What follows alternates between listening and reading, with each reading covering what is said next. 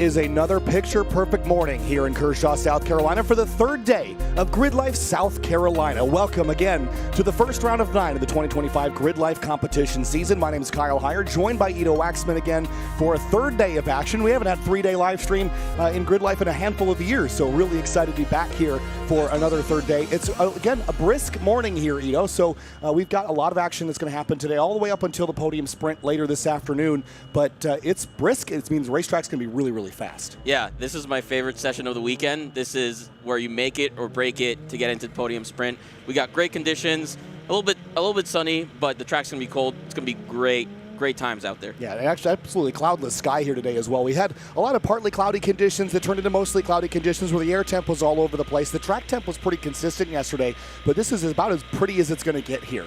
So this is perfect conditions for the GRIDLIFE TrackBattle Championship, which is going to be the first thing up here on this Sunday morning. But plenty of action. We've got Eibach GLTC coming a little bit later, and the GRIDLIFE Rush Series, and a whole bunch more drifts. So it's going to be a full day of action all the way up until about 3 o'clock this afternoon local time. So cannot wait to get things started here. But again, this is our first round of 9 here this season, Ido. So we've got a nationwide trek that's coming up our way this year. Yeah, you know, a lot of people start their calendar here.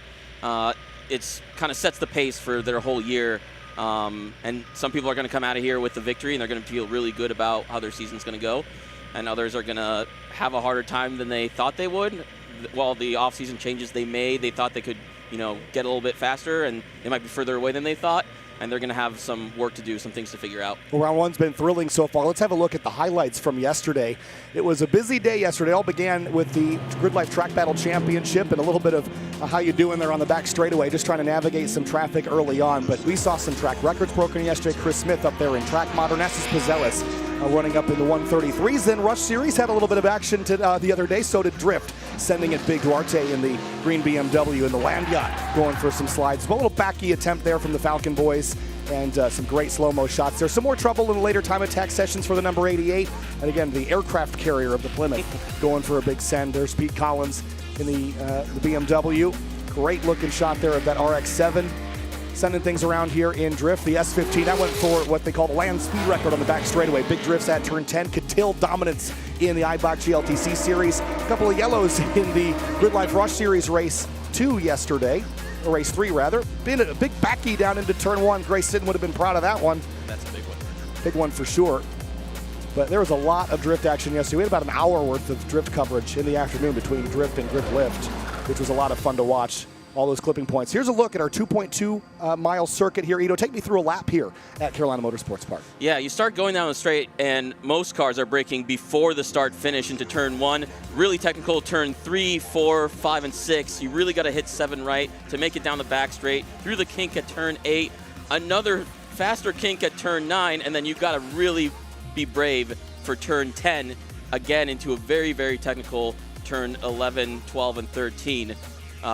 Where we see a lot of overtaking in GLTC to set up for the front straight at turn 14. Yeah, and turn 10 we saw a big slip there for Justin Peachy in the TrackBattle Championship the other day. And here is Alan Patton last year power sliding through turn number 12 as you get back on the power. Then turn 14, you mentioned for the Eibach GLTC guys, a passing opportunity. But we saw an incident down there. It's easy to lock up the brakes into that final passing attempt here at Carolina Motorsports Park. So that's a lap of our 2.2 mile circuit here, and again, it's one of the premier club tracks of the Southeast, designed by Alan Wilson. But here's a look at our calendar season for 2025.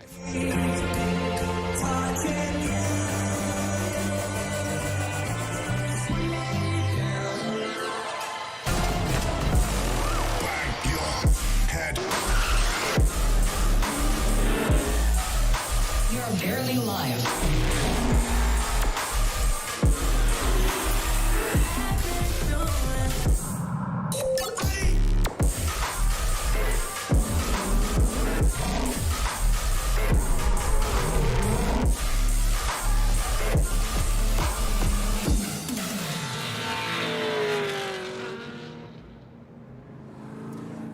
And back at Kershaw, South Carolina's Carolina Motorsports Park. Cars on track now for morning hardship laps here. And you look around the paddock after a party like last night, there was a lot of hardship laps just in the paddock, just walking around here. Yep. Here's a look at our schedule for the Sunday. We've got, of course, GRIDLIFE Track Battle Heat number 7, the final attempt to qualify into the Podium Sprint up next. Then it's a little bit of a track inspection before Eibach GLTC Race number 3. We've got our GRIDLIFE Rush Series warm-up at 10:20, and then a Drift Full Course Jam at 10:30. Plenty more after that, but that's what's coming up next. On track now are hardship laps for a couple of competitors that had some issues yesterday. This is an opportunity to fix things before you get to race time here, Ito. Yeah, that way you don't end up first lap of a race and all of a sudden you have an issue and then you can cause some other incidents behind you. So this is a great way for people to make sure that the fixes they implemented overnight worked. Yeah, there's a handful of cars on track that are in our GRIDLIFE Track Battle Championship. Chris Boersma at the very top of the screen. That's Peter Zhang in the number 28 Scion FRS. Remember, he was in the shootout yesterday for the Eibach GLTC series, so I'm not sure if he was still dealing with some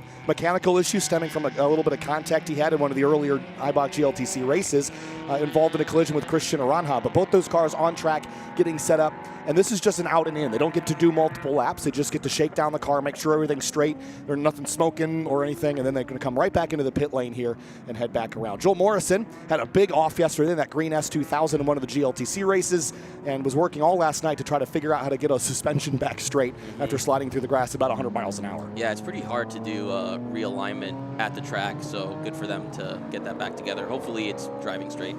So they will head back to the paddock. A couple of GRIDLIFE Rush Series cars there as well. I think that's TJ Hunt in that 28 who got turned around backwards at turn 1. I talked to him yesterday. He said, that was not very fun. There's a bunch of marbles down there on the inside. And him coming from the drift world, I said, that's what it's like to be on the other side of that stuff, right? So he got that experience in a big way at the start of the GRIDLIFE Rush Series race number 3. We've got one more of those races left here this weekend, but 2 more of the Eibach GLTC races. But as we head over to the false grid, we're going to see our GRIDLIFE Track Battle Group D cars getting set up. Let's talk weather. Let's talk track records. Let's talk podium sprint, Ito. This is the perfect condition to break track records, to go fast, but more importantly for the trophy, to get into that podium sprint. Yeah, absolutely. If you were right on that cutoff point, you know, 6th, 7th, 5th, 6th, 7th place, this is where you really do your best to get in. And sometimes somebody can come all the way from 7th or 8th up into the top 5 and displace more people than, or displace people in the top 5 that didn't expect to be, and that can be a real heartbreaker for them. But it's a real opportunity for everybody. The conditions are really nice today, especially these first couple heats. The track hasn't quite warmed up from the sun. There is no cloud cover today, which is the first time we've seen it all weekend.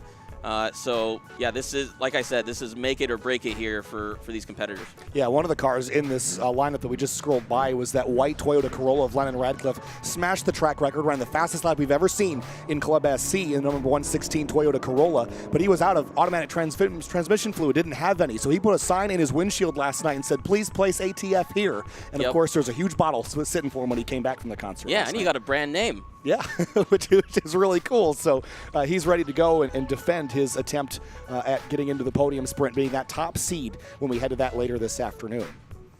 Yeah, and he did it in the worst conditions of the day, which really gets into his competitor's head. I can tell you that for sure. They're going to be thinking all about how he did it. They're going to be pushing hard this morning for sure. It's interesting that it seems a little light. There's a couple gaps in the grid there, so I wonder if some drivers have elected not to go out this morning. You would think that this would be perfect chance to get yourself into that podium sprint, but maybe some drivers either didn't make it to grid or they've got problems, but they're not going to get another chance. This is it. If you're going to be in the podium sprint, you need to be top 5 in Club SC. There's some other cars from other classes in this group as well, but Club SC is our focus for this one. Yeah, sometimes it's a little bit hard to get out of bed and go out there and set your best time, but the serious time attackers, this is their favorite time of the day. This is where they roll out of bed in their race suits, ready to set a flying time. All right, love this low drone shot. You got to drive up underneath it. Caution height clearance there, huh, as they head out to the racetrack. There's Lennon Radcliffe in that Corolla that we mentioned. Mike Jansen in the 156 is headed out on track, and a handful of others. We saw Conway in the Corvette there. Yep, we saw Matt Williams out there on a hardship lap. He lost brakes yesterday. I heard somebody lost brakes. That's unfortunate. It might have been Chris Rice. Gary Cummings, who's up in the race control tower, said they found a brake pad on the racetrack last night. That's typically something you want to keep attached to the race car. Yeah, Chris Rice is in that kind of matte orange Honda Fit. I'm not sure if I saw him in the grid there. it's a little bit hard to tell. He might be down there in that shot, actually, entering turn 1 right now. Yeah, I didn't see him either, just to boot. So we'll see if they do make it out on the racetrack. But TrackBattle Q7 is on track right now. And warm-up time here, the track is going to be a little dusty this morning. So there's Chris Rice driving by us in the false grid. Oh, yep, so there he is. He did make it. Good to see him. He's a perennial competitor. He's the Club SC champion from last year, so we're going to keep an eye on him for sure. And a handful of others, Ryan Mukherjee in the 144. David Best. Yep. In that silver and orange fit. That's probably who we saw from the top down. Yes. Similar colored car. So much orange. But kind of a slow outlap here, and I would anticipate this because while the conditions are ripe for track records and going quick, maybe not the first session of the day when the track still got some dirt and dust on it. Well, certainly not the first lap. It was almost freezing temps here overnight, I know, because I camped in it. It wasn't super pleasant. But yeah, this first lap is going to be pretty tricky, especially these Falcons, which like a little bit of heat in them. So it could be we don't see any laps being set on the first lap. But I think certainly the second or third lap, we're going to start seeing some lap times drop. Some cars making their way around the 2.2-mile Carolina Motorsports Park. This track was built in 1999. It was built in only a year, from July 1998 to July 1999, on what was a grass airstrip airfield built originally in 1944. So, this is a very flat racetrack because it was sort of built on an airfield, but there is a little bit of undulation, and Greg Kramer and Tom O'Gorman would call that texture. There's just a little bit of ups and downs on the far side of the track, but nothing crazy here. You're not going to be losing grip of the car over a crest or anything like that. But the sight lines here are pretty clear. There's some big curves to navigate, and especially when you're trying to break a track record, you're going to get all over those curves and try to get up on the wheel here. Green flag. Yeah, and absolutely, they're going to be all over the turn 2 curb, which this Corvette is coming to right now, and the turn 3 curb. I was taking pictures of the Club SC cars, the Fits, from just outside between 2 and 3, and they were all over that curbing, bouncing around on them. Yeah, it looks like he's going into turn 4 now with some Club TR and some street competitors behind him. And there's a look at our Falcon Club TR and Club SC categories. And again, on the outlap, we're going to see pretty slow laps, but as they come back around, then we're going to start to see the times that we're looking for. For anyone to defeat Lennon Radcliffe's time, they need to do a 154.2 or better.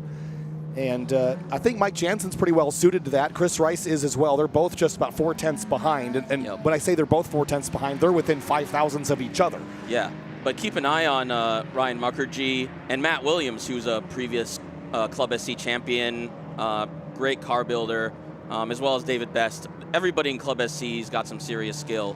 I think we're going to see some shuffling of the order here once the session's over. Yeah, Chris Rice again jumps to the top there, but that was just the outlap, so the next time around we'll probably see a little bit quicker as far as the times are concerned. That white Corolla, though, Lennon Radcliffe, with the track record beaten by over a second and a half from last year. So we've definitely picked up a lot of pace, and that's sort of a unique car when it comes to Club SC competition. The Honda Fits have really been the cars to beat in recent years, but the Toyota Corolla that he's got, sort of unique in that sense. Very different frontal area, and I was going to wonder where Sam Dooling was. Here he is. He's currently scored 3rd in Club SC, so he's qualified for the podium sprint and just trying to defend. Yeah, and I think he ended up 2nd in the championship last year, so yeah, he's going to be, again, one of those competitors here. The people right behind Radcliffe, they don't have that little draft advantage that you get from being behind a Fit with that big frontal area. So we'll see if people further back in line maybe have a little bit of an advantage if they can get up close. There's a joke in the Club SC paddock about bump drafting. I don't think they actually do it, but it'll be a little bit harder with Radcliffe. And you can see Sam trying to warm up his tires here. The Falcon RT660 pluses do take a little bit of heat to get into it. So yeah, we'll take a look at that. And there they are, jumping those curbs. Yep, that's Lennon Radcliffe. That's the car I thought would be going quick here this morning. He had gone to the top of the board, but Mike Jansen quickly beat him. Jansen's right behind in line here, but I'll bet you we're going to see some really quick times. Matt Williams jumps to the top of Club SC here. So watch this Corolla get after it here. And it looks like a little mini Camry, right? And that's effectively what the Corolla has always been. But this is a 25-year-old car, so it is really small. And again, doesn't have the height that the Fits have, which on the long straightaways I think would be an advantage. Yeah, absolutely. And he's got a cool little decal on the side. I think it says Panic, which hopefully he isn't doing inside the cockpit. But yeah, that's a cool car to see. There he is taking a bunch of curve. That looks like 8 potentially. Yep. So yeah, giving a point by here to Jansen. I'm not exactly sure. Maybe he doesn't feel like he's on a good lap, but yep, that's a really that's a big sportsmanship thing here in time attack. That if you kind of mess up the first couple corners and you see that your competitor behind you is on a better lap, you kind of let him by, and you'll get another chance, another 2 chances at it really here in the session. You got at least probably 4 or 5 flying laps that you can do in a 15-minute session.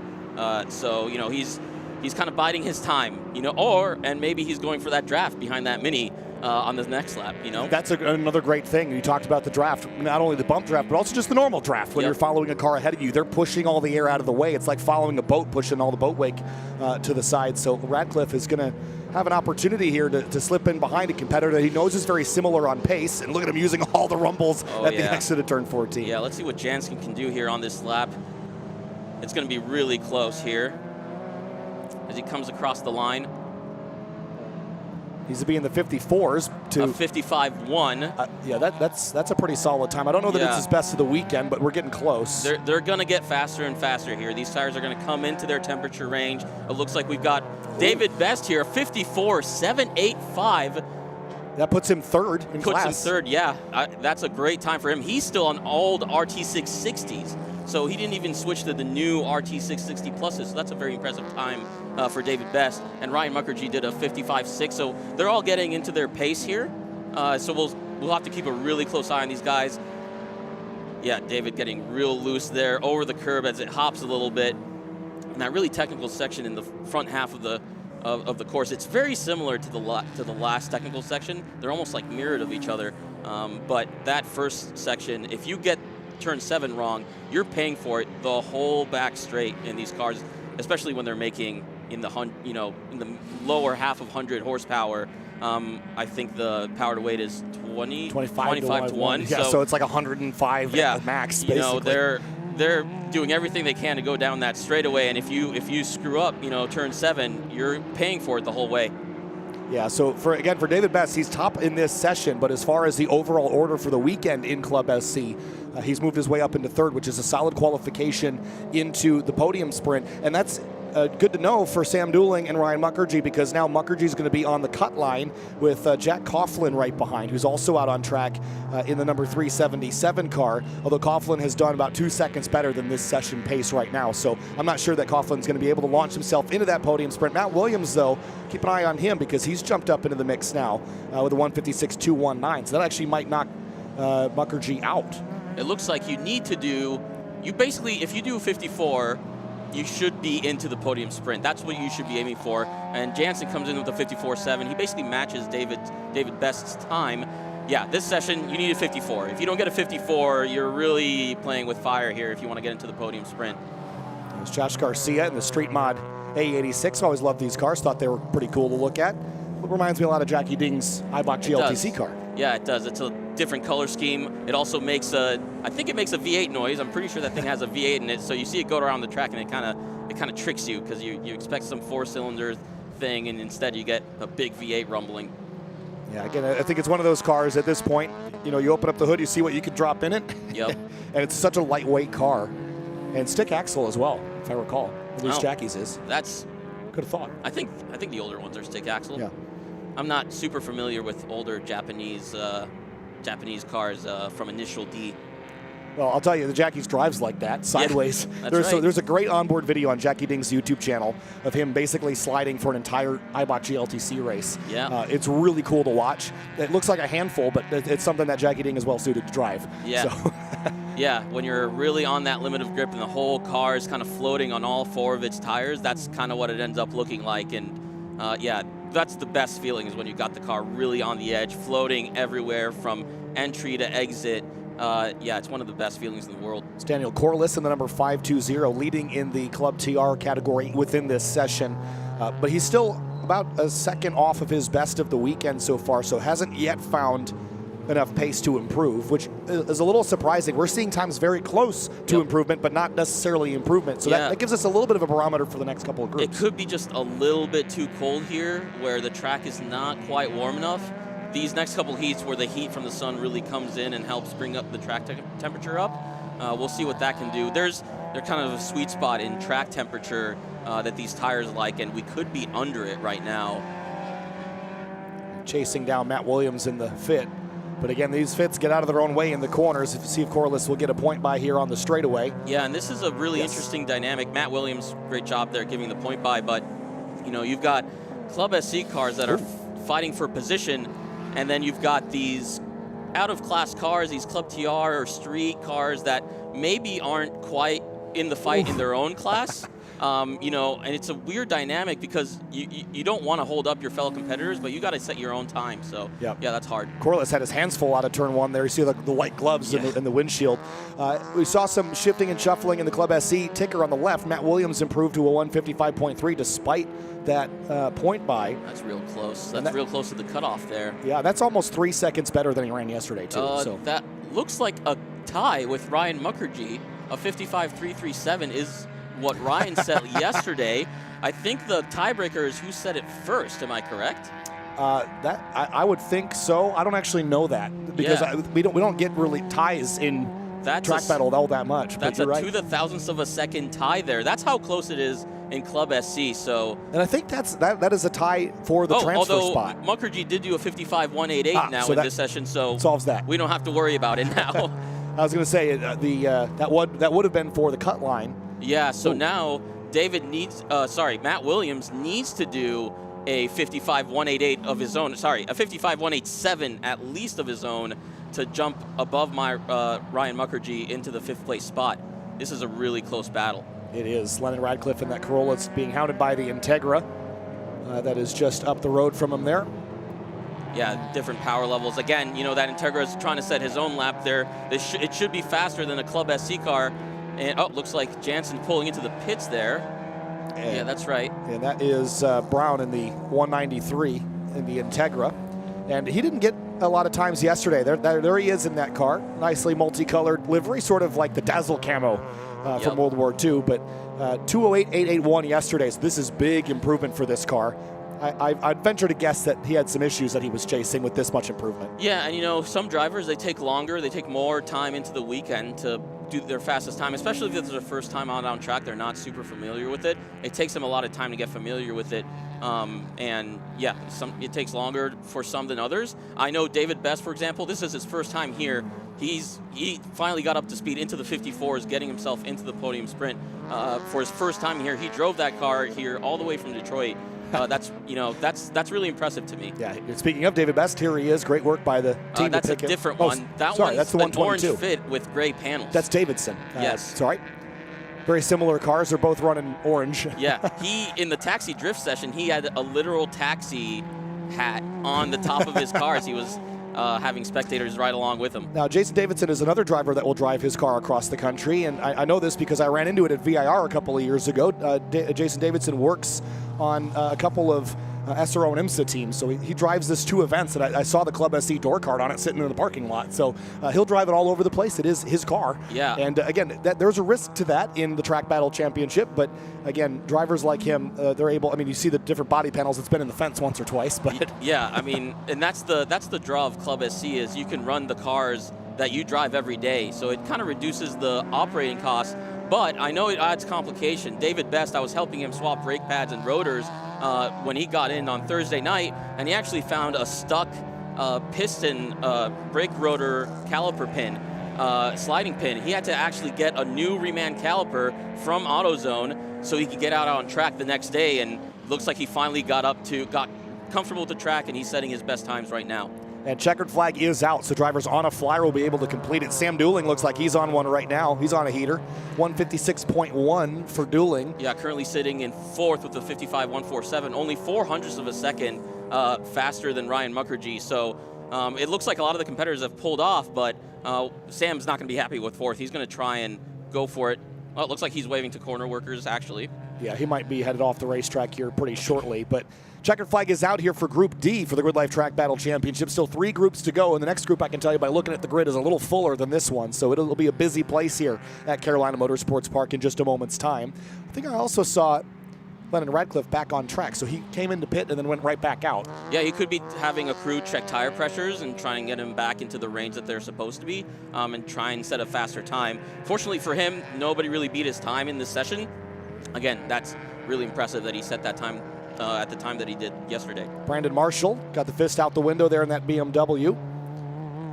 Yeah, it looks like they're all coming on track. The corner workers waving at them. We like to encourage our competitors to wave at corner workers on the in-lap to kind of recognize that they know the session's over and they're coming in. That's how we teach novices as well. So that's what you see there right now. Yeah, it's great acknowledgement when you go out on the warm-up lap just to and Adam says this in the driver's meeting, to basically give a wave to the corner workers and you set that location in your brain. It helps a lot. The other thing that helps, and you're also a sim racer and to some extent, when you drive a simulator, you also take note of those corner stations. And my first ever drive on track was at Road America, a place I had hundreds of laps on in the simulator, if not thousands. Baptism by fire. But yeah, and I already knew where the corner workers were because of the simulator. So that was another useful tool. Yeah, and this track, I think a lot of these guys have been running it in Assetto Corsa. I think there's a mod for it in Assetto Corsa. I think that's where most people are running it to practice for this. I know David Best was doing it. So.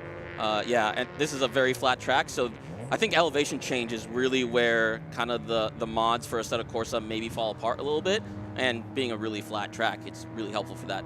Yeah. So cool down laps here for Group D, and once again, the unique layout of the false grid here means that we have to wait for all the cars to pit in before we can send the next group, because there's sort of a crossover where the cars come out on the racetrack, kind of basically onto the hot track immediately. So yeah, it's a really interesting setup. Yeah, so we have to wait for the last couple of cars to head back in. That's the 117 of Glasgow that's making his way around. Daniel Glasgow, a 202 yesterday, just a hair faster than he has run this morning. So again, overall, we didn't really see a ton of drivers improve on their best time. Yeah, a little bit surprising, but I think what it is it's the cooler conditions, the cooler track temperatures that are making it really tricky on these tires. But, we saw a few people set personal bests in Club SC and move up.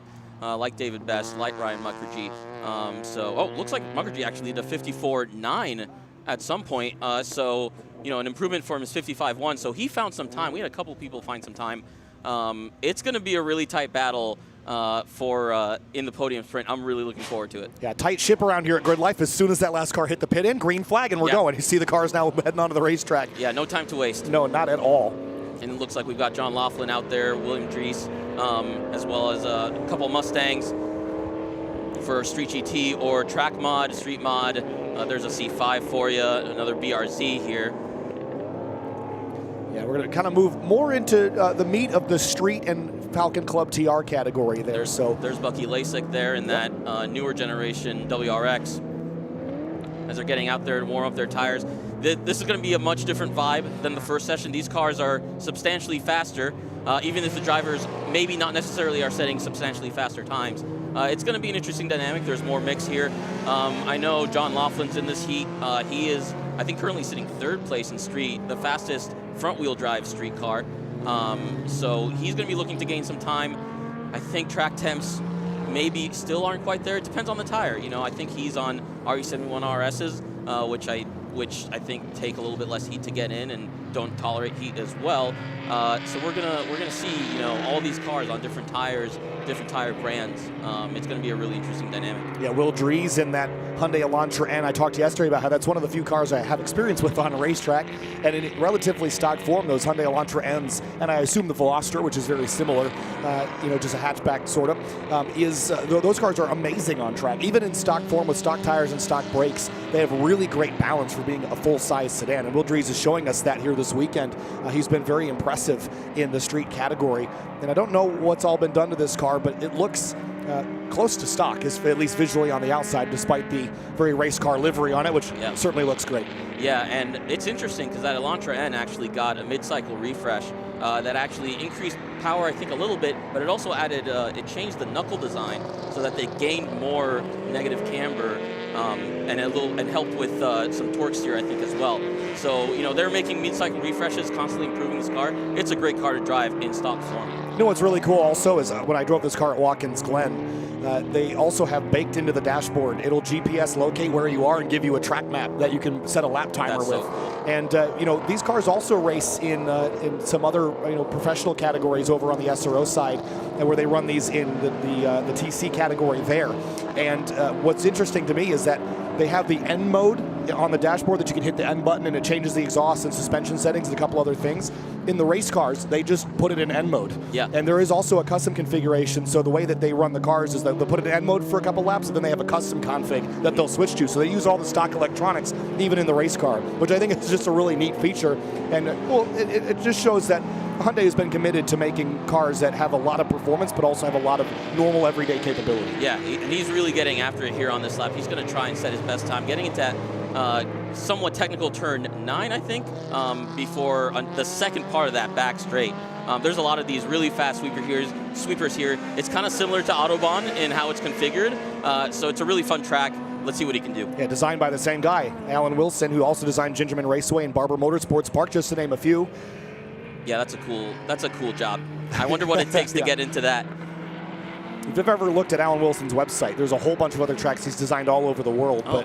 But you know, when you look at his tracks across the club racing spectrum here in the United States, a lot of the best club tracks are Alan Wilson designs. So he really knows how to get it done. Really, you know, there's a lot of characteristics. This 5, 6, 7 complex is very much like Autobahn Country Club, where there's a triple apex right-hander looks there. Looks like somebody's gone off there. I think that's the JST Club TR Civic being driven by Brian Tyson. I saw him post on his Facebook that he's taking it over from Corin Tyson, thus the entry change. Looks like Laughlin just hit a 44.576. Not sure if that's an improvement for him. And Will Drees to the top of street, 143.335. Yeah, that's a barely an improvement for him. That's a 0.03 of a second improvement for him. John didn't improve on his 43.1. He's got to get into the 43s, really into the 42s if he wants to find some significant time. And then Brian Tyson in that JST Performance 10th Gen Civic is going to be trying to get into the top 5 himself in Club TR. Yeah, as far as the street class podium sprint, I have a couple updates on the front of who's already in it. Josh Halka certainly is in the 777, who's been at the pointy end of street class all weekend. The number 7 that was also driven by Josh Halka is now in the hands of Tony Barber this weekend. Okay, so that car will be allowed to run in podium sprint now that Tony's got some lap times in it. So he'll be able to continue. Mike Coons is also up in that mix as well. And then as far as the rest, let's see, where's the next car on the list? John Laughlin. Yeah, so John's looks like he's in 5th in street, trying to represent the front wheel drive crowd here. He's right, and then Eddie Siegel's right behind him. He's a perennial competitor here. He's in a 10th Gen Civic Type R instead of an FL5, which is, I think, 11th generation technically. So yeah, that'll be a close battle for sure. So there on your left, all the purple are your class leaders in that overall running order. And we have a full course yellow, which again, we talked yesterday about the time attack safety car. This will be the first example we've seen of this weekend. Well, it looks like they actually took it. I saw the flagger put it back down as we cut away. I see a black flag is what I see. Yep, that is a black flag. So it looks like we're going to have competitors come in. I did see a dust cloud in one of those panning shots. And Laughlin did a 43.102. That's a slight improvement for Laughlin. That's Will Drees, I think, in the Hyundai. And he's got a thumbs up out the window, it looks like. Yeah, so that's good. Hard to tell from that angle whether he's a distance behind the tires or not. It looks like he might have just pulled there. Yep. On first glance, but the field's going to head down pit lane. Now, we have this time attack safety car concept, but it looks like they have elected to bring the field into the pit lane where they're going to re-rack and re-stack. And so we'll... Yeah, it's probably halfway through the session, so it wouldn't surprise me if they come back out for a couple flyers, which, you know, that's going to actually benefit some competitors who have these tires that don't tolerate heat as well, like John in the RE71 RSs. So that'll be interesting to see how that shakes out. So the field's going to head back around and pit in. And was there a waving yellow there on the backstretch heading? That looks like a waving black. A waving black, okay. I was going to say, if there was a waving yellow at 8. Yeah, and there's a waving black as well. Got it. Just trying to communicate to the drivers out there that they need to make it into the pits as soon as possible. And while we wait for the field to head back around to the pit lane, looks like Cerise Taylor caught up with Bucky Lasek. Cerise? What's up, everybody? I am here with the one and only Bucky Lasek. You're not on a skateboard. You're in a Subaru this time. Tell us what we have in this this street mod class. That's right. Here we are in Subimod's 2022 WRX. It's pretty much everything you can buy off their website. And we're running some flex fuel with some Continental tires. We're going to see what kind of times we can get out of this thing. Hi, Mom. Now, question. You've done a lot in your career. How did you hear about GRIDLIFE? I heard from GRIDLIFE because they throw amazing parties afterwards, and yeah, I like to hang out with my boys. So go fast, listen to good music, and yeah, That's awesome. have a good time. You getting good lap times? Doing pretty good lap times. We need to shave about a second or two, and also maybe get in a lower. I think we need to be in the street class with this guy. I think we're a little outgunned, but I'm still having fun. That's all we can ask. We're so happy that you're here. You're doing a lot of good stuff for Subi Mods. You're doing a lot of good stuff for GRIDLIFE, and we just appreciate your company. Hey, thank you very much. Everyone, hi. Have a good time. Enjoy the show. Thanks so much, guys. All right, let's go racing. Thanks, Reese. It has some Scott Pruitt vibes there with the hi to my family at home. I love that. So cars are on the pit lane now, just waiting to go back out. I wonder if the black flag was for potential fluid down, would be my guess. The only reason I surmise that is I did see a couple puffs of smoke out of that Elantra end, so I wonder if there was maybe some oil leaking potentially. Yeah, on power, it looks like he was putting a little bit of black smoke out there, out the tailpipes. Yeah, it'll be interesting. I did see a couple of the trucks go out there along with a third car, so maybe that's the cleanup car. Yeah, and so again, the Time Attack pace car, we would keep revolving around this circuit if it was easy to clean up, or we just had to get someone on a rollback. But if there's some fluid on the track, you don't want cars spreading that around and getting all over their tires and things. So yeah, that's really dangerous. And part of it is. is. You know what? I wonder if that car is. I wonder if that banner. Well, it's hard to tell if that car got just parked there or if it got into the tires. I'm not really sure. Yeah, it's hard to tell. Oh, okay. With the result, oh, there it is. Yeah, it looks like he's unfortunately into the tire barrier. I'm trying to figure out how he got there, though.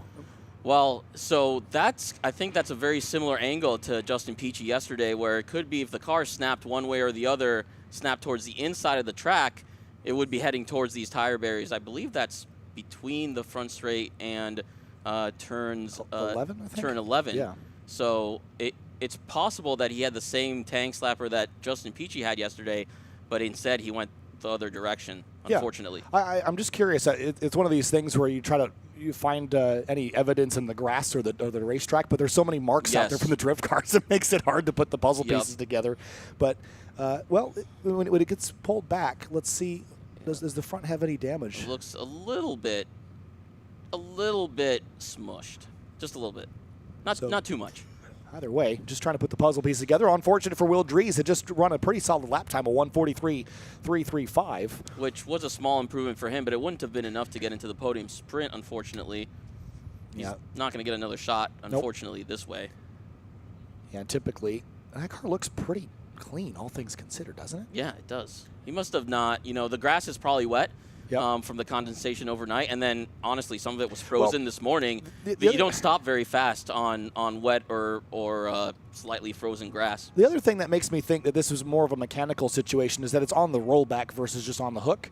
So typically, if a car is leaking fluid, they don't want to drag it around the course with more coming out from underneath the car. So they put it on the rollback to sort of contain everything. Yeah, but we do see them moving the tires. So yeah, and also with modern cars, if it detects some sort of like very high deceleration or acceleration event, it kind of locks down the whole system. And actually, it's kind of interesting because people that drive Corolla GRs, for example, they'll actually get calls from Toyota Emergency Services as they're autocrossing around the track or around the course because of the acceleration rates. It makes the car think that it's in a crash, which hopefully that's not what we see here, but. Yes, they are moving the tire bundles back, so that car definitely did get into the tires. I have to give Carolina Motorsports Park a lot of credit, though, because the one thing I love about tires is that they absorb a lot of energy. And the fact that that barrier moves basically slows down the impact, and we saw that car look pretty much like it never hit anything. So that's a great example of correct barrier placement at work there. Yeah, it looked a lot more minor than it could have been. So, that's fortunate for Will Dries. And, again, great design by the CMP track to make that a reality. Yeah, certainly. There's a look down the hill into turn 8. And you see one of our other camera guys up there on the lift over there, all the way over the beach at that turn 8 runoff area. Yeah, this is generally, there's a lot of runoff at this track, although I will say between 3 and 4, it kind of chokes down into this kind of bridge. And that can lead to problems, but that's not where we see Will Dries had his issues. So generally, I think it's a pretty safe track. It's a very open track, very little to hit. Well, we've got a moment. Let's take a quick break. We'll be back with more Track Battle Q7 action in just a moment.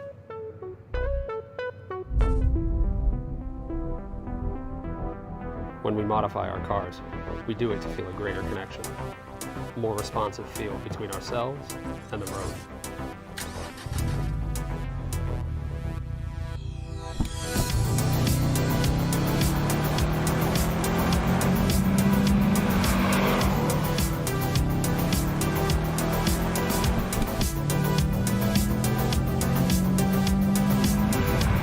These are my race treads for going the distance.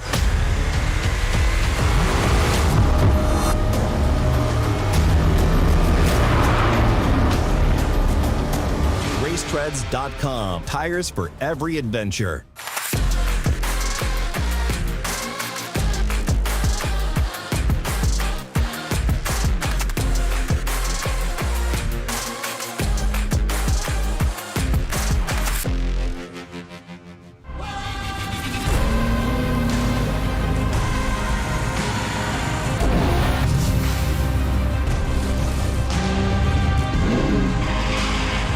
Racetreads.com. Tires for every adventure.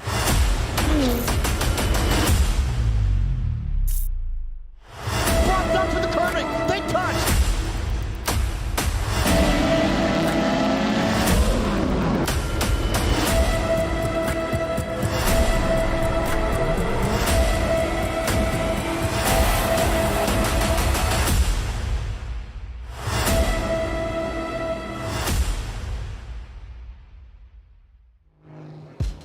And GRIDLIFE South Carolina continues with GRIDLIFE Track Battle Qualifying 7, the final opportunity to work into the podium sprint later on Sunday afternoon. Welcome back. I'm Kyle Heyer, joined by Ito Waxman for the continuation of Group C qualifying. They'll likely only get a couple of laps. We are seemingly behind the control of the safety car still, as you see the yellow on the flag indicator top left of your screen, Ito. So opportunity to get back rolling here. You're going to get only a couple of laps before the checkered falls on this group. So if you want to qualify into the podium sprint and you're not already in it, this is go time. Yeah, I mean, I've been in this situation before. What they like to do is, they want to give them one last shot. So it could be they only get one lap here.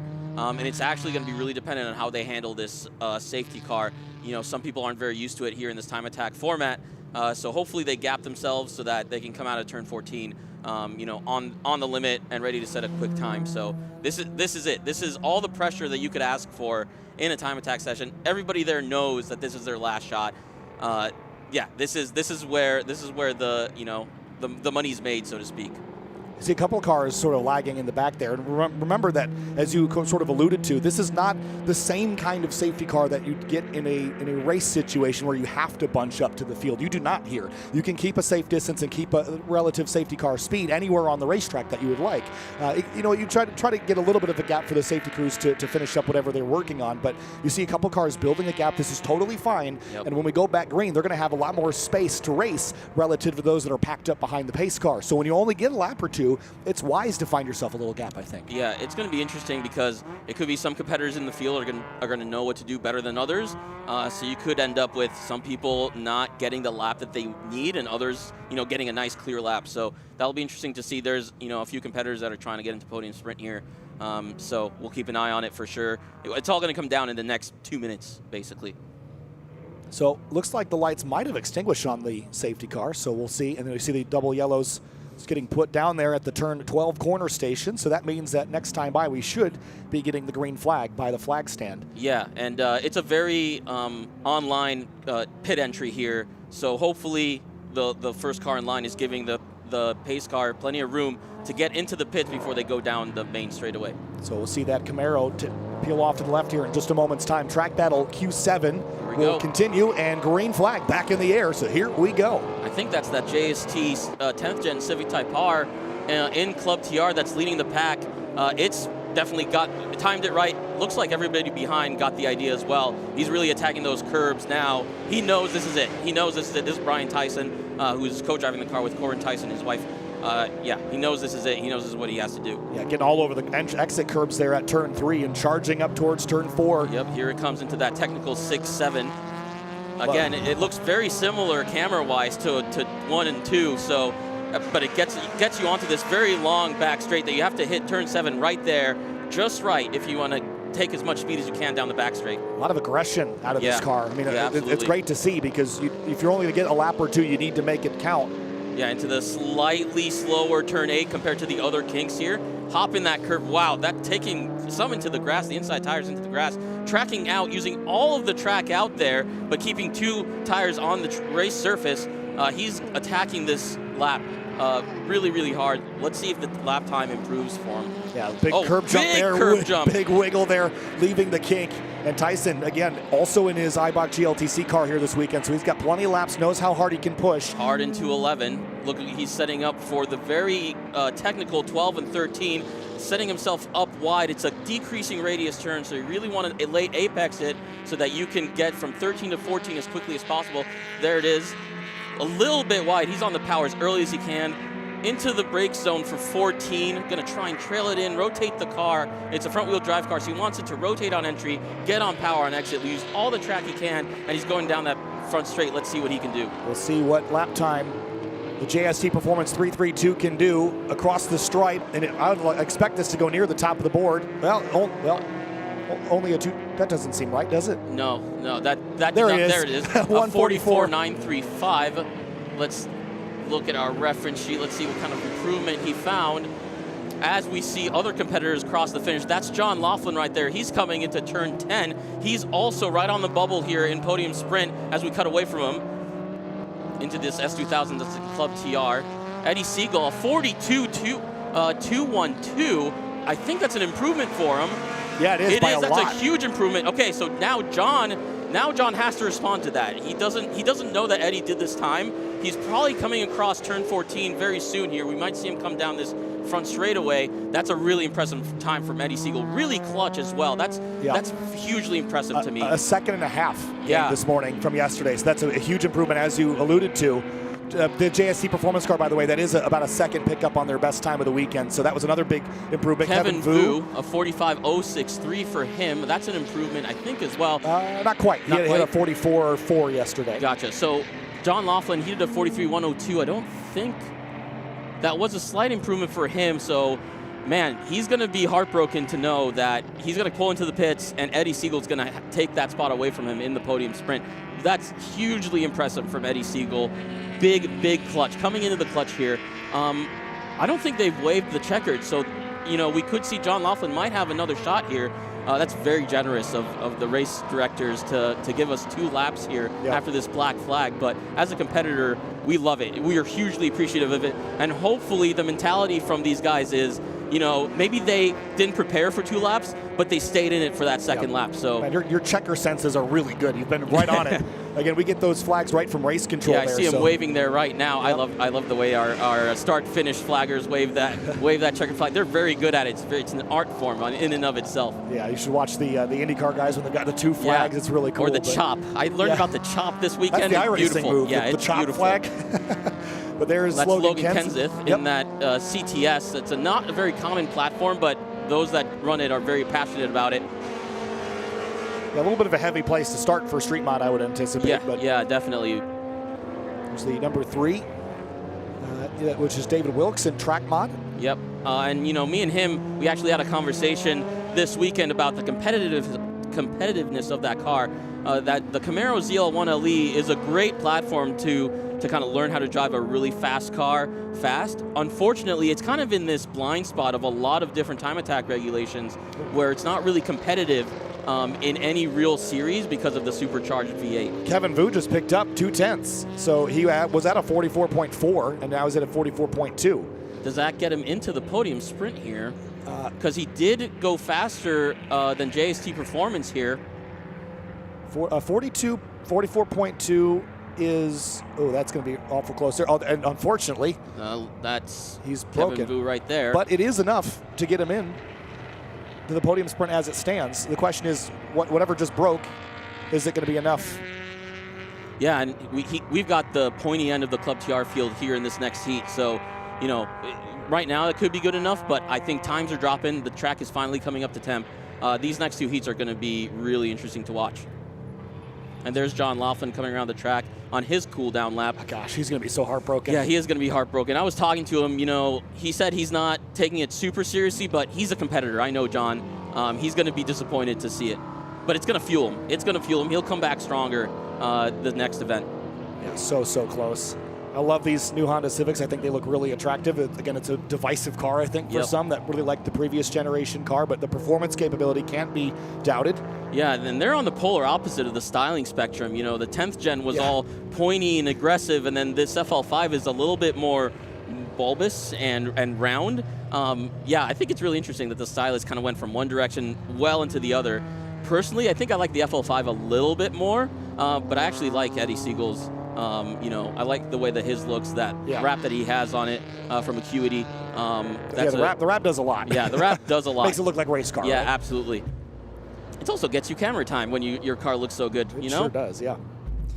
We've seen that with the JST performance car. That thing looks like a race car too. I love the plaid. Yeah, the same really cool. similar story with the Brian Myers car, the 704 Honda Civic. That car also has a pretty striking livery on it. It looks like they're bringing all the cars in through this pit exit instead of the front at the pit. So, yeah, they're trying to hurry up to get this second group in, or Heat B on track. Yeah, really kind of slow cool down lap from John Laughlin. He's waving at the corner workers. I'm sure timing is really wanting him to hurry it up a little bit there. Well, we got a full course yellow. Cerise Taylor caught up with Sean Bassett, who we'll see on track here shortly. Cerise? What's up, everybody? I am here with Sean. Sean, you're about to go out. We caught up with you yesterday. Real quick, what I forgot to ask you was remind the people how light this car is. Yeah, it's about 2,700 pounds, so we're figuring out some things. We got a lot of power for our weight, so the car wants to step out quite a bit, so it makes it super interesting. Yep. Now, with that being said, why are we running in B class or this is A class? We're in B class. We're in B class. Why are you running B class and not A class? Yeah, our momentum for the weekend was a little delayed. We had a bunch of teething to sort out, on day one, and we're moving up. It's just kind of a little late in the game to get it done, but that's why that's the beauty of time attack. It just takes one lap to run a quick one, and we're going to go out this morning, and hopefully we got enough tire left, and we can put down a flyer. And remind people what motor you have in this car. Give them a quick little overview of what we have running on track today. Yeah, it's about a 900 horsepower, 950, something like that. Texas Speed 427 with a big single turbo, so 7-liter motor. It's plenty of power. Just something light for a Sunday morning's drive. You know what I mean? Awesome. Well, Sunday cruise. Sunday cruise 2.0. All right, man. We'll go out there, have a lot of fun. Okay? Thank you. Thanks for that, Charisse and Sean, in that beautiful 280Z. Running it in Unlimited, that car has a lot of aero. It looks great. They recently changed the livery from a white and black one to a red and black one. It looks fantastic out there. And now we've got Heat B cars out on track. We've got the top guys in Club TR, Mario Moroni, Evan McLaren. Those guys are going to be pushing each other real hard around this track. They know that this is their time to set personal best, to set track records here. So it's going to be really interesting to watch Club TR in particular. We're also going to have some of the pointy-end street car competitors in this class as well, like Halka, Tony Barber in that Turn-In Concepts performance. Subaru, yeah, it's going to be a really, really fast session here. Lots of competition. We'll keep an eye out. They're currently under a full course yellow, but that the pace car is going to be pulling in, and they're going to be on a hot lap as soon as this first time around here. Cars lining up here, going through turn 10. That kink with that where the track kind of combines, and there's that cutaway between the track to connect the two if they want to separate the tracks. That's a big curb that people hop if they really want to get after it to get their lap time. Right before a very slow up into turn 11, big braking zone that they get into a very technical section, 12, 13, and 14, and they really have to hit turn 14 at just the right angle, with just the right amount of trail braking to get onto the front straight as quickly as they can before they get to the start finish. Safety car, and we're into Group B now, and things kick up a notch here, don't they? Yeah. It's going to be real interesting to see Club TR. That looks like Ryan Matthews, who's leading the field in that C6 Z06 in Street GT. That car's actually fast enough to be in Heat A, which is the next one, but he's actually driving two cars. So they're letting him lead this pack in B because he's got the pace to be faster than everybody else in this heat. He's going to set two laps, maybe that, and then he's going to pull in so he can get ready in that Street Mod C5. That's it. I struggle with just doing one car in a weekend. I can't imagine doing, competing at this level with 2 different cars. That's very, very impressive. Yeah, really impressive stuff to watch, and good mix of street GT, street mod, a couple unlimited cars in this group as well, and some track mods. So, going to be a busy session here for these drivers, and we'll keep an eye on that street GT number 121. Or I guess this is the 211 of Ryan Matthews. 211 of Ryan Matthews. That's C6 E06. That car is one of the top cars to drive in Street GT. I know because I own one, and I'm not just saying it because I own one. It likely weighs less than 3,100 pounds without him in it, makes over 500 wheel horsepower, and you can fit all the tire that you want in the world. No problem under the stock fenders. Those cars are very, very difficult to beat in Street GT. If that 370Z looks like a rocket ship, it's because it makes north of 1,000 horsepower. That's enough power, probably. They've been trying to detune it to be able to put it to the ground. Oh. So this is Jonathan Wheeler. Yeah, you're going to need a little bit more than just a rear wing to put 1,000 horsepower to the ground, I think. I mean, this thing will rip down a straightaway. Yeah, it's almost like that ND you're going to see in Heat A, making a lot of power, not as much aero for the amount of power. But he's getting after it here in this heat. Yeah, I'm not exactly sure where he's landed in street mod so far, but he had some problems earlier in the weekend, and I saw him wrenching on that car quite a bit. So yeah, down the order, just outside of the top 5, it looks like P6. So he needs a 138.2 or better to qualify into the podium sprint. Yeah, and I'm keeping an eye on Street GT times here. Looks like Ryan did a 39.5, which is not any faster than his 37, which, speaking to a lot of Street GT competitors, they were a little bit bewildered by when he did that time yesterday. Connor Gallagher did a 41.369. I'm not sure if that's an improvement for him. Got to look through our little sheet here. That's not an improvement for him. So it looks like they're slowing up a little bit, but they're going to take a couple laps to get those tires into their best operating temperatures. See what the 440 does if he'll jump up. He had obviously a 230 is the warm-up lap here, so we'll see what he's got. Yeah. That's a 43.4, which for him would have been not quite an improvement.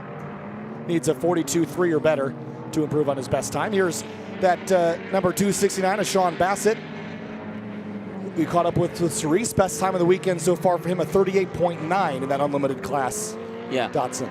Yeah, looks like he's about to set his first flying lap here, getting through that back session, turn 13, getting real loose, but collects it back up, trying to set up for that turn 14.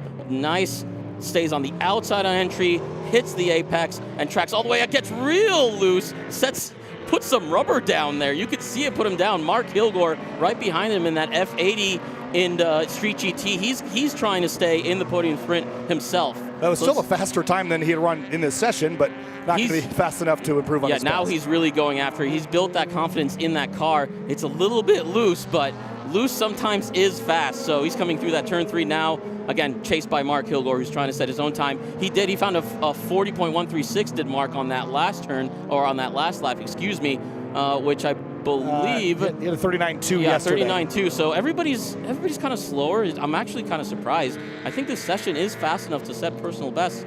I don't know if it's a little bit of the icing from that black flag in that previous heat that maybe took them out of their rhythm. So we'll keep an eye on that. We've got 2 or 3 more laps here in this session. We'll see what happens. And that's Ben Bothroyd in that Street GT Supra getting after it. I mean, he's known to get after it. He's really attacking the curbs. He just recently put all the Street GT legal power mods on that car. And he said he just started turning off stability and traction control and getting used to it. And he's 6th in Street GT, so just out right on the outside bubble. Looking in. Yeah, what kind of time does he need to run? 40.6 needs to get Gallagher out. So 140.6. Yeah, and they're both in this heat, so they're going to be exchanging blows here. So we'll keep an eye on that.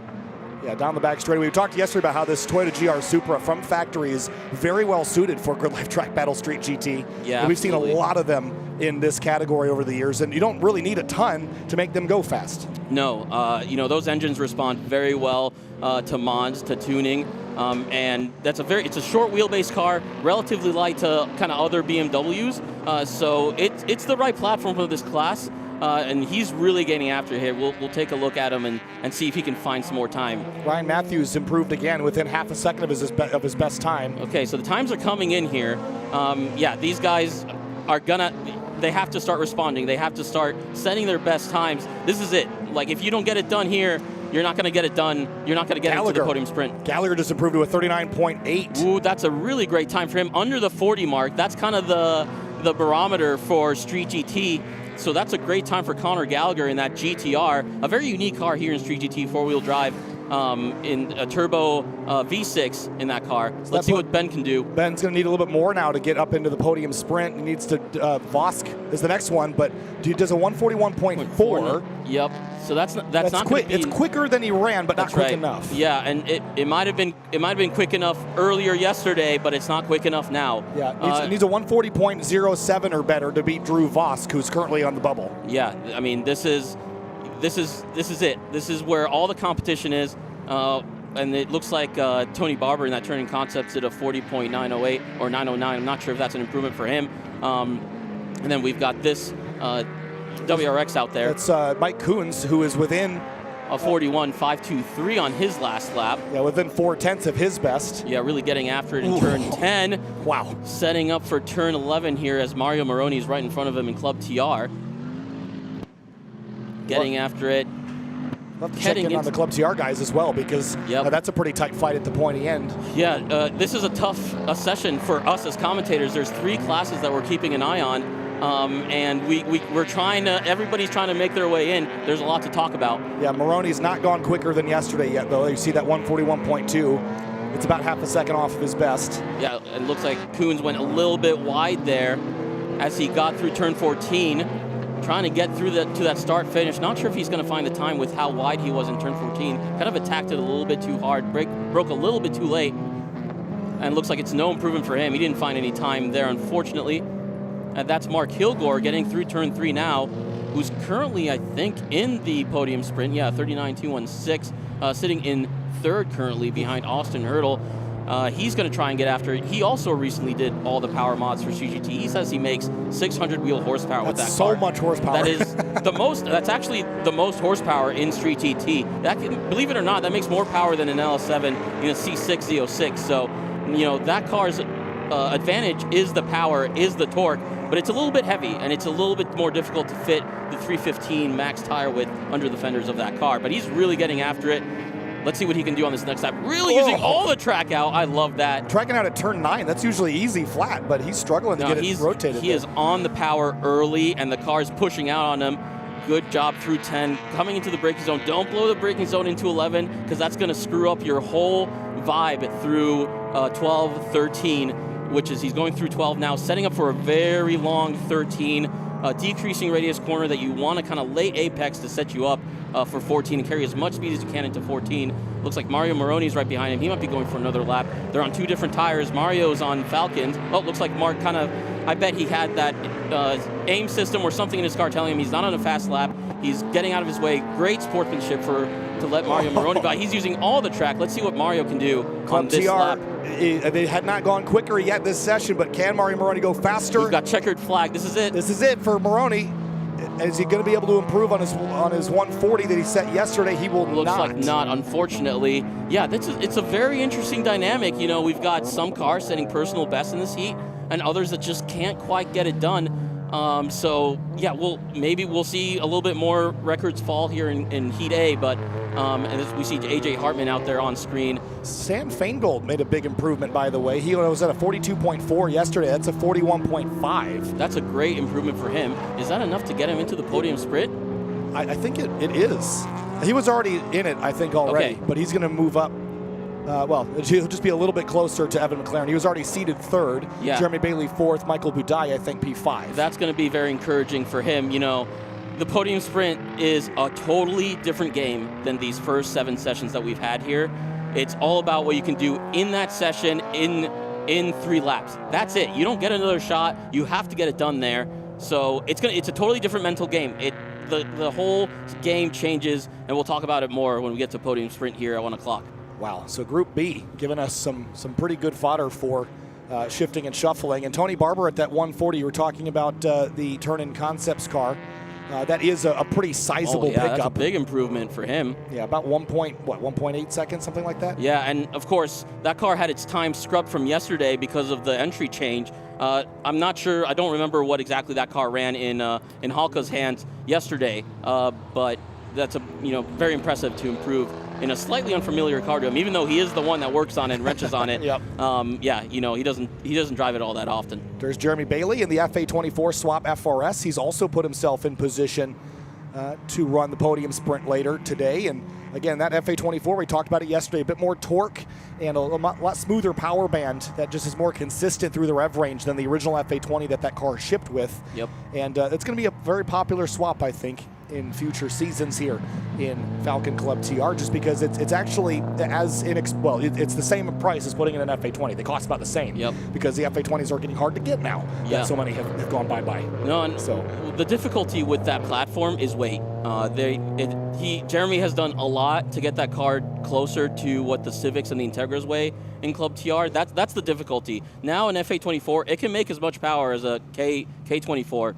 It's all about whether it can get down to that weight level. And I wonder also, I mean, not knowing the power graphs off the top of my head, I bet you the FA24 makes pretty good torque down low as opposed to the K24, which will generally make power at the higher end of the spectrum unless you're detuning. Yeah, but they're both high-strung. Well, I say this coming from my big 7-liter LS7. Makes all the torque at 3 RPM. Exactly. To me, these are all kind of high-strung. I'm not too familiar with how the FA24 makes its power compared to a K24, but yeah, I'm sure it's a little bit more torquey, but pretty similar overall. Yeah, the way that, I mean, speaking from experience, because I've got a first-generation FRS, there's actually torque low and torque high. There's just nothing in the middle. So yeah, the infamous torque dip. Yes, it makes plenty of torque up at 6,700 RPM, but it also makes almost that at about 2,500 to 3,000. It's just that middle gap where you lose everything. Yeah, and it takes forever to get to it. My first car that I brought to a GRIDLIFE event was actually an FRS that I really enjoyed tracking. They're very easy cars to drive on track. The balance is great. They're very forgiving. Yeah, they're great cars. Before we send Group A out, let's head down to Cerise Taylor, who's with Cal Fortner. Cerise? All right, now I am standing next to Cal Fortner in your GT4. Now, I want you to tell me about what improvements you've made this season so that you can go out there and have the best time ever. Honestly, it's a lot of drivability stuff. We got way more front camber now. We went up a full degree, up to 3.5 with some new shims on the control arms, and then a way better tune on the car. So, like reliability-wise, it's way better, way more torque. Drivability is way better. So. The car just feels really good. Yeah. When I saw you the other day, your energy was up. Have you maintained that all weekend? Oh, yeah. I mean, this is honestly the most fun I've had driving this car. So I'm feeling really good this week. I know we've come into some struggles along the way, but you seem as though this thing is so clean on the inside. This doesn't look like a race car, but it is. And here we are, and we're piloting at South Carolina. Oh, yeah. It's still get street driven, too. So it's fun. That's awesome. That's awesome. We'll go out there, have a lot of fun, and beat the hell out of A-Class. All right. Thanks, Cerise. And Group A is on track now for TrackBattle Q7. This is the fastest of the fast here, Ito. So a lot of unlimited and track mod going to be in this group. Yeah, I actually saw a couple cars, Ernestus getting brought in late into this heat, and he's the fastest car out there, so we might run into a little bit of traffic issues, but we'll keep an eye on it. We're seeing Austin Hurdle there in that C8. He's competing against Ryan Matthews in Street GT. He's in the 48s. I was talking to him yesterday. He's bewildered by the 47, but he's going to go for it today. He's a fast driver. He's competed in Street in a 370Z in GLTC in that same car, and now he's driving this C8 in Street GT. Yeah, there's a couple of cars in Street Mod we'll keep our eyes on as well. Dayton De La Houssaye. Did you see Dewey on the grid as well? I did. I actually heard that they just swapped transmissions overnight, so let's see if that pays off for them. That car is the mechanics on that car. They have their work cut out for them, and Dewey better thank them with some six-packs or something, because that car takes a lot of work to keep going. Andreas Bertulis in the 171 in Unlimited. Yeah, he just got on. He was on track a little bit later. He got let in later, so he's actually at the back of the pack. And there's that RCF that also kind of came in late into grid. So let's see what they can do. Yeah, so the classes on the left-hand side of your screen, these are our top 4 classes as far as speed index, is what I call that. So Unlimited, Track Mod, Street GT, as far as their capability. Josh Briggs is off at turn 8. Looks like he's just parked there. Yeah. But I don't see a waving yellow. Maybe it's a standing. Yeah, so fortunately, he's pretty far out of the way from the racing line, and he's not quite in the direction of, if you lose brakes, you could head towards him. He's on the very outside. Standing yellow, that means we're going to get the pace car out there. They're going to get him out, and they're going to give these guys a clean track to set their lap times at. The safety of the driver is the number one most important thing. So it's really great that we have the pace car, the time attack pace car, to help keep the session going for these guys. Yep, so full course yellow, and this is going to, again, impact our, and that's sort of in the middle of the racetrack, so it's going to take a second to go and put that car on the hook. Yep. And what that means is it's going to take a little while to get that car, so we're only going to maybe get 2 or 3 laps. Yep. We might be able to get 4 because this is so close to the beginning of the session, but yep. Find yourself a gap because you're going to need it when we get back green. Yeah, I mean, at this level, these guys in Heat A, they're pros. They're the time attack pros. So they're going to know how to pace themselves, how to gap themselves, so they can go for that lap once that pace car comes in. Yeah, for Ernestus Pazelis, he's on Michelin slicks, so it's going to be tricky to keep temperature in those things. He's got tire warmers back in the garage area, and just like the real world, when you have a slick tire and you're behind the pace car, it takes a lot of effort to keep heat in those to keep them ready for action. You don't want to heat cycle them too many times either, so he's got to keep up a pretty good clip until he catches that safety car, and then keep weaving, keep temperature in it best you can, longitudinal acceleration, braking, just so he's prepped to go. He's already going to be in the podium sprint no matter what. Looks like a black flag also. Yep. Yeah, so Ernestus is used to being at the front of the pack, so he's used to setting his own pace lap at whatever pace he wants. Now he's not going to get that, so that's going to make his life a lot more difficult once he goes for that fast lap here when they come back out of the pits. Yeah, so the field's going to head down the pit lane and get collected behind the time attack pace car. And this is sort of, I don't want to say worst case for Group A, but you really don't want an interruption like this when you spend all your time prepping and planning and getting set to go out, do your warm-up, and then go for the fast lap. You really don't want to sit around in the pit lane with your engine running, heat soaking. You really would like to keep air moving through it. Yep. So if you shut your car off, then you have to worry about keeping things warmed up. So there's a lot that's going on inside the cockpits of these cars as we wait to get back green. And it's not just the mechanical stuff, it's the mental game. You go out there, you're kind of hyping yourself up, or some people, they try to actually calm themselves down. I'm one of those drivers that is actually doing everything he can to calm himself down, to focus on the track or focus on the lap. These guys, they were ready for it when the session started. Now this black flag comes out. They have to sit in there on the hot pits trying to recenter themselves into the mental space that they need to be successful. That's a game in and of itself. That's where some of the difference comes from between these different drivers. Yeah, there's David Bamforth for the number 404 Porsche Cayman, currently scored 3rd in the track mod group. Yeah, that looks like a Cayman GT4 race car. It looks like Ernie's pulling into the pits. He might just not think, he might just be like, it's not worth trying to make a lap here. I might as well save the car, save the tires for the podium sprint this afternoon. Unlimited is a 12-car class here this weekend, so there's a lot of competition there. And he's probably just deciding, you know what, I've set the time I need to set. I'm just going to go back into the pits. But he is only 300s ahead of Jimmy Rouk. So the thing about Jimmy is that, even if Jim goes faster in this session, I don't even see Jim out there, to be honest.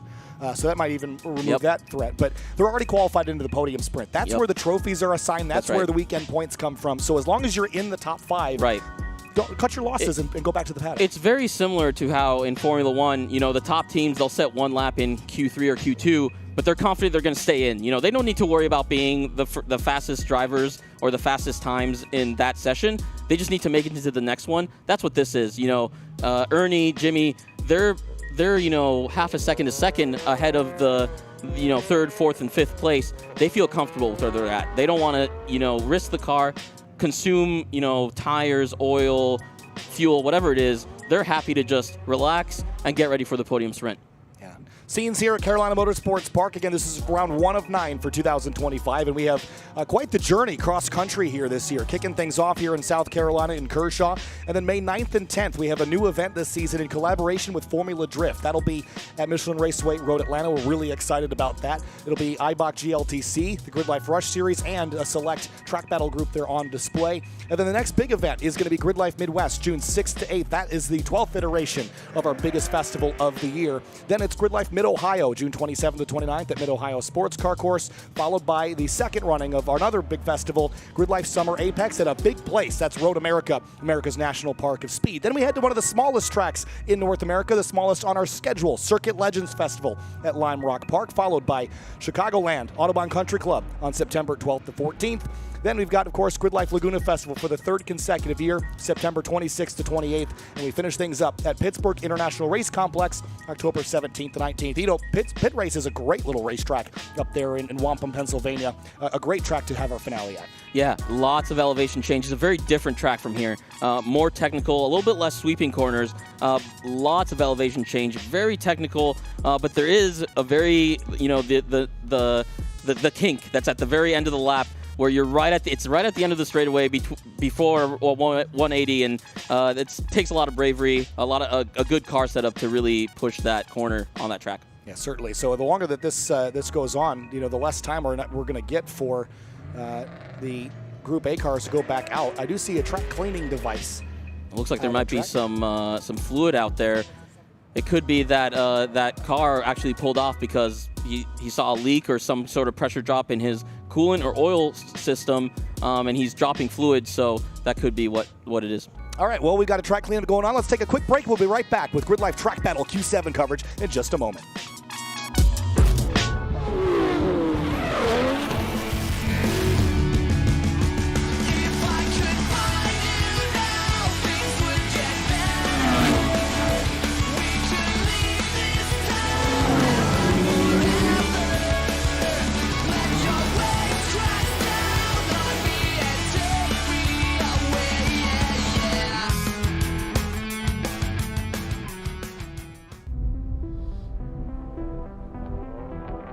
When we modify our cars, we do it to feel a greater connection, more responsive feel between ourselves and the road.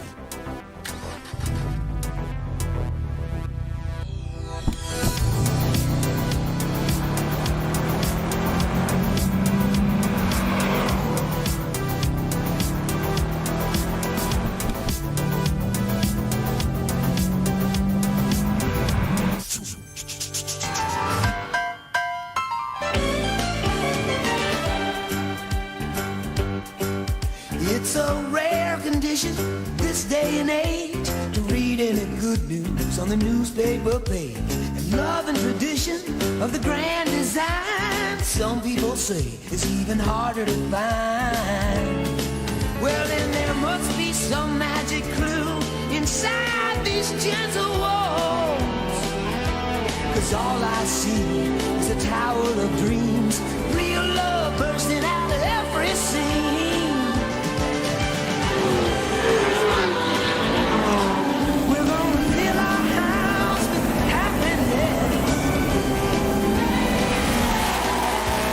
Smother the blues with tenderness. There's room for you, room for me, for gentle hearts and opportunity.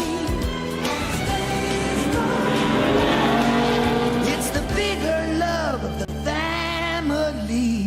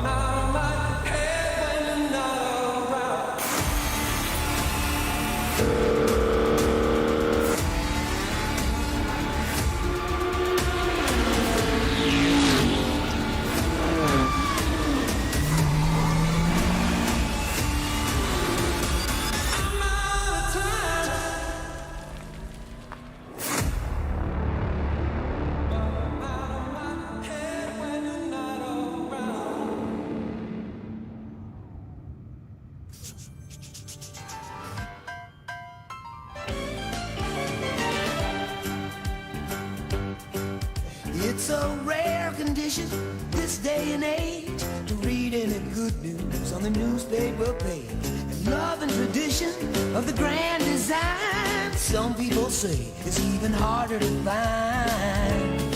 Well, then there must be some magic clue inside these gentle walls.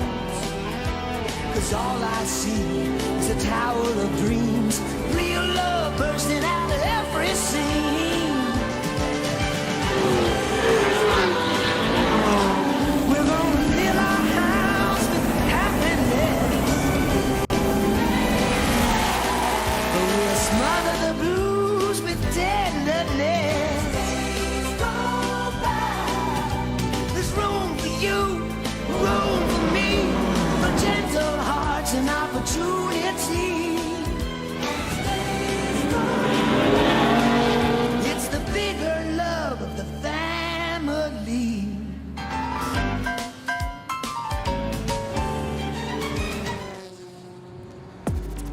And welcome back to GridLife South Carolina and GridLife's Track Battle Championship. Q7 is back underway. The green flag is back out for just about a 10-minute track cleanup. Kyle Heyer joined by Ido Waxman. And Ido, we're going to get a couple of minutes here to run the best times of the day, hopefully to qualify yourself into that podium sprint. Yeah, this is a repeat of Heat B here. Black flag interrupting a session. This time, what complicates it is there's also some track cleanup, some cleanup they had to do of some liquid that got down on track. That complicates things. You know, that puts a little bit of doubt into the drivers' heads of whether they can brake where they want to brake, whether they can turn as much as they want to turn. So we'll see how some of these drivers deal with it. You know, they're going to be pushing hard to get into the podium sprint. So yeah, we'll see what they can do here in these last few minutes of this time attack session. A couple of C8 Corvettes in line there. I think one of them is Luke McGrew, the other is Austin Hurdle. They're chasing each other in the track mod group. There's Justin Peachy, who had a big moment yesterday on the back straightaway at turn 10. I'm sure you talked about that earlier. Yeah, and I actually talked to him about it, and you know, I have a feeling that it could be some aerodynamic problem, a rear wing separation that caused him to lose rear end grip. You know, I was saying that if it was me, I don't know, I might have packed the car up myself and just not done the rest of the Got all of her luck out of the way in one right. go. This is it. I'm never going to be this lucky this weekend again. So, but here they come to turn 14 to start their flying laps. Here's Dewey DeWitt in the number 70 for Street Mod, and Dewey is, you know, he is a driver that's been around with us for a very long time. But this weekend, he has got some competition in the form of Jamie Santos and Ryan Matthews. Ryan Matthews is leading that category, and Jamie Santos beat him yesterday by a couple tenths of a second. So Dewey's got some work to do to be the top seed in the podium sprint. But the podium sprint's really where they're going to throw down and see who's the best of Street Mod here in round one of the season. Yeah, but knowing Dewey, he doesn't care that it's all at the podium sprint. He wants to show these guys that he's the fastest guy, that's the fastest car representing Subaru. He's going to be pushing hard in this session to try and make up those positions. Here's Philip Glass-Hess also in that MX-5. There's Justin Peachy up the road. So Glass-Hess, you see him P5 on the running order right now. Yeah, in podium sprint for Unlimited, which that's an accomplishment. Yeah, that's an accomplishment. I've been watching his YouTube videos. You know, he's got a turbo K-swap, and he does all his own aero parts. It's a really cool build, so it's really cool to see him be this successful on its debut. That car is ripping too, isn't it? Down the back straightaway into the braking zone for turn 11. Little sparks from the rub blocks up underneath. The back end wiggling around. He's braking hard for turn 11 to set up for that very complex 12-13. He's followed right behind him is Dewey. Let's see what he can do. And Justin Peachy is in front of him. So coming back around here, turns 12, 13, and 14. Again, watching the left-hand side of the screen, you're going to be watching the top section first, the Unlimited, and then watch the teal section. Yep. As soon as Dewey comes across the stripe. Big slide for Philip Glass-Hess, leaving turn 14. That car makes 500 horsepower, and in a wheelbase that's as small as a Miata, it's really difficult to put that power down for sure. Yeah, look at Justin Peachy back to the top at a 38. Not his best of the weekend, but Glass-Hess up to the top 36. That's a pretty solid time there for Philip Glass-Hess. That's his best time of the weekend by 0.2 of a second. That's a great job for him. He probably got a little bit of tow, a little bit of benefit from Justin right in front of him. making a big hole for him as we follow Justin Peachy around the track. That car is always fun to watch. It's always sliding around. Justin's always driving that car at the limit. We'll see if the setup changes that I suggested to him worked and made the car drive a little bit more comfortable for him. Dewey ran within a couple of tenths of a second of his best time, but he was bested by Cal Fortner, who just ran his best lap of the weekend, a 136.7. So that'll vault Dewey down to 4th and Fortner up to 3rd as far as the seeding for the podium sprint later today. That's getting a little bit close for comfort here for Dewey, so let's see if he can respond here on this second hot lap. As we see Justin going through turn 10 where he had that big moment yesterday. He looked a little bit more stable there, so we'll see if he can find some more time. Now, I might just be imagining this, but it looks to me like that rear wing has got a little more angle in it today. It's actually got less, Kyle. Really? I looked at his, some dirt streamlines, and it looked like it was actually separating halfway down the wing cord. So I actually advised them to raise the rear wing and actually lower the angle of attack, lower in absolute terms. So as in point the nose up a little bit more to try and get it to stay attached and make more downforce than it does when it's separated. That's why you had to have an aerodynamicist sit next to you here on the stream sometimes. Checkered flag, this is it. Let's see what Justin Peachy can do. See if he found some time here. And across the stripe for Peachy, it was a 37.408 for him. Not a pickup, though. He'd run faster. No, not a pickup.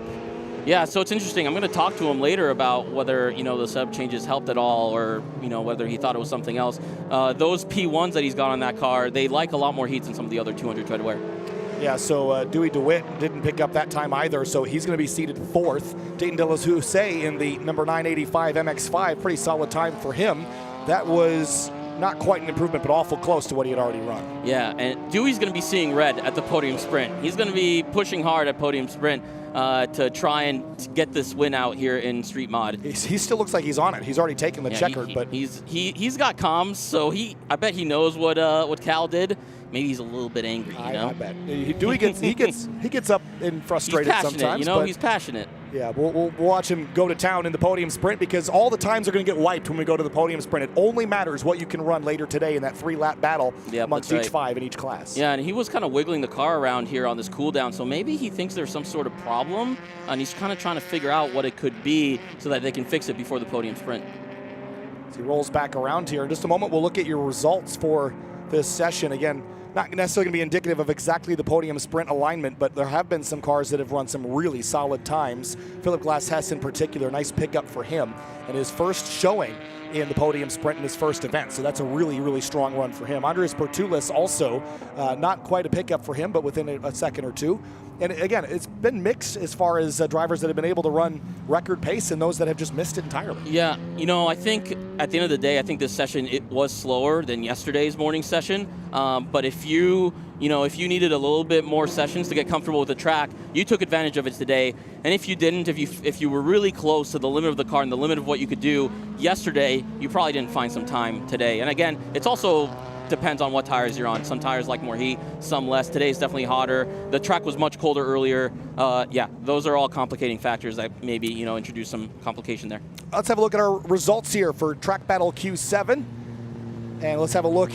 This is the overall, your leaders in this category. Cal Fortner in the number 14, leading the street mod class, and Philip Glass-Hess, Mike Jansen, Ryan Matthews, all your relative class leaders. See Connor Gallagher there, second in Street GT. Turn-in Concepts there in second in the number 7. That is going to be, of course, Tony Barber, who's behind the wheel of that car. Dewey DeWitt, second in this group, but 4th overall in street mod. Yeah, and finding no time this morning.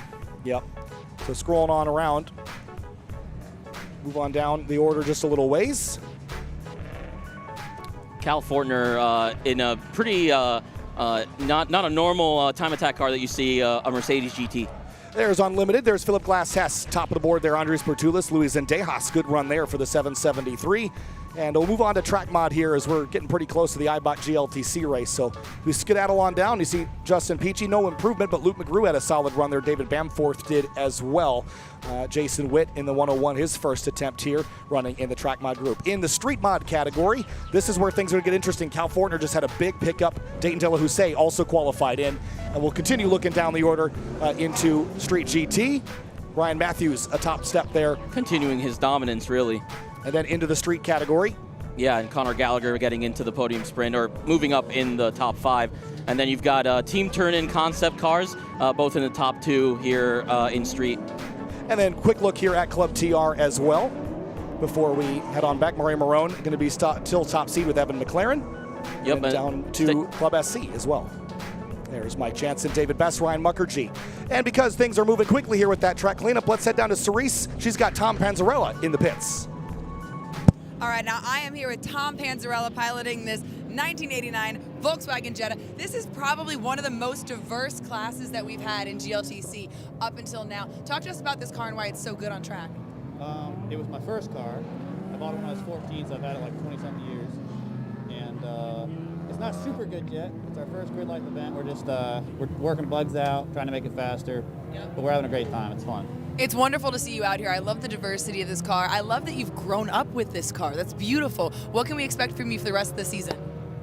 Hopefully making it faster, moving further up the field, all the good things. But we're gonna go to we're signed up for the first 4, and if we like it, we'll keep going. Yep. So guys, don't judge a book by its cover. Keep that first car, have it grow with you, and then put it into GLTC.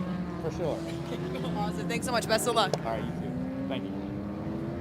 And GRIDLIFE Touring Cup Eibach GLTC race number 3 is on track and about to head down and around to kick off their penultimate race of the weekend. Kyle Heyer joined by Kevin Bandy. And Kevin, it's been a fun weekend so far in Eibach GLTC, but it's all been Eric Cattell at the front, and that was rebounded again with Eric Cattell winning the top 10 shootout yesterday. So he's on pole for another race and trying to go 3 for 3 today, this morning. Yeah, it's going to be exciting no matter what. We've got most of the cars up front that did well in the shootout, set up the same way. They just want to go. Matan making a big change on his car. We'll see if we get different results. Yes, 250 pounds less for Matan Rosenberg here this morning. So going more similar to a setup that he had last year when he and Eric Cattell were basically neck and neck. So I'm not sure that it's all the way back to his 2024 trim, but it's going to be fairly close. But we'll quickly roll through the grid order here as quick as we can. Eric Cattell, Eric Magnuson on that front row. Nicholas Barbado in his second season in Eibach GLTC alongside Matan Rosenberg. Eric Jensen and Peter Zhang share row number 3. Then it's Kyle Hale and Justin Lee in row number 4.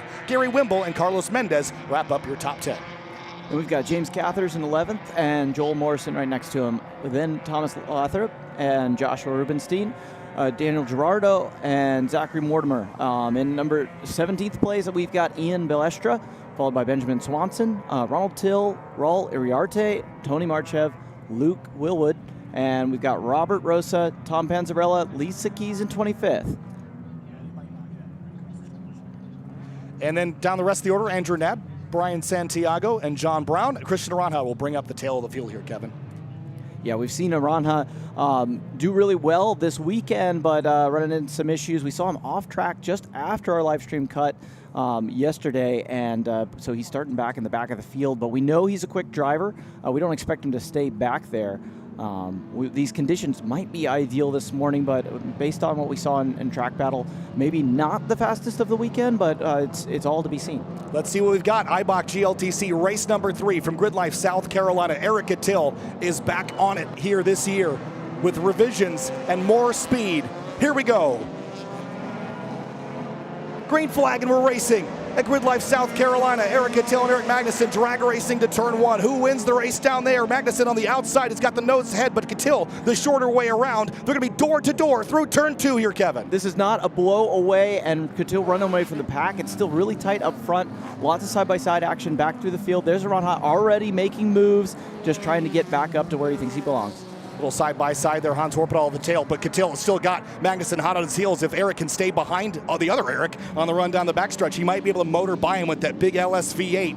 Nice tidy start once again here as we navigate turns 5, 6, 7. And we see Matan really just staying up there with him. That new setup might be working great for him already. The beginning of this race is critical. It is where you can lose the race. It's not enough to win it, but it can position you well.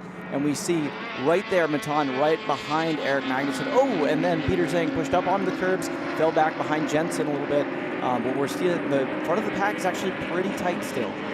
Heading down the back straightaway towards turn number 10. Cattell has just sprinted away. Justin Lee was side by side there, but the battle is for second. Rosenberg trying to close up to Magnuson, then Barbado in behind Jensen, and Peter Zhang there as well. Yeah, Barbado really tight up against Matan, and feeling great after that top 10 shootout. Excellent result there. I caught up with him afterwards, and he was just filled with emotion, so excited, and he's got a lot of respect for these drivers around him.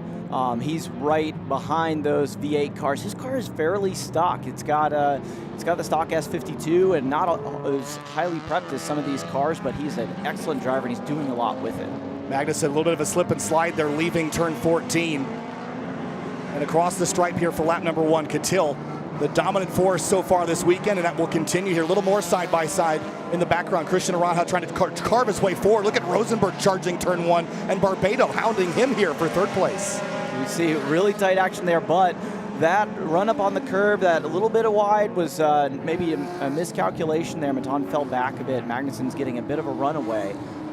We'll take a look at the beginning of our field. There's Catil really kind of running away with it. Magnuson's got a comfortable little gap, but Maton is not far behind. He's still got those opportunities to get up there. Jensen right behind Barbado, and we'll see if he can make something happen there. And this is a familiar sight. We've got Catil kind of running away again. We're seeing an excellent performance there. Magnuson holding that 2nd position for now, but he does, if he messes up a little bit, he opens up that opportunity. Jensen similarly is looking for an opportunity to move up right behind Barbado. Heading back around to turn number 10. You see on the left-hand side of your screen a 2.5 gap for Catil early on. He has just been lights out so far this weekend. But look at this battle for 4th place. Barbado, Jensen, and Peter Zhang. Remember, Zhang was involved in a collision in race 2. He drove his way back up inside the top 10, requalified in the shootout, and here he is battling for a top 5 spot now in that Turn-In Concepts FRS. You know he's hungry for it. It's another V8 car up there near the front of the field. He's been dialing this car in for a while and doing excellent at Laguna, and he's still looking for that opportunity here. We're going to see probably some more change-ups. I don't think this is going to be a single file line for the rest of the race. Nick Barbado really hounding Rosenberg. Now Rosenberg kicking the rear end out. See Magnuson drop a tire in the dirt. I think that's his strategy. He likes that super wide line. He can't put the power down if he tries to pitch the car off, so he's always running really wide there, but it seems to be working for him. And maybe no surprise, but Catil just went purple again. 2.8 second advantage now. It's like a competition to see how much he can destroy the field this weekend. I mean, dominance like we haven't seen since Tom O'Gorman at Lime Rock Park in 2022. Yeah, this is really wild, and talking to drivers, everybody's just looking at how they get 2nd position. It's just a known fact at this point that if Catil doesn't have mechanical and he keeps driving like he's doing, he's just going to run away from the pack. Yeah, and I don't expect this sort of thing to happen when we head to Road Atlanta in a couple of weeks, because this car is not built for straight line speed. But Magnuson said yesterday, my car is, and I'd fully expect to be able to compete with Catil when we head to that track next month. But boy, it's been fun to watch Catil. He was owed a couple, let's be honest. Last year, he had the speed to do this a few times and had mechanicals that kept him from fully executing on that car's ability, I think. I don't think the wish is ever to not get 1st place and fall back, but there is an interesting strategy. You get some leveling when you add the rewards weight to a car. So Catil in a lightweight car, but he's going to add some weight on top, and then come to Road Atlanta, horsepower is probably going to be king there. Yeah, but not a lot of shuffling here up in the top 5. Magnuson, Rosenberg, Barbado, Jensen effectively where they started, all line astern. And they're so equal that finding an advantage is really tricky at the moment. But see, slightly different lines here. Rosenberg just a half a car width out wider. He's probably out there experimenting as much as he can. Now he's got a new setup for the weekend, and he's trying to see, can that lightweight give him an advantage? There's so many technical places here that give you opportunities. It's not just about the straights, but you obviously can't deny that the straights are a big part of the equation. A lot of V8s up there, of course, Catil being the exception to that rule. Yeah, across the stripe this time. No purple white means he didn't improve on his previous time, but he still has a 4.5 second advantage now. Rosenberg still chasing the car a little bit out of turn 1 and losing ground to Magnuson, who's stabilized in 2nd place. There's Catil. Again, familiar sight, no one behind him. He's got clear mirrors, and as he said before, he really needs to run pretty much his maximum pace or just a tick down from that. Otherwise, he ends up kind of losing focus, and that's when he can make mistakes. And you can't make mistakes even with that kind of gap of more than 4.5 seconds right now. And we've got Joel Morrison, who spent a lot of time last night working on his suspension and had a tire rub because of a big slide he had in one of the races yesterday. So he's gotten that repaired after a lot of work last night, welding some parts back together, but things are looking good for him. Right behind him, we got a couple other new competitors there, Thomas Lathrop and Daniel Giraldo in that Lexus, which is such a unique car. And then Ben Swanson in the Subaru behind him in the 610. Yeah, a couple S2000s on jack stands yesterday. We also saw Hans Orbital dealing with his differential hopefully he's got that all sorted and ready to go. There's Swanson with a good space around him, but he's just trying to lay down excellent pace. Yeah, there's Luke, sorry, old habits die hard. That's Gary Wimble in the black Corvette now. Just got by Carlos Mendez and right behind James Cathers there. So that's that battle on your screen with the black Corvette and the white and black BMW. The Condor Speed Shop number 83 up inside the top 10. He was in the shootout last night, but didn't fully take advantage of it to move very far forward. James Cathers just missed out on that opportunity and is trying to run down these guys for a top 10 position. Little wiggle there for Mendez as he's trying to make a better result than what he saw in the shootout. He was happy to be there in the top 10, give it that opportunity, but the pressure was really on, and the top 10 getting that focus to try to put down that best lap is a different operation than what he's got here. He likes his car, but he's still working on it. Wimble there, nice clean line, building it a bit of a gap as he runs down into the final set of turns that leads you to the 2 straights that end this lap. Mendez and Cathers, 2 very different BMW platforms, but both have become pretty accustomed to these the last couple of years. Look at Cathers now hounding Mendez through turns 6 and 7. And who's got more legs on the straightaway now to make the run down to turn 8? Just up the road, it's Kyle Hale and Justin Lee. That's a battle for 7th place. Wimble really gained something there, it looked like on the straight. That low drag on the front end and the underbody aero, those cars are really efficient at pace. And we see that with Corvettes, and that's why that modifier got put in place. But this track is really balanced. You've got lots of turns as well. Back up to 2nd place. Magnussen feeling some pressure here from Rosenberg. Rosenberg's going to go wide. Magnussen defends, but it's going to cost him. Rosenberg's going to tuck up underneath, try to get the power down sooner. This is a battle of the V8s for 2nd place. This is really tight right here. We're going to see how they take this line into one of the last straights as they come up to 14. And this is where Magnussen's kind of struggled. Full course yellow. We've got a double yellow situation here with 6 minutes to go, and it's Joel Morrison. He's in the sand. I can't quite get a look at where that is. It appears to me that that's over by turn 11 maybe. But it's going to slow the field down, and this is not what Catil needed. If we get back green, Catil will be under fire from Magnussen and Rosenberg. And on the restart, I don't think that that Catil is actually going to have an advantage because those V8s make so much more torque, and we're hearing that in the incident over by turn number 1. So that should be a pretty easy grab. I don't think this race is going to necessarily end under full course yellow, so we'll let the pace car come out, catch the field. We'll see what happens from here on out. There's a new opportunity with everybody being so close and then those gaps developing throughout the race. We're going to see a fresh opportunity on that restart. Not to mention, a lot of these heavier cars really struggle with tires falling off later in the session. But when you get a chance to cool down like this, it kind of resets that. Yeah, so I didn't see exactly how Morrison got there, but he's off in the sand.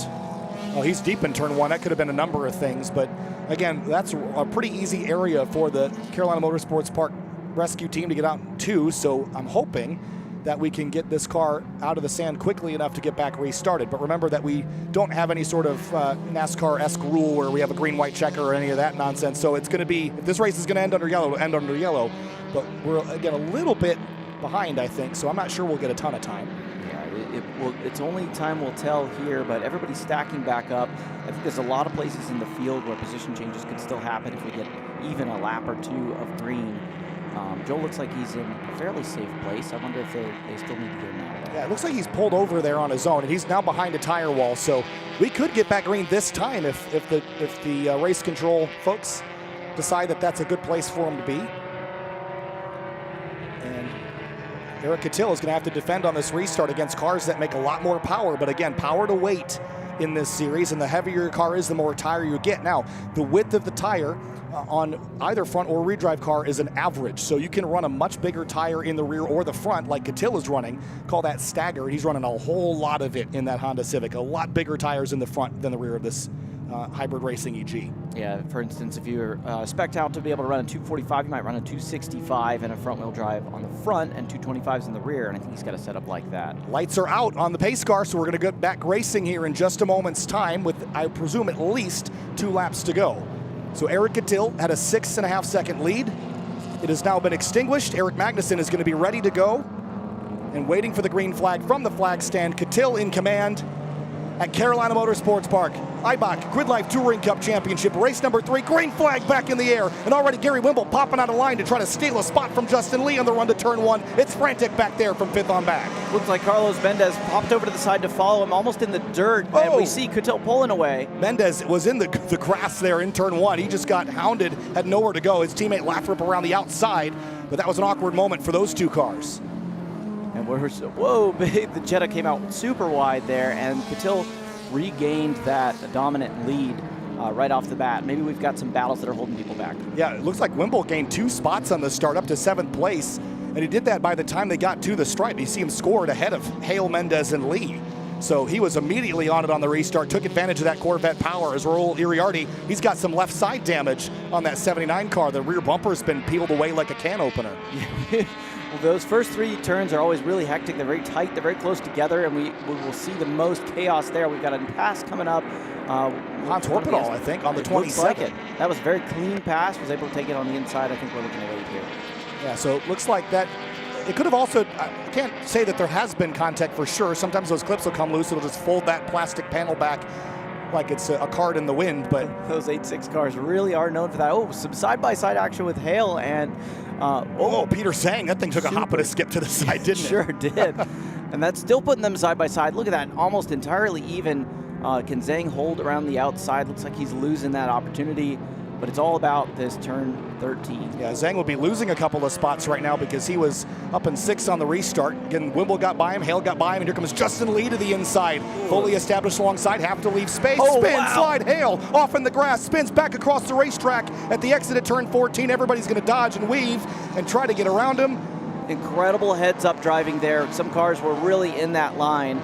Hale brought it to a stop before he rolled all the way back and caused any incident. So I'm glad to see cars getting by there cleanly, but this is going to shuffle the order a bit. Zhang really got is really trying to hold off that BMW, and that's giving an opportunity to Mendez coming up on the outside or inside, coming up on the carousel. Whoa, Mendez, big jump over the curb there on Barbado, trying to grab a spot as Peter Zhang is trying to defend from any other passing here.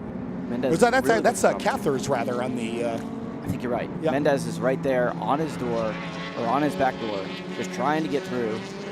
And these 3 are really grouped together tight. Anything can happen. Get caught in traffic, or just going up on a curb and sliding out a little bit is going to give an opportunity for a pass. And this could be, Zhang could lose 2 positions here, or this could be an opportunity for them to get tied up and Mendez to get around. Kyle Hale is pulled back to the paddock, so turn 14 is clear. Through back green through that section. Peter Zhang, big lunge up the inside of Justin Lee, and he's through and past, but can he get it slowed down? Beautifully done. That was excellent. But Lee's going to cross him over. Oh, yep. That wasn't fought that easily. He got that easy pass, but then Justin's right back in the, really close on the inside there. And Justin's got the advantage at this point in the track, and he can get back ahead. Now, Peter Zhang's on the wrong side of the road if he wants to get this pass done, but Eric Catil is going to go 3 for 3 in dominant fashion. Eric Catil wins race 3. Eric Jensen goes for a slide. He's going to lose all the spots that he had inside the top 5 in the final turn here at Carolina Motorsports Park. It is slippery over there. Peter Zhang drag race with Justin Lee to the finish line. Justin Lee is going to grab the spot by a car length over Peter Zhang. Then it's Cathers and Mendez, 6, 7, 8. That was a great battle there. Incredibly well fought. That happened throughout most of the race. Certainly right after the restart, all the way to the very end, any of those cars could have made up position. Really great racing. Yeah, great battle there. Eric Catil once again. Dominant performance. Just 2 laps to the end of the race and a 3.4 second lead established and won. Now, for those that aren't familiar with the Eibach GLTC format, it's going to get harder for Catil from here on out. What's going to happen now is once this car clears tech, he is going to be given a roll of dice, right?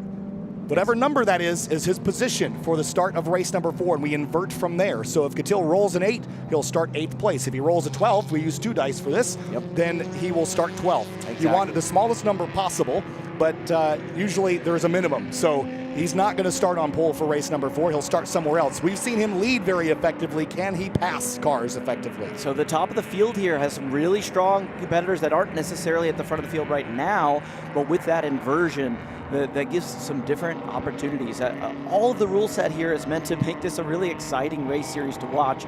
Who knows what happens if we put Zhang up at front, Cathers, Mendez, Lathrop, any of these drivers get that opportunity to start out up front. It's going to make it challenging. We'll probably see Kutil weave his way through and make it up to the front again, but it's going to really change things up. Well, race results here for Eibach GLTC race number 3. It's been a lot of fun to watch the battles from second on back this weekend, but Zhang and Lee, how about a 1/10 of a second between those two drivers? Here's a look at your top 10 here, Kevin. Eric Catil, Eric Magnuson first and second, then Matan Rosenberg, Nicholas Barbado, and Gary Wimble up to 5th place. What a drive by the driver of the one. Absolutely. And then we've got Justin Lee in 6th and Peter Zhang in 7th. James Cathers taken 8th place, and Carlos Mendez moved up a spot into 9th. Thomas Lathrop, we got a couple of those E90 BMWs in the top 10.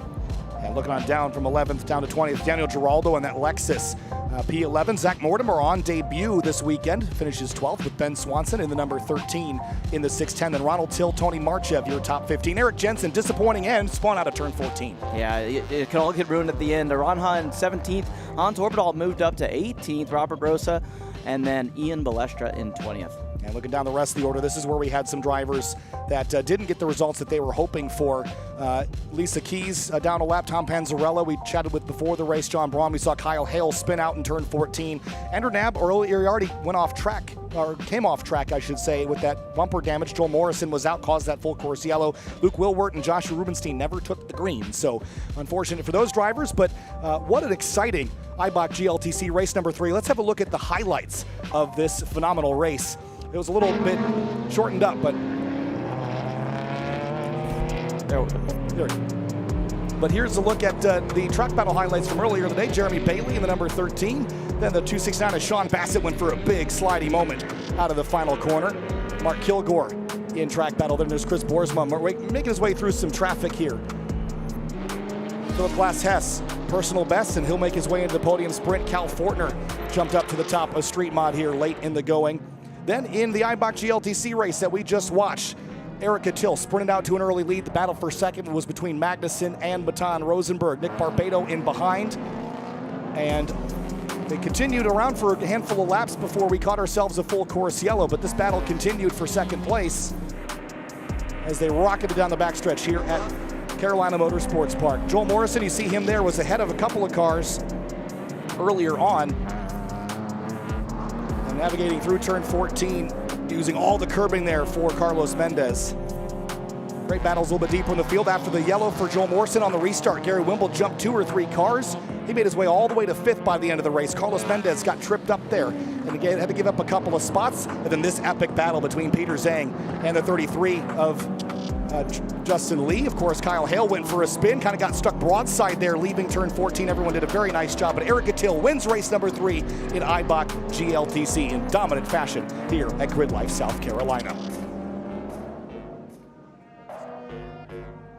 What an incredible battle we saw here, and the conditions seem to continue to be favorable. We had a few offs there, but we're really looking forward to some excellent racing today. Well, that's going to do it for Eibach GridLife Touring Cup race number 3 here from GridLife South Carolina. We'll be back.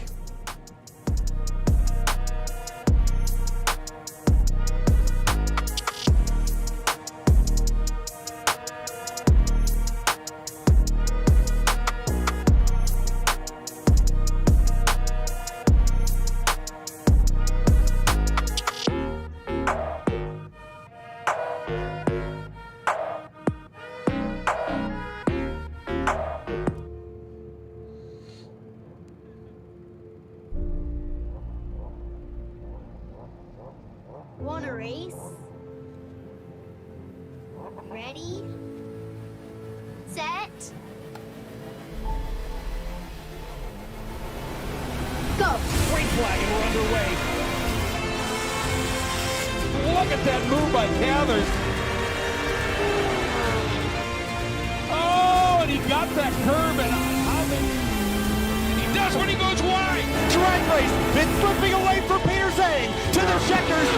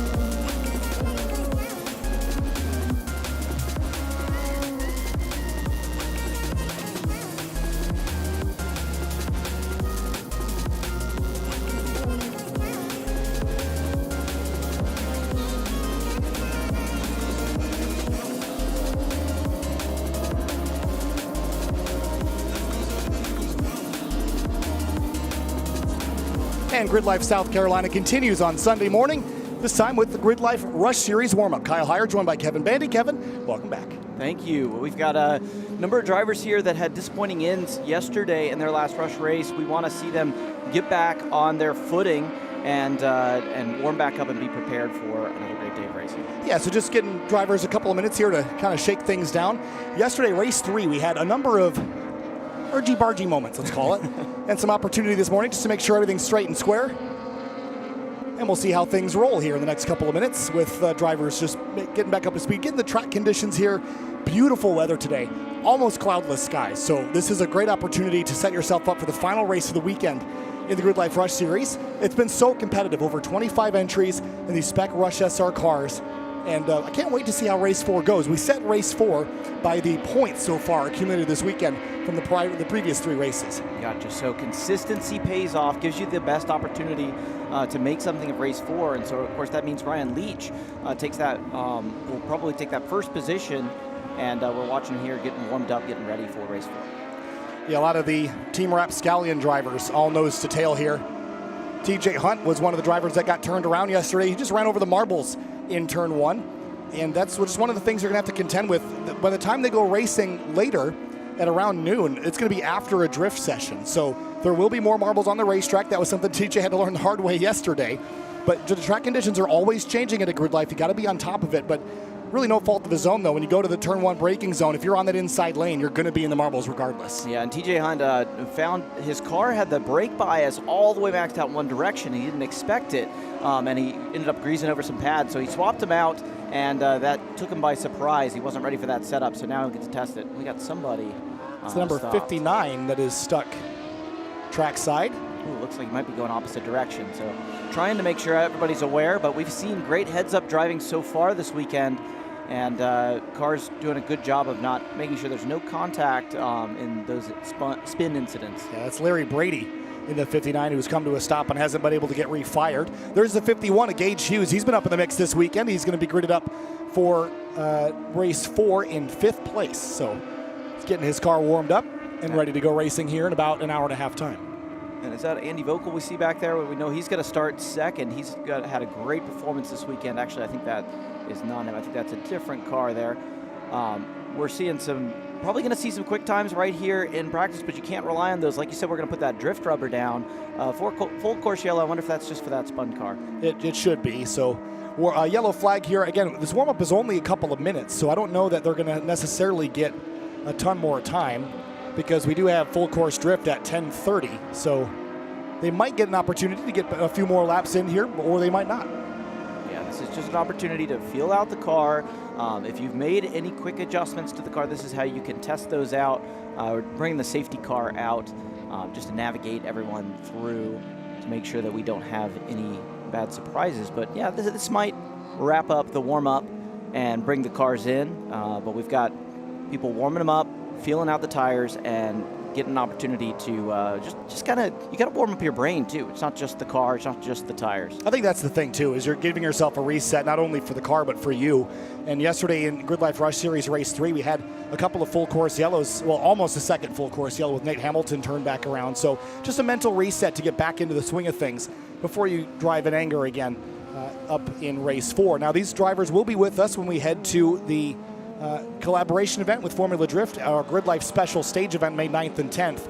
And when we had to Road Atlanta, I cannot wait to watch all the drafting happen there. We saw them race at Road America last year with a field of north of 40 entries, and it was a thriller, so I can't wait to see again. Road Atlanta's got a back straight. I don't know if it's as long as Road America's, but it certainly feels longer because you can't see the whole thing. Yeah, it's pretty wild because not only can you not see the whole thing, but it terminates in a long downhill section and then some compression before you turn left into 10A and 10B, and that set of turns is built specifically, or not built specifically for Formula Drift, but it became the start of that. They have an extra loop there that is perfect for the audience to watch. You've got a lot of viewing there, and you'll see these cars all stack up, trying to make passes through 10A, 10B, and under the bridge into the front straight. It's going to be an exciting place. A lot of high downforce cars have raced there in the past. I think it's going to be really cool to watch these Rush cars drive there as well. I can't wait. They might not even have to lift for a couple of the corners that you typically have to lift for, which will make things even more thrilling. But the GridLife Rush Series, again, slightly rebranded. We used to call it the Rush SR Series because those were the only cars that raced in it. But Rush Auto Works has launched a new car called the Rush SRX, which orders are available now, to my understanding. And the SRX is more power by a lot. It's a little bit wider, but it retains a lot of the same silhouette. You also gain push-to-pass and DRS and a couple other gizmos and gadgets, including live data that will transmit that back to the pit lane. So excited to see what possibilities exist for that. We hope to see some SRXs in the GridLife Rush Series later this year. We've already built the graphics for the multi-class configuration. I'm really excited to see that in action because we haven't seen multi-class wheel-to-wheel racing at GridLife ever before. That's true. That's true. It'll be really exciting to see that, and the SRXs will really add an exciting element to this. I mean, how cool is it to put the push to pass and to be able to see that on the stream? It'll be really a great fan experience. It'll be great for you watching this on the live stream. And we're only one step short of the Formula E fan vote extra horsepower thing. Exactly. Are we going to have DRS zones, or they can use that anywhere? I'd have to. Well, we're going to have Blair on for the Race 4 broadcast here, and we'll have him talk about the SRX a little bit. So stick around for that and hear more about the SRX and more about the GridLife Rush Series in general with Blair Hosey from Rush Auto Works. He'll tell us all about that new system. I'll certainly be tuning in. So excited for that, and again, appreciate you joining on here with the Rush Series for me for the rest of the weekend. But Kevin, it's been a lot of fun. Thanks for having me. Again, it's been interesting because your first GridLife event was here last year. That's right. Brando, not a full season, but close to a full season of GridLife action with us, and we expect to see it on track at Road Atlanta if all things go well. Yes, absolutely. That's the plan. I definitely plan to be out there. My car needs a little attention after last season. It's hard to bring a new car into a series. There's just so many things that can go wrong and so much you have to work on, but I'll be excited to be at Road Atlanta. So GridLife Rush Series warm-up continues behind the control of the safety car as we extract a car from the turn 11 area. Now that car has been removed by the looks of it, so they might get these guys one more fast lap in here before the end of the session. It looks like it. There were quite a few cars that went ahead and went into the pits, so we're going to see some open air if people do want to take advantage of an extra lap or so that might be available to them. Lots of drivers ready to just get their heads in the right place, make sure the car's doing what they expect, and then all we'll have to adapt for is whatever changes in conditions coming up to race 4. And for those of you just joining us now on the GridLife live stream, wherever you're watching, this is GridLife Rush Series warm-up. Of course, we've got Drift Full Course Jam 6 coming up here in just a few minutes' time. Grace Sitton will join me for that. Then we have our lunch break, a quiet hour from 11 to 12 here local time, followed by our GridLife Rush Series Race 4. And then we've got our Eibach GLTC Race 4. We just got off track with Eibach GLTC Race 3. And we've got our TrackBattle Podium Sprint, followed by some more drifting to end our day of action. So it's all going to be pretty frantic here after the lunch hour. We're really, really excited to be here and excited to have the new broadcast team with us here this weekend doing an absolutely phenomenal job. And there's so many people behind the scenes that you'll never hear or see the names of. We're going to fix that for next event because I'd love to bring attention to the great camera ops, the replay ops, the folks doing the directing and producing. And, of course, we've got people running around on roaming cameras and doing the graphics and stuff behind the scenes. It really is a full team effort. And GridLife is a challenging event from a lot of perspectives to set up a broadcast like this. And I have to say, in this segment of auto racing, there's not really anybody that's doing it like this. So it's really, really cool to be a part of it. And a huge thanks to the team behind the scenes. And again, also big thanks to the corner workers that are trackside with us here this weekend, keeping the racetrack safe, and all the GridLife employees that have put on a phenomenal first event for the year. I was talking with Michael Herzen, the GridLife CEO, this morning, and he was just absolutely thrilled with things. There's always notes to improve on for next time, but there's a lot that has really gone very, very well. Last night, the vibes were great with Emo Night on the stage. And just can't wait to do more of this in 2025. Yeah, absolutely. Every one of these, every GridLife event is a GridLife event. You should expect these all to have that festival kind of feel. It's really exciting. And to your point, Kyle, this is one of the most unique things in motorsport, and I don't see anybody producing at this kind of level. Makes it really special for the drivers, and of course, it's an incredible event for the fans. Yeah, we've got some great star power in a handful of series, including this GridLife Rush Series. TJ Hunt, Evan Shanks, Grant Anderson joining us here this weekend. Of course, in the TrackBattle Championship, we've got Bucky Lasik here this weekend in a Subaru, which is really cool to see. And just great full fields of race cars on track. A lot of fans here today on Sunday. Of course, yesterday we had tons of people lining the fences for the drift and things, but pace cars in, lights are on. That's going to mean that we're going to bring all the cars down to the pit lane, and Rush warm-up is going to conclude here. So we'll bring the cars down, And that'll do it for the GridLife Rush Series warm-up, Kevin. Absolutely. So we got to see everybody out there getting a little more track time in, and I think they're all just ready for this final race of the Rush Series this weekend. It may be Sunday, but there's a lot of driving going on. It's not just everybody packing up and heading home. There's a lot more to be seen. So as the cars head back to the pit lane here, they didn't get the full warm-up, so we'll see how that transcends in GridLife Rush Series race number 4 here. But up next is going to be GridLife Drift Full Course Jam, the 6th one of the weekend here in just a moment's time.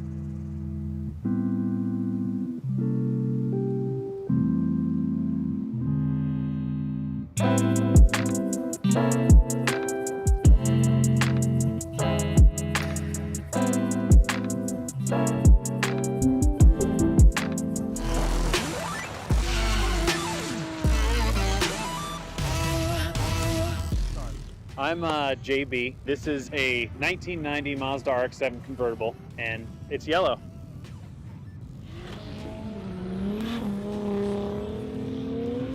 So when I first got into drifting, it was the early 2000s.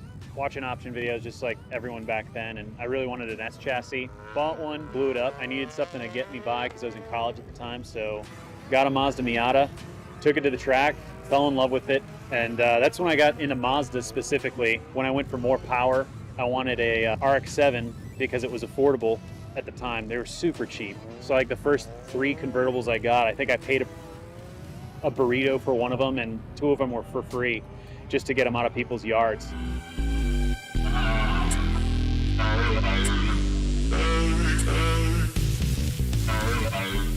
I've had a lot of different power plants and RX-7s, and it was just a lot of testing here and there what I liked and didn't like. And I never had a JZ before, never really messed with a Toyota engine. It was a lot of V8s. A lot of my buddies on the West Coast just had JZs, and they were out at every event. They were reliable, they sounded sick.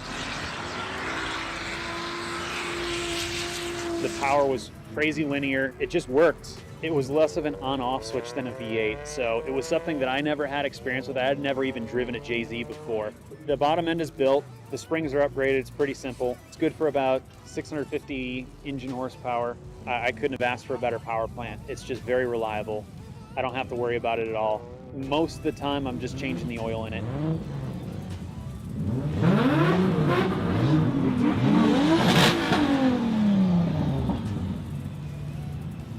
I got into GridLife from one of my buddies, Brian, who knows Nick, who really wanted us to come out, and I had never driven a GridLife before.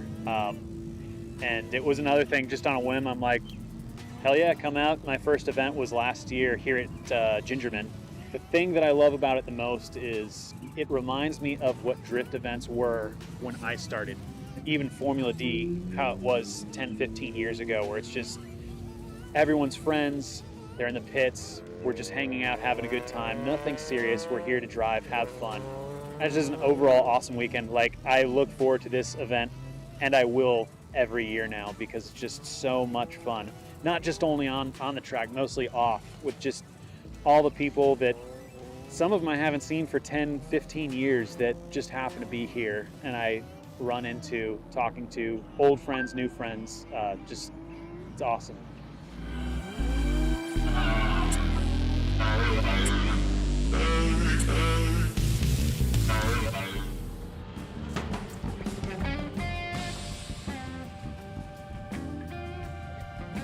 Welcome back to GridLife South Carolina and Carolina Motorsports Park. Kyle Heyer joined by Gray Sitton for GridLife Full Course Drift Jam number 6 here. Gray, welcome aboard. It's a slow take this morning here, only a couple cars on track, but hopefully we'll have some action for the fans track side. Yeah, the drifters got a little turnt last night at Sunoco Pump Party, and so I imagine a bunch of them are sleeping in right now, catching some good Z's. The car track's pumping off right now, but this first session is not going to have a lot of people in it. Everyone's mostly gone through tires this weekend, and so if you're going out to right now, then you're just killing what you got. There's a couple more drift sessions. The entire afternoon after we go quiet is also going to be Drift Full Course Jam. So, and there's Grip Taxi as well. But we've got 2 more of these sessions scheduled on the broadcast, this one included. But this is a free open playground for the drifters right now. So some of the drivers have decided to take advantage. Oh, yeah, and they should while we're here. They should while we're here. I heard that Farouk wanted to join us on the broadcast. Farouk. We should. Yeah. Farouk. So let's bring him up. Let's try to bring him in for the last session of the day. Yeah. Yeah. Can you organize that for me? Cool. I don't know Farouk, but he seems like a nice guy. I told Michael, I was like, we could definitely get him on there. Give me a break for a second. I'm struggling with my voice again this weekend. First event of the year, you always get a you got to break it in. And Farouk's been actually helping us out with the Sims here, brought by Logitech for our arcade. Super sick that he's doing that. Yeah, super rad for that, of course. But James did you dirty last night. Did you see that reel that he posted? I know. He got my voice crack. Got your voice crack. Probably like one of like 30 for the day. But let's see what this guy can do on this one straight right here. MB drift. But watch his rumbles. He's been throwing down this weekend. He's got some wild lines. You can see the little bit of tilt in the rear. He's monging the entire straight, it looks like almost. We can see the smoke from our booth right here. About halfway up the straight, he might kick it out again for turn 1. Oh, yeah. There he goes. Aim at the wall, throw it in. Yeah, aim at the wall, turn left to go right, more Cars references. It just is so unnatural to turn a car at the fence before you get to a corner, just get all on the wrong line, but it's the way to do it. Yeah. Most drivers do instinctively just want to immediately correct. Yeah. And so you'll see a lot of transitions from a grip driver going in a drift that they'll just be a little bit more hesitant on breaking that traction. Oh boy. Oh. Do a little lawn care for the Carolina Motorsports Park folks. Add it to the turf bill. He got directly back on track. He took a 90-degree turn. No big deal. We're back in it. Got the Z1350Z out here as well. I think it's been turning laps all weekend with no issues at all. That drone. The drone shots that we've been getting this weekend. Unbelievable. Big shout out. I don't know who's doing the drone work this weekend, but they get in there. They're crushing it. They are crushing it. Maxim FPV is our drone pilot. Maxim this week. FPV. Yeah. He is crushing. He's been getting down in that pocket. He's been doing tandems with the drift cars on his own. He's the only one tandeming out there with them right now. I know. He's having fun. Yeah. Super sick. But yeah, we still got our kart track popping off today. That's got about 5 hours of seat time. So there's a couple of guys out there partying together. Split a little thin on the main track, and this guy's he's taking a wild advantage line of it, right dude. now. He's like, I'm gonna go crazy. Oh my God. I mean, if you're gonna be the only guy out there, you might as well be the show, right? Yeah, for sure. For sure. Using up all his tires. I mean, it's like if you've ever been given keys to a racetrack for an entire day. Oh yeah. I mean, blow the doors off the thing. Yeah, exactly. Yeah. And there's got to be a handful of guys that are sitting there going, man, I should have gone out. Oh, yeah. Oh, yeah. I mean, most of them are out of tires at this point. We have so much seat time that, everyone gets too excited and starts running tandems, and they're like, oh, I actually don't have any more tires to drive anymore. And so that's usually why Sunday sessions are a little bit more laid back and compared to other sessions. So what tread wear tire are we talking about typically? Honestly, it varies. The misconception about drifting is that you don't want grip. When in fact, you really do most of the time, because it's going to control where you're going, and you're steering with those rear wheels. And so obviously you have the more grippier tread wear on higher horsepower builds. This guy, I can't get over this line right now. I cannot get over this line. I'm watching it. He's having the most fun out here. That was a little close to the end of the Armco there. But he's exploring the limits. But to your we need a dirt drop button, a dirt drop tally button. All right, I'm adding to the list. Yeah. So backy and dirt drop. Backy and dirt drop. Michael's going to love having more toys to play with when we get to the graphics at Midwest Festival. Trust me. He's going to have his hands full. But the reason I bring that up is because you'd think that in order to use less tire, you could just maximize the tread. Oh my God! This guy is just living the dream, man. This is like watching a kitten jump into a ball pit. Yeah, it's just leaping around, having fun. Our drift coordinator, Nick Swan, might have something to say about that towards the end of this session. It's like a puppy in a ball pit, just having the best time of his life. Yeah, we've got the super sick black E36. He's been throwing down all weekend. Not sure about the drivetrain modifications, but he's been able to keep up with a lot of the pro cars this weekend. Just slow out lap here, but I imagine when he gets to turn 1, he's going to send it. Some people have joined us track side here to watch the fence. You see him down there. Oh yeah, warming up for that big entry right there. That Z1350Z taking a pretty modest handbrake pull entry into that first turn. That first turn is really scary, so I do not blame him. Go on the outer zone here in turn 2. Look how close that drone is. That's crazy. I'd love to fly through the window if you could miss the driver's helmet. He probably could at this point. He probably could. Start putting a wager on it. But yeah, so heading up to turn 3, looks like turn 4 rather, they've knocked off. So maybe gonna cool down lap now. Have you gotten tossed any keys yet this weekend? Not yet. Not yet. Have you asked? Been too busy. Doing what? Making VHS reels? Yes. They did look sick. I saw the one that you made. They did look yeah, pretty there was rad. a 30-minute argument on the kart track. It was a fake argument between Cole Richards and Chris Ford. They actually they hit each other, and the wheels, front wheels stuck together, and so they had to bring out a jack and jack the car up so the wheels become unstuck because the tow truck wouldn't do anything. Yeah, well, they just had so much angle that like one tire got pinned behind the pretty much into like the wheel well. That's almost amazing. Cole's thing. It's crazy. Yeah, just another day. Just another day at the kart track. Yeah. It got pretty rowdy out there last night. It was fun. Oh yeah. The night drifting is, like I said, it's just super cool. The atmosphere is rad. Like, it just brings all the spectators out. You know what I did last night? I was watching some of the kart track drift. I went and got myself an ice cream. It was probably 62 degrees. Not ice cream weather, but I got myself a vanilla chocolate twist like I did when I was a child. You deserve an ice cream, Kyle. That's exactly what I said. You deserve that. I deserved it. I got it. Yeah. I watched some drift. It was a great time. Amazing. Hopefully we see some tandems out of this 350Z and E36. Looks like that E36 is running them down. Throwing it down into big send. That's a huge send. Yeah. Big angle here. Can they keep power down though? Yeah, that Z looks super misconceiving. Is that the word? Misconceiving? Is that a word? Probably. I'm not sure. Misleading. Misleading. Thank you, Justin, in our ears correcting Ray for me. He's an idiot. Yeah, very misleading car. It doesn't look like it throw down a lot of power, but yeah, he had no issue filling out that last sweeper. See, it looks like they're gonna head. Well, I always think that they're always on the line for the pit end, and then they just drive right on by, setting up again for that turn one entry. Yeah, a lot of these drivers don't go super fast on that front part of the straight because you'll have way too much speed going in that turn one. Yeah, we talked about turn one as being it's a pretty tight, sharp radius.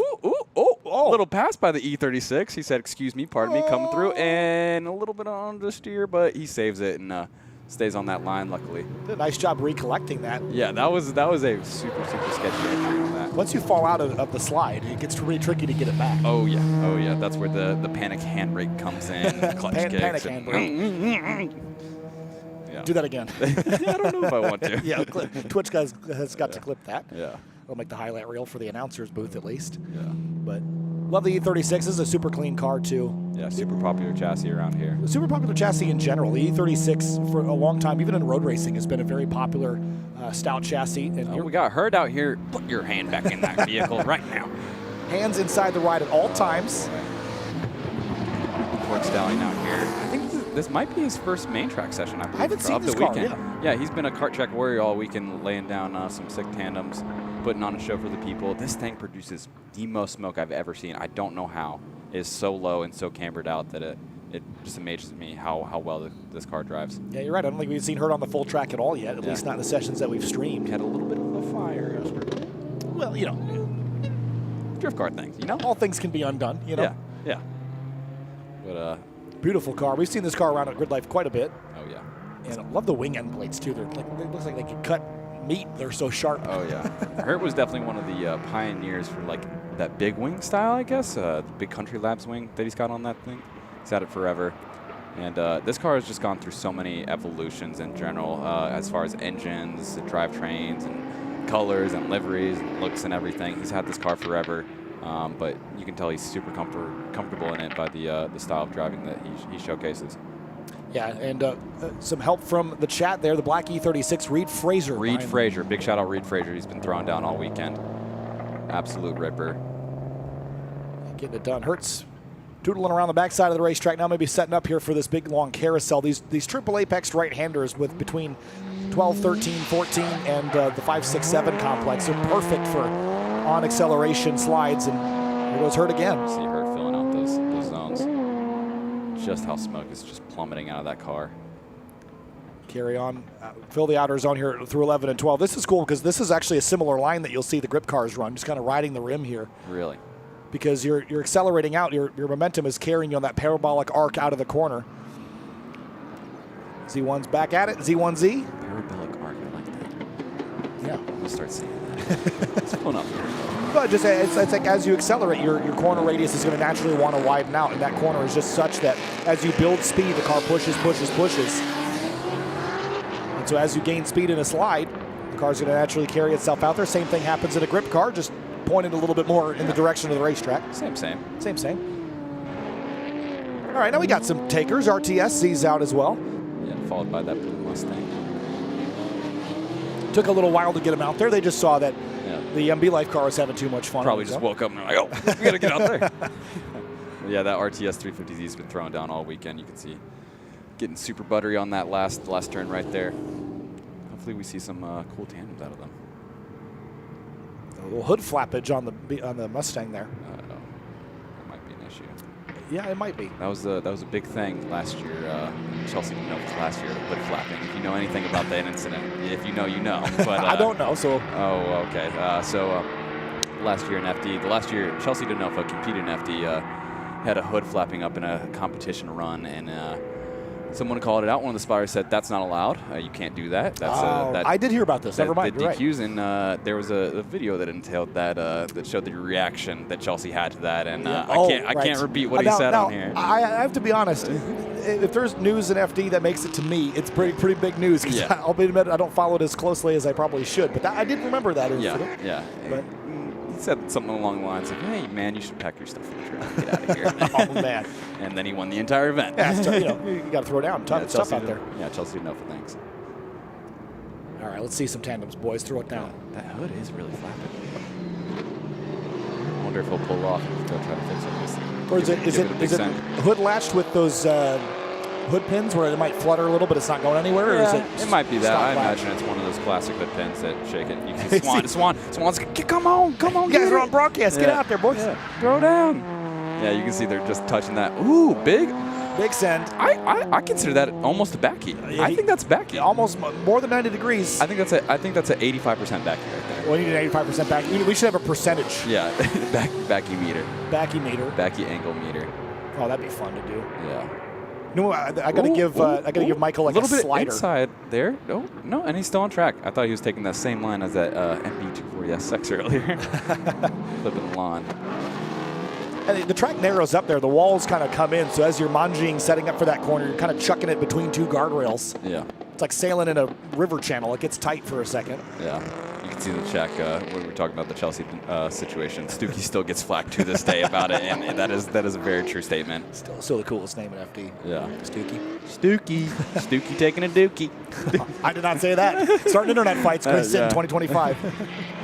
Got the Subi Mods BRZ out there. This thing was throwing down on the kart track. Oh, yeah. It was running laps on laps on laps.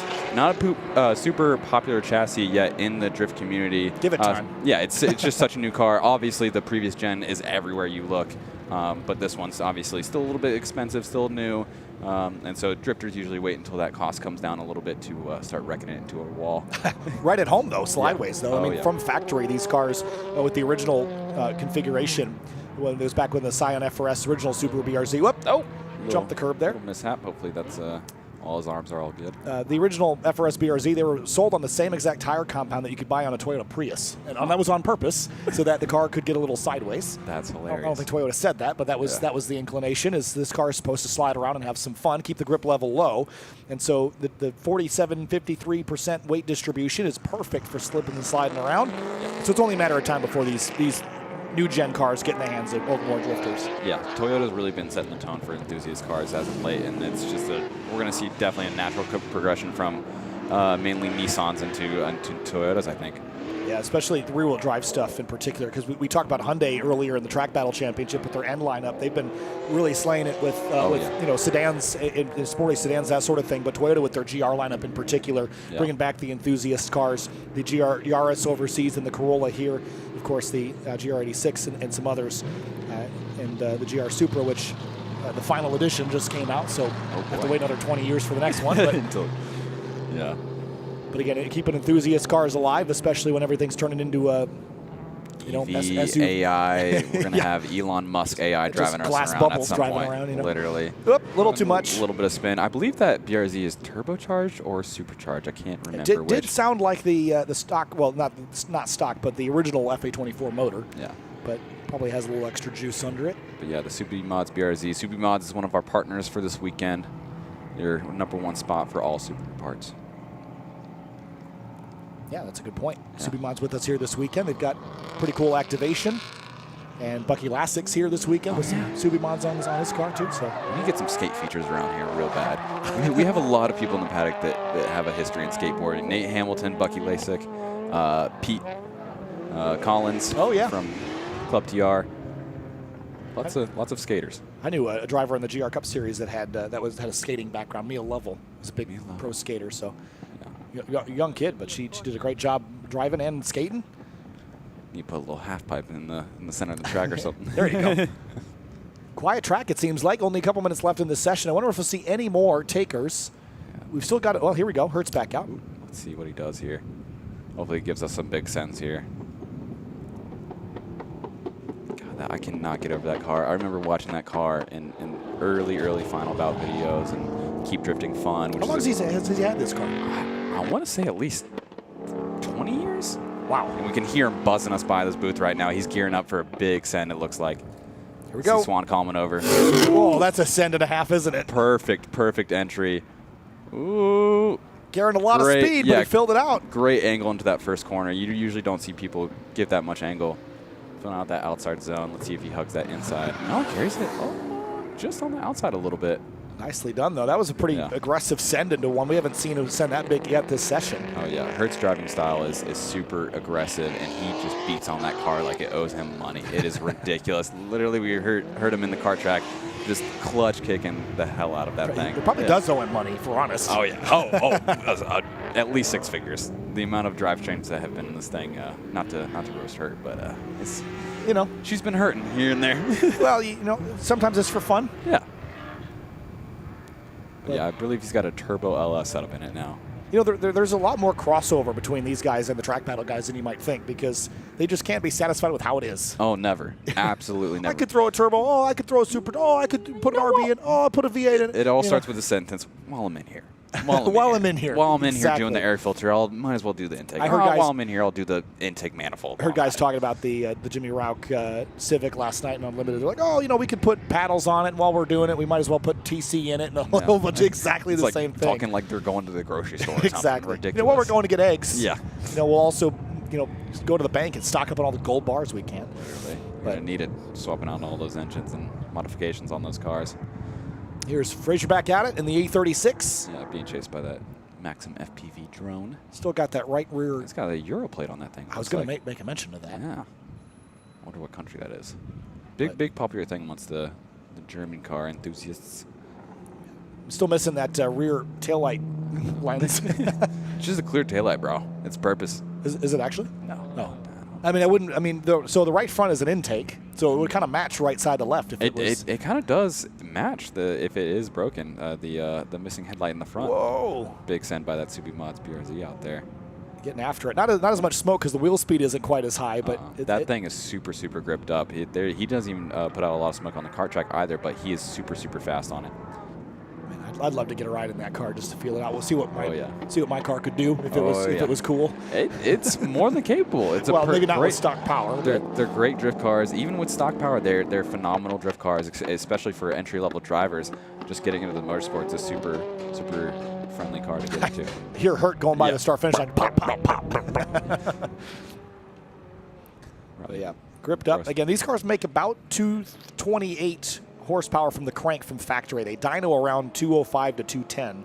Pretty significant increase from the last generation. Yeah, the last gen they reported 200 at the crank, and it would dyno around 165 to 170. So, and they lack a lot of torque. But the new engine, the FA24, we talked about it in those track battle sessions, makes a lot more torque and makes a lot more consistent power through the rev range as well. So much better starting platform. So when these cars do get cheap enough to be taken up by the drift community, you probably see a lot of them in stock form until they start throwing turbo skis and things on them. I'm very curious to see how the FA's kind of the evolution of modifications that will happen to it and kind of the secret sauce. There's been a lot of discussion about that engine, but it is a fairly strong motor.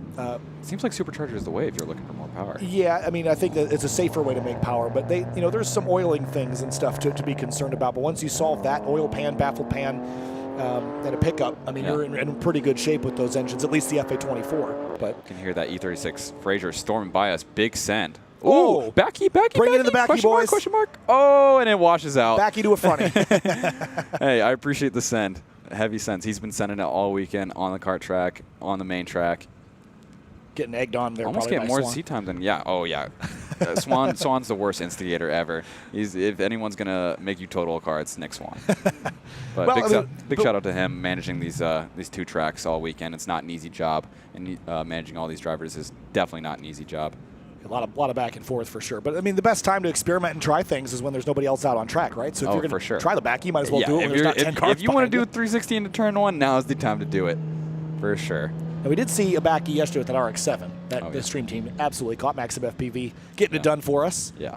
That Beautiful clip made it to our Instagram, I think. Yeah, that was a pretty clip right there. That was an awesome one. I think I've watched it 20 times over. I used up all my data this weekend, so I watched it a couple of times. Hell yeah. So I've got a phone plan from 2004, So things are looking quiet, but we're only a couple minutes away from checkered here for GRIDLIFE Drift from South Carolina. We've got one more of these full course sessions. That'll be the last full course opportunity that we'll see on stream. They'll get a grip lift session after we shut down for the day. But, man, CMP, you see all the skid marks heading into the kink. Oh, yeah. You can see the difference in the lines that people have been taking, whether you have to do a couple Mongees or just one big Mongee before for that turn. And, yeah, getting the track real nice before those GLTC and rush sections.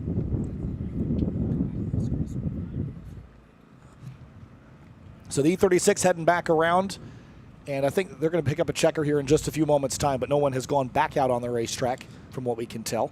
That looks like a cool down lap, and everyone might be done for this session. So for those watching on the live stream here, we've got a lot of action coming your way after noon. 12 p.m. is the GRIDLIFE Rush Series, race number 4, the final race of the weekend. Then we've got Eibach GLTC Race 4 at 12:35, followed immediately after by the TrackBattle Podium Sprint and one more Drift Full Course Jam. Kyle Hire with Grace Sitton. We'll see you on the other side of this lunch break. Thanks for watching. We'll see you for GRIDLIFE Rush Race 4 on the other side.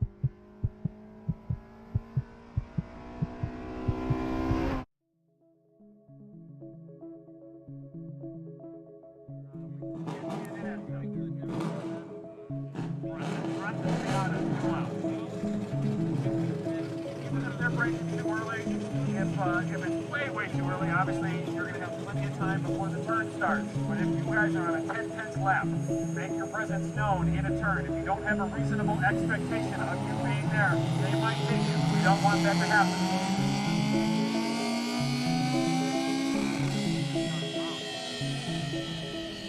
I don't know what to expect tomorrow. I came in knowing, hey, I got a couple things I got to knock out. Some are critical, some are optional. This mess of wires is kind of like how building the car has felt. You know, it's like a million things need to happen for this to be a complete car and to compete. There's a common saying, you want to always be in a state of discomfort, a little bit of discomfort so that you're growing, right? And I think this experience seems to be where I'm there all the time. I'm on that ragged edge of like pushing myself to the limit of what I can handle.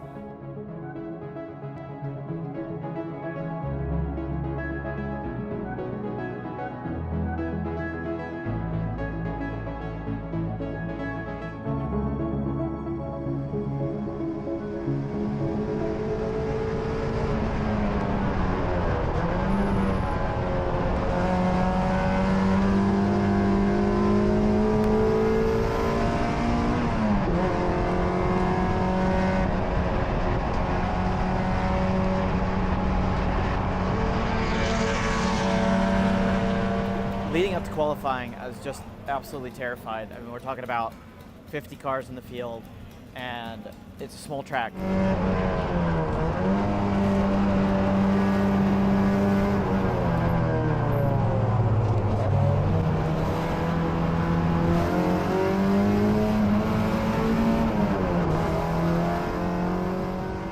I ended up with a 152, which is not fast, and it puts me 5th from the bottom, which is disappointing. I thought I would be a little higher up in pace. My car is not optimized, and I know there's some areas that I can improve in confidence, maybe a little bit of car setup too, but yeah, I'm trying to figure that out right now.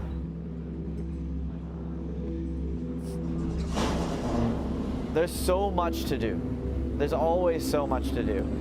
And I think that's been the theme of the weekend, is figuring out what to prioritize. Because there's so much prep, and you feel like you've got so much time between these events, and it turns out one little thing happens differently, and you're scrambling. What can I skip, and what do I need to focus on? And I didn't charge my GoPro yet. I guess I should throw it on now. And then when do I put my suit on? So it's just overwhelming.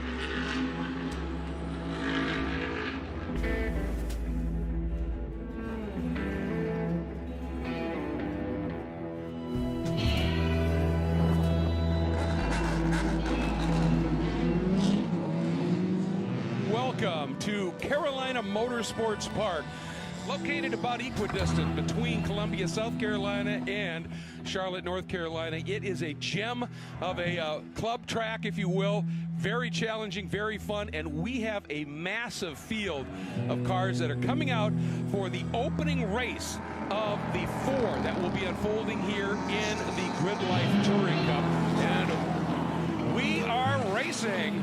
And you can see really close quarter stuff. It's a very short race start. You have maybe a couple hundred yards down to turn 1. I think we're really bad at knowing what we're going to do when we actually get in the car and the adrenaline starts pumping. Because there's no adrenaline pumping when you're wrenching on the car. So you can just like do exactly what you signed up to do. But it's so different when you get out on the track.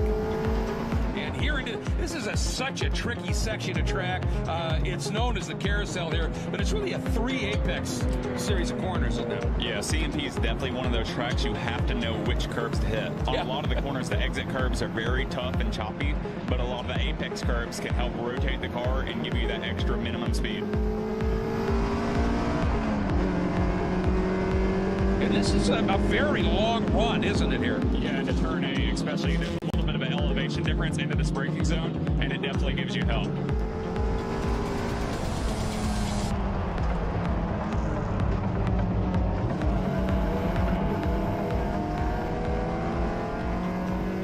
And through 8 to that quick flick at 9, and now into this wickedly quick kink here. Turn 10, they're carrying some serious speed here. Oh, how really pounding that curb. You can see it unsettled the car. My big fear is in the kink. The kink is a really fast right-hander with a ton of curb that you can clobber. Going over that curb unsettles the car a little bit, so I had like a big lift from 110, let off, 103 through the kink. With my aero, it's fine. With my power level, it's fine. With my grip level, it's fine. But I'm a novice driver. I'm a new driver here. I don't want to do something totally awful.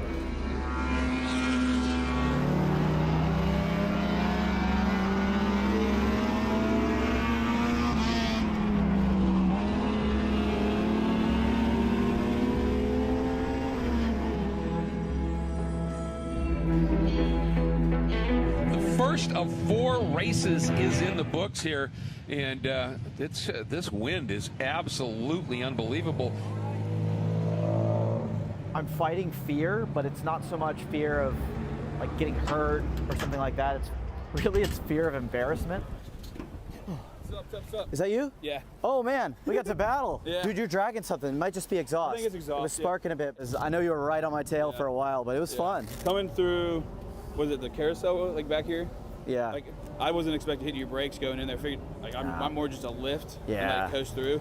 So you caught me off guard on that one. Sorry about that. Yeah, it's just like people, I don't have confidence yet in some of those turns. Yeah. But That was fun. Good stuff, man. Yeah. I don't think I'm running up against the wall of like, this is all I'm capable of as a driver, but it is disappointing. Yeah, I'm looking for more of a result, and I just have to figure out how to get it.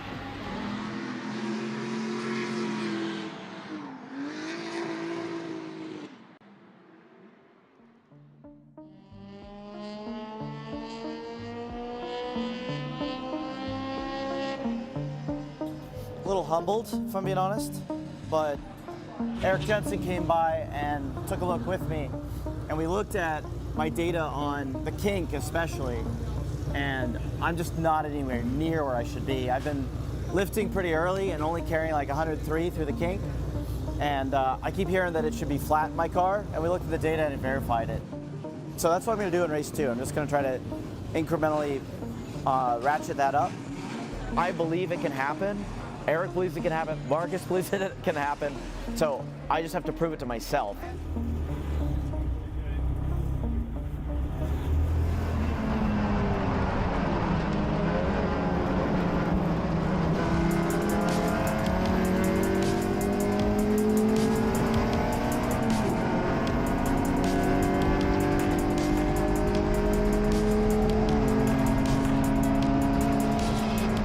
Talking with Jensen, he was like, you just gotta attack it. Don't be scared of that. Like, be brave. Like, go do it. He said, you know, work up incrementally.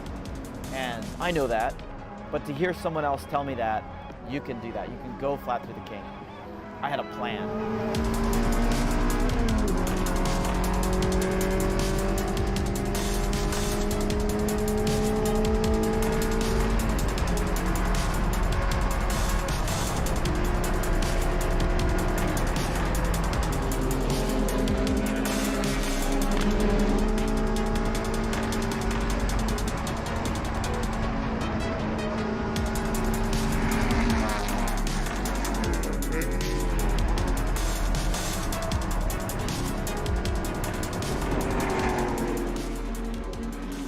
I went out, I built a little speed, and then somebody in front of me, I felt like I needed to catch them, and all of a sudden that little bit of fear that was left my mind, and I was like, I'm gonna catch this guy.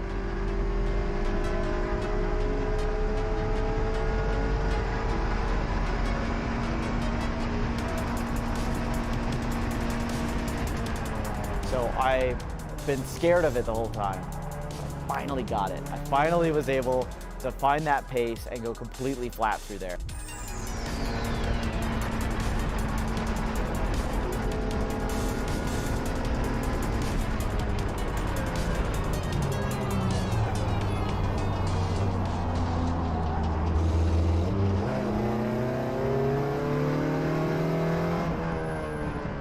Do you know the silver E46 562? Yeah. Do you know where he's paddocked? I gotta go apologize, I've dive bombed him. I'm still overdriving the car and not doing what I can out of it. Pick up time or? I did, I got a 149.5, so I broke under 150, and I'm very comfortable going flat through the kink now. So, nice, yeah. there you go. In fact, I'm looking for that guy. Have you seen a 562 silver E46? And I was coming up on him really quick into 11. Oh, yes. That's him, perfect. Oh, yeah, I'll get you coffee later. Who's the E46, is that you? This one, yeah. E46. Oh, that's Who's this guy? Yeah, so you need to apologize to him? What'd you do? I thought I was going to rear end him, so I dive bombed him instead. Oh. He did a great job keeping it clean, but... I told him when he gets out here, you're going to whoop his ass. Yeah, okay, good. Is this you? That's my car, but I wasn't driving. Oh, okay. Kevin Bandy, I was in that white Miata. Oh, right, I thought I was going to rear end you, and so I just made a quick judgment, and I dive bombed you there, but you gave me so much. 11. Yeah, that was fun.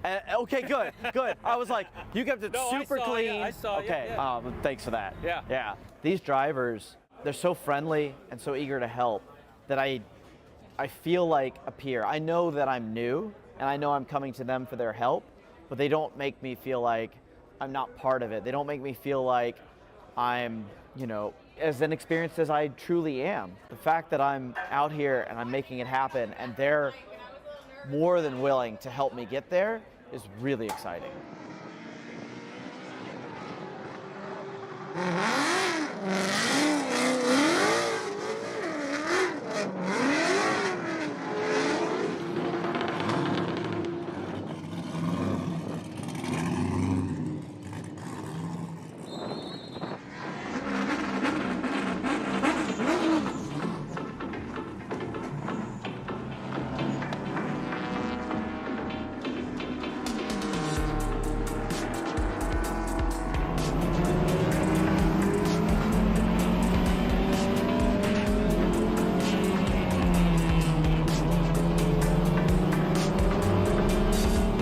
learned that mindset is like the biggest thing, at least coming from not having raced before. It's just that really close dueling, and you're right up next to another car, and you got to figure out, what are they thinking, what are they thinking, what are they about to do, when do I need to brake early to not run into the back of somebody, or when can I switch over and gain an advantage because I know they're going to run wide. That kind of stuff was really fun.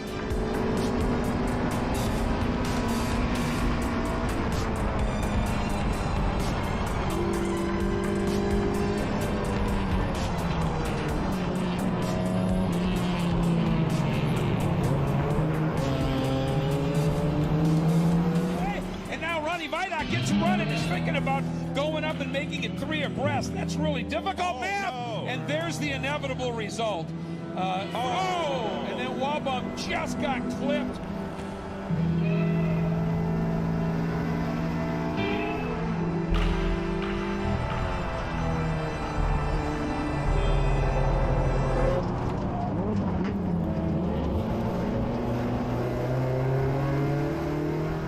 There's the full course yellow. There it is. So everybody's going to scrunch up. Here comes our pace car. And you can see Warmup right in the middle of the track here. So they had absolutely no option but to throw this full course caution. I mean, safety is always paramount. Here's a new variable. Now there's something to avoid.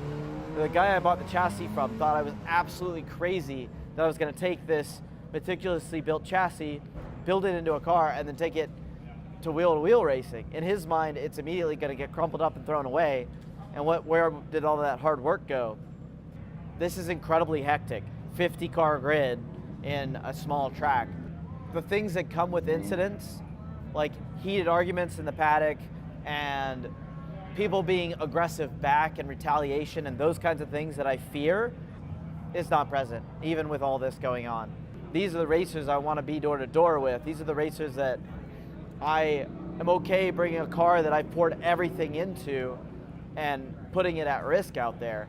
The hard thing about building a car and building a driver at the same time is like your learning curve is just steeper than Mount Everest. Like for me, I was an idiot. I built a 500 horsepower car, so it was, traveling twice the speed. Terrifying to get to that limit. Yeah, exactly. Which is just stupid. If I could go back and do it again, I'd be like, buy a spec Miata, you idiot. Right. Going into race 4, I didn't have any specific strategy. Like, I know I picked up pace in race 3, so I really wanted to just see, could I move up? Can I race clean? Can I improve my times, do better? And race 4, it all clicked.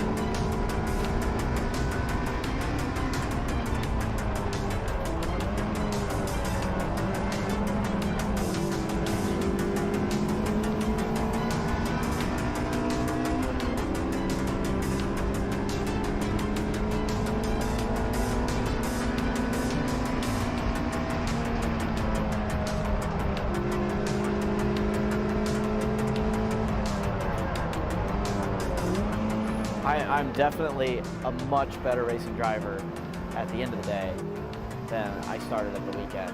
I went from, wow, I'm all the way at the back, to I am racing and I am improving by huge amounts, and I'm actually making positions up. I'm moving up.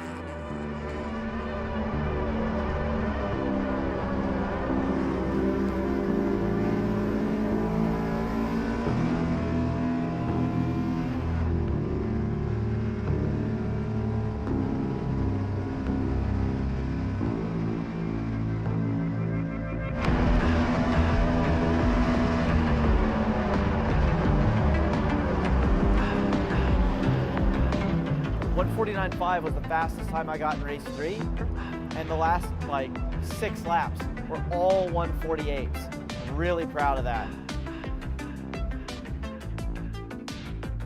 I am on cloud 9. Like, this is what I'm here for. I got that experience. I'm getting that experience, and there's so much more left in the year. I know I've got a car that is more capable than I am driving so far, and I know I'm capable of driving much better. I still don't have my sights set necessarily on trying to be at the pointy end, but I'm really still excited about being in great mid-pack battles. These drivers are phenomenal, and these cars are dialed in. So as I develop the car, as I grow as a driver, it's going to be more and more rewarding. And yeah, probably way harder to say I'm going to do less of this next year.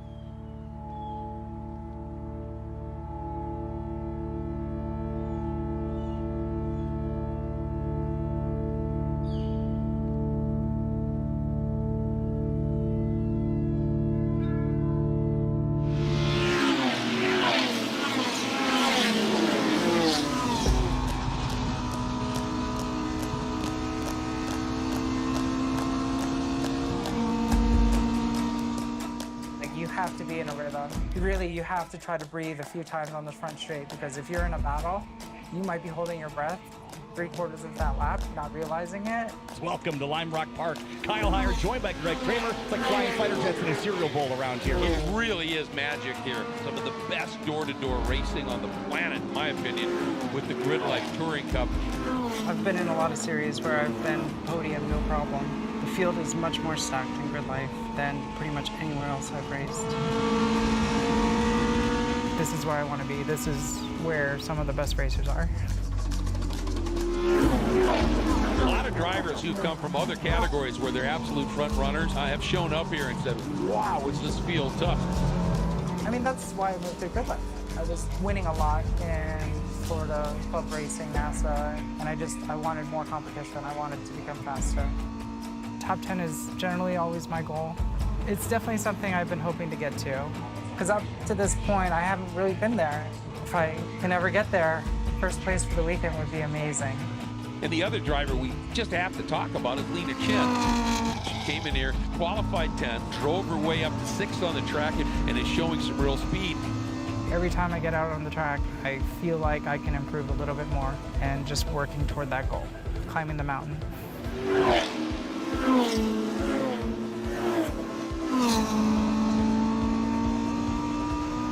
Nick Barbado was in front of me, E36 BMW, multi-time national NASA champion. He was the guy I wanted to pass. Look at Lena, woo, side by side there. Granted, this is his home track, so it was a little more difficult to get around him.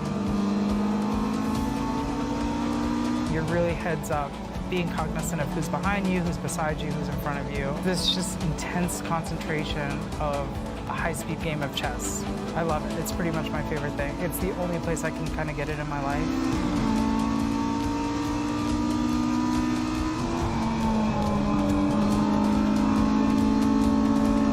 I'm always checking to see who's coming from behind. If I have a bigger gap from behind, I know I can take a little more battle to the person in front of me. You kind of just stay behind them until they make a mistake. You put the pressure on them. No, I don't want them to make a mistake, but I want them to know, hey, I'm right here, and if you do make a mistake, I'm probably going to take advantage. Big cloud of dust out of turn 7.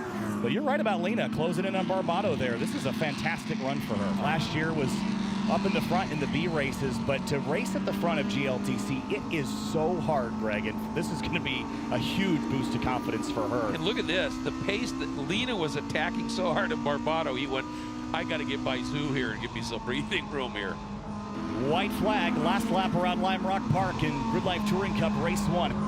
And I had one more dive in on Kevin Zhu. Yeah, coming out of Big Bend into the left-hander. I had actually gotten up on his rear quarter panel before he kind of came over, and I was like, oh, you know, probably could have forced the subject a little more. You have to make the best decision you can at the time.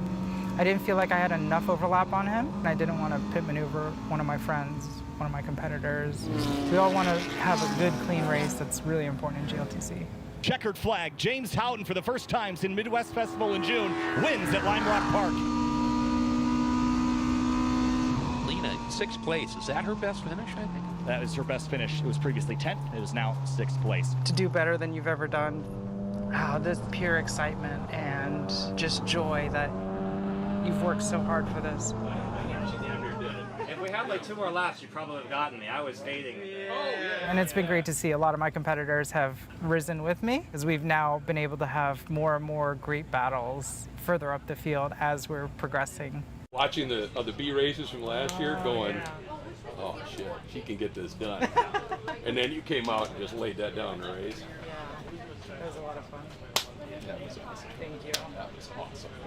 Trying to do something. Yeah. Well, you're doing well. That was so cool.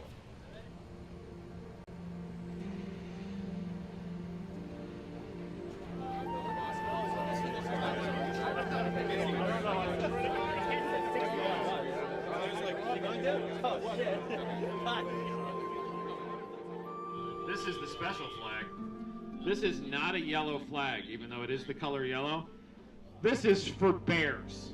I don't want you to put the car where it might not work. I want you to put it where you know it will work. If you go 2, 3 wide into a turn, I want you to hold your relative position towards the inside or outside of that racetrack. You do not get to... I think there is a high level of respect needed to race this hard, this close. It does happen. We've all had incidents. We're all trying to improve. It's important to race your friends hard, but we don't want to put anyone, including ourselves, in danger while trying to do it right. Hi, everybody, and good morning. A beautiful Saturday, August 17th, as we get ready to go racing for the second time this weekend for the A Group. James Houghton, Matan Rosenberg started the front row. It's Marchev and Lena Chin in row 2. This is, I think, a career weekend for Lena with the way she's going. Best finish, best qualifying, and now highest start. She starts 4th. Having only 2 cars in front of me was an amazing feeling. I had no idea how I would be able to hold on to 4th. Just trusting that they will give you the same level of respect back that you want to put out there. I wanted to prove to them that I did belong at the front of the field. Your 27-car field for GLTC Race 2A. Pace car, the Nissan GTR, is going to peel off and head down the pit lane. Green flag flies and we're racing again at LRP. 5 abreast heading in to Big Bend, and from the outside, beautiful move, Matan Rosenberg in that big Corvette. Look at Lena Chin up to 3rd place. She took out an opportunity from the outside of row 2. It's intense. A lot to think about while you're racing, trying to do, really perfect the laps, but I kind of love it. In certain parts of the track, when you get a second, I might look in the rearview mirror to see if Tony had gained or fallen back from me, to see where I might be stronger, where he might be stronger. And Houghton just setting fast lap. Lena Chin, though, right on his 6th, and bringing Marchev right along with her here. Tony had a couple good runs on me on the downhill, so as soon as we got on the straight, I took a defensive position on the inside of 1. If he wanted to get me, he would have to do the move that I do, which is take him on the outside. Marchev taking a look here. Lena Chin right down the middle of the track saying, if you're going to do it, go around the outside. And Marchev just could not quite make that work. Because it was super intense, having to defend almost every lap. Lena Chin is just having a career day here. Tony Marchev wants something to say about that, but then overshoots into Big Bend just a little bit and loses about 4 car lengths. It's this super fine line of being at the edge of grip and actually sliding. So slip angle is fastest. When the car is absolutely neutral through the corner, you almost free your hands a little bit in the turn versus having to do a correction. Once you start doing a correction, you're slower. It's almost like a ballet where you're just like right there. You have to be very smooth, but very, specific about the moves that you're doing in the car. Here's the thing, comfort builds confidence, and confidence builds speed. When you're confident, you're going to go fast. So right now, Lena is sticking right with two of the top points people and two of the fastest drivers in this series. Talk about, as we said, a career event. I saw the white and I was like, oh, thank goodness. I had enough gap to Tony, so I wasn't going to push too hard on the last lap because I didn't want to make a mistake. Here they come. Checkered flag. Baton Rosenberg wins at Lime Rock Park. I banged on my steering wheel. I was like, yeah. It felt really special because it's like, you know, I was there. For Lena Chin, her first podium ever in Grid Life Touring Cup. Man, is she showing everybody that she is for real in GLTC at the sharp end. Fuck yeah! Fuck yeah! Fuck yeah! You were hanging it, dude. I was hanging. Dude, that was awesome. Oh, good it was work. so much fun. That was like a good drive. You look like I've been wanting to be there a long time. Since my first race in 2022, so. And I was like, oh, I'm gonna get you. Oh, I'm gonna try. I'm gonna try. And I was like, oh no, not gonna work out. Not gonna work out. So, but it was it was a really nice job. You know, what you did with defense. So. I had the goal before this weekend, top 10. If I'm top 10, I'll be happy. Okay. Oh, I want to be here all the time. Right? It feels great. It feels good. Feels great. Feels great. And to note, for those that aren't familiar, Grid Life Touring Cup is balanced with power, weight, and tire, and everyone is supposed to be at their power to weight. Going to the dyno for impound was a new thing for me. So every race they bring out the scales, and depending on that weight determines how much horsepower you're allowed to have for the race. So we have a dynamometer down in the paddock that after the race, a couple of select cars, usually the Podium, and then a couple other random cars are gone up and they're measured to see how much power they're making. If your engine makes too much horsepower, that car is going to get penalized. Dynamometer is a device used to measure the amount of horsepower in a car. It uses some math, a very large metal drum. You put the drive wheels on the drum, and as it spins, it calculates the amount of horsepower your car makes. And went in a little nervous, but no problem. Last time I dynoed it, which was earlier this year, nothing in the car has really changed, that I'd be okay. And yeah, I kind of blew the dyno. A little upsetting. It wasn't by much. 2 of the runs were 3 horsepower over, and then 1 was 6 horsepower over. 6 horsepower is enough to DQ you. I don't think 6 horsepower is enough to really feel. Worked with dynos for years. I was a dyno operator for years. It can change from day to day. After that race, I talked to Andy and we decided to pull out some more power from the car just to make sure that I'm legal. I don't ever want to be illegal. I didn't think I was, so it's just sometimes the dyno gets you.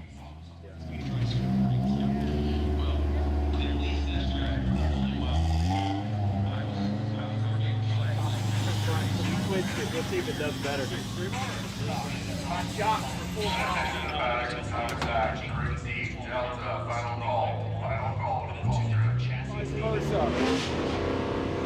Predictability, okay? If you both are okay with racing that way, that's fine, but be sure that the drivers around you know what's coming, okay? Anything else? Race 3 is coming up. We know the statistics on race 3. Don't be a number on a spreadsheet. We know how Grid Life spreadsheets works, okay? All right, let's keep it up this weekend. So far, this is our best festival weekend for incidents. Knock on every piece of wood. It's up to you, fuckers. All right. Thank you. To the Valley GLTC drivers and cars for race 3, Group B, Bravo. Report to the false grid. GLTC drivers and cars for the false grid for Group B, Bravo. With our 60 field entrants this weekend, each of these 4 races is split into 2 components, a B race and an A race, with the B race being the slower 30 of the 60 and the A race being the faster group. And interestingly, you'll note the bright blue Honda S2000 leading us to the green flag. Greg, she was on podium in race 2A, but dyno. Yeah, just a tick over, and it really wasn't enough to offer a huge performance advantage in any way, but rules are rules. And Lena understands that. You know, she was surprised to be over it. Well, again, just very little. So she'll just put her head down, race hard there in that bright blue S2000. So I got relegated to B race, but I was starting first in B race. It's not a lesser skill, it's not a lesser driver, it's just more on lap time. I'm just gonna run my race. Here we go. Cars are coming down. Chin on the pole.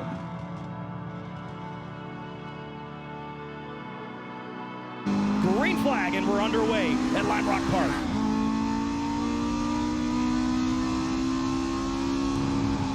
Kevin Zhu has a look at the inside of Kevin Bandy. Brian Leonard, big dodge and weave to try to miss Zach Lavoie.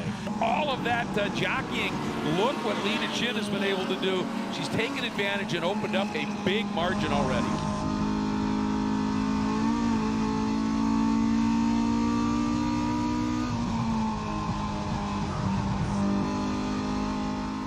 Lena has just dropped everybody at this stage. And you can see catching almost a little air up and over that uphill turn. Thankfully, there were some battles happening behind me and checked out from the field a little bit. The course is very fast. It's less than a minute lap time. With it being so quick, it's easier for me to get into the flow of the track. You just kind of get into this mental headspace. Yeah, front stretch, you're on driver's left. Brake at the 2. Start turning in toward the middle of track to try to hit the first apex into Big Bend. Not too heavy on the brakes, but not too light either. Let the car drift out about a car length and a half for the left-hander. Brake until you can see the exit. Bring it onto the curb. Turn it back the other way for the next corner. Don't go over the curb because it is rough. Carry your speed out down the no-name straight. Get ready for the uphill. Expect a little bit of understeer. Let the uphill grab you. Over the hill. Enjoy the ride. Go down to West Bend. Hit the apex. Go down the hill. Breathe off the gas. Once you feel the compression, back on the gas. And then you're back on the front straight. Should only take 58 and some change seconds. I noticed my body's a lot more sore at this race than most races. Just the constant G-forces. You know, your body doesn't have a chance to kind of relax and chill. Like the amount of times we're under a G and a half, maybe up to 1.75 Gs of cornering force is substantial here. Well, Lena Chin, after getting bumped to the B group after failing post-race tech last time out, she is going to go back to victory lane. GRIDLIFE Touring Cup Race 3B. Lena Chin wins it here at Lime Rock Park. Well, how was your little single session out there by yourself? It was a great laughing session. I really enjoyed it. My wife's rooting for you on the live stream. Oh, tell her thank you. It was nice to win race 3. But I love coming back to the paddock and just congratulating and hugging a competitor because we had such a good race, and that's really the fun part. It's more than the win. Yeah, it's about the good battles. It's about the good memories and pushing yourself to be better. Race 4 starting in the back of 8. I came from the mid-pack, so I'm no stranger to it. Just got to move up again. Sometimes you feel like a hero for a bit, and then all of a sudden people start getting faster and faster, and you're like, oh, it's not there anymore. And then that's when you get into a few more battles. I've done these back races, you know, starting from the back. They're fun. They're a good time. It's party time. One last race for GLTC at GRIDLIFE Circuit Legends. This weekend, you know, called Circuit Legends, and it's about as apropos as it gets because Sam Posey, a legend here, Paul Newman, a legend here, Skip Barber, and then, of course, the new legends that are getting formed in GRIDLIFE. And here comes Lena Chin as working through on Robertson. And the one thing to watch here is Lena Chin, folks. She is an absolute master of the outside pass. I've been called the queen of outside passing, which is kind of funny. There's really only one passing zone at this track. Turn 1 is Big Bend. My car has a ton of grip here, and yeah, I can just hold my line really well on the outside for turn 1, and then by turn 2, I now have the inside, and I was able to kind of hold it out there and make up a few positions.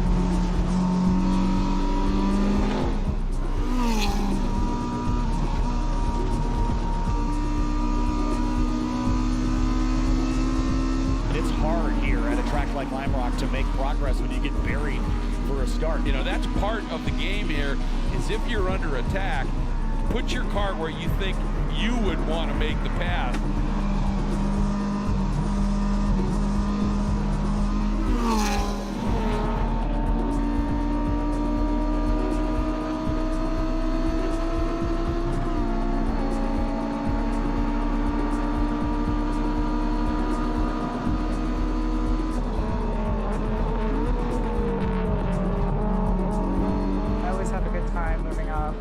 The racecraft.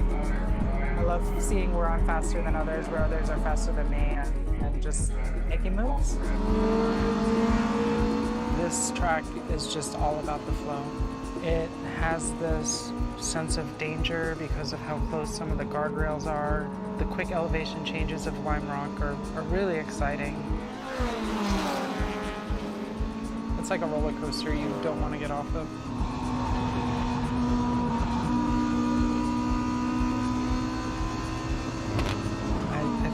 Greg said it best, is once you start getting up there, one, you hope that you continue to stay up there, but two, I think that confidence you get kind of sticks with you. We have a new fast lap set in the race. Alina Chin. Really? Just put the fast lap up on the board, a 59.12. Fast lap in this group, that says something. I finished 16th, got the Hard Charger Award and the fastest lap of the race. I think it's cool that I know it's possible. The art of possible is nice. You know, I started questioning how good I was.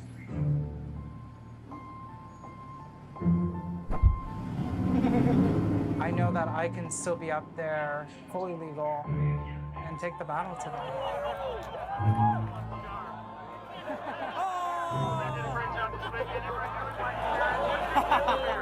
Some people get frustrated, they're like, oh, I should be up there, but I'm like, listen, like, the weekend happens, right? Like, I want to go out and have a good time. I want to play with my friends. You know, it's not the only time I'm going to be up there, and it wasn't a fluke. No, it sure as hell was. No, it's coming up. Just Seriously, seeing you. great racing. Thank Good weekend. you. I love this track. I love this race. I want to get a podium in a race. That's next step. I did my top 5 wins. If I can ever get there, first place for the weekend would be amazing. Just keep on improving, you know?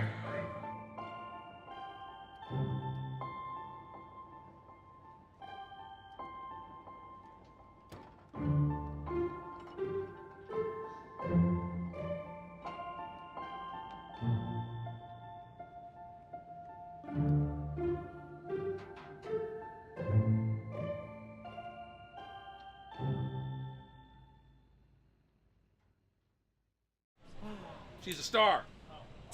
That's true. She is a star, bona fide.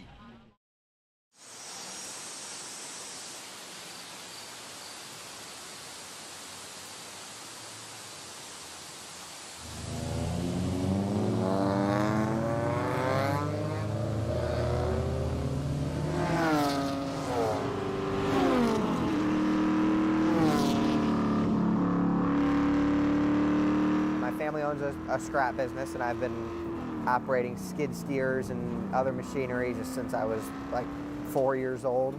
So I guess that's how I've always been. Like, I just like to operate and drive stuff to their limit. It's always been in me.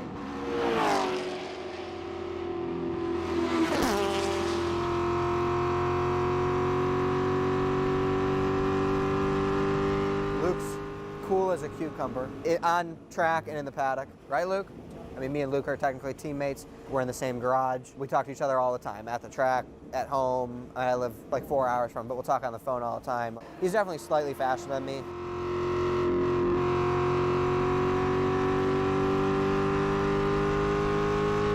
Practice, I was like fighting my mindset. I knew what times I should be running close to, and I was like, I am way off. Like, I don't really know if the car's making as much power as it should be, or if it's making too much.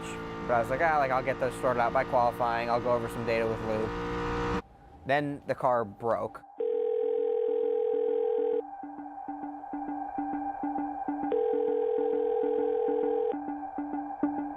Okay, got a problem here. Road America, cool down lap, car shuts down, doesn't really have any faults, oil pressure looks fine.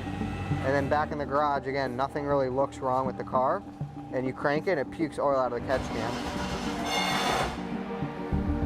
The fuel pressure's fine. The spark, we checked one spark plug was okay. So why would that happen exactly? Eric Magnuson, he has an LS in his car. Luke, Adam Ulrich, like all of them have LSs with dry sump systems. It's like, oh, have you ever seen this? Like, is this something you've ever dealt with? Okay, let's pull this apart and watch this while it cranks. Let's pull this apart and watch this while it cranks. No, I know, but can you see a rocker arm to see if like a timing chain broke or something? Does that all look like it's still plugged in? The stress was definitely building a lot because at that point I still felt like I could make qualifying and I still felt like my race weekend was salvageable. I just like didn't want to believe it was like a mechanical problem that was gonna stop my weekend.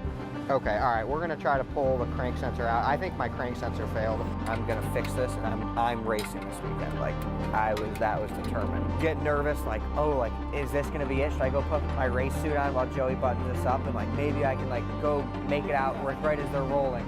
All right, go ahead, crank it.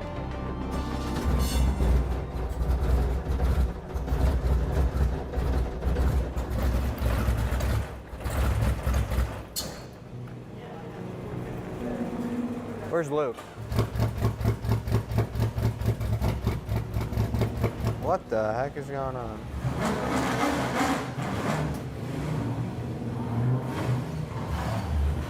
No, it's still not fixed. We've got cars on course right now for GridLife Touring Cup qualifying. Missing from the top 20 is the runner-up in the championship right now. That's Matan Rosenberg. And I don't see him. I don't know if I saw him. I don't think anywhere. I've seen him come across us either. And as far as I knew, everything was running well for him. Yeah. But he does not appear to have made a lap so far.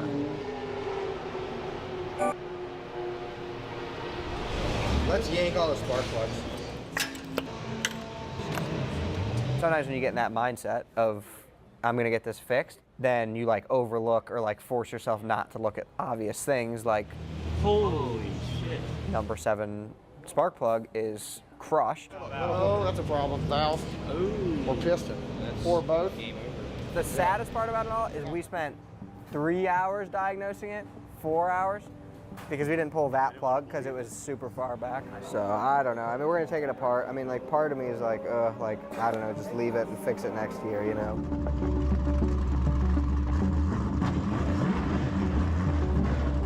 It is what it is. Like being upset about it doesn't help. So like you're like fighting, am I gonna go like mope around the track or like, you know, pack up all my stuff and just go home and be upset about it? You can't let yourself go down that road.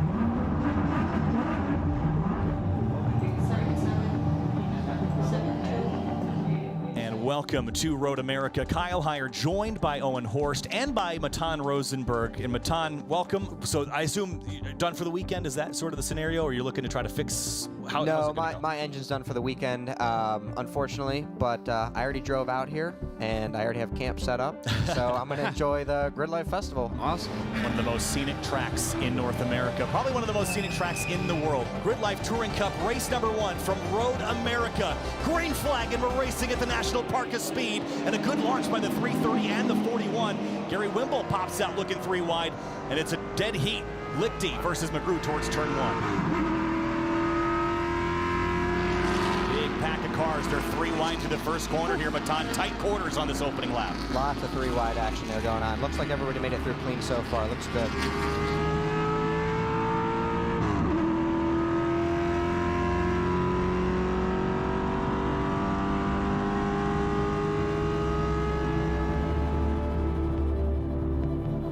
It was difficult watching there. Like, you kind of have to think to yourself, like, man, like, could I have been challenging that guy right now? You know, like, could I have been fighting for that spot? Defense from the 7 down towards turn 5. Same with Aaron. I think Luke was side by side with Eric Magnuson. Looks like they single filed out Dana's now. keep holding it together. Can he hold it around the outside of turn 7 here? Big wiggle, he's off, and Wimble spins.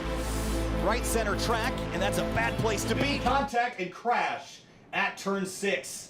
And Eric Cattill's nose collected from there a little bit too. All punched in. Yeah. And that is going to be very, very frustrating. We saw Austin Hurdle in there. We saw Tyler Pappas in the midst of all that. Yeah, full course yellow in this one. Let's have a look at the replay of this incident. Not everybody's dealt with crash damage, but almost all of us have assembled our cars. They spent all the money and time to get here. They put in all the hours and hours and hours in their garage, at their shop, and it's like gone. right?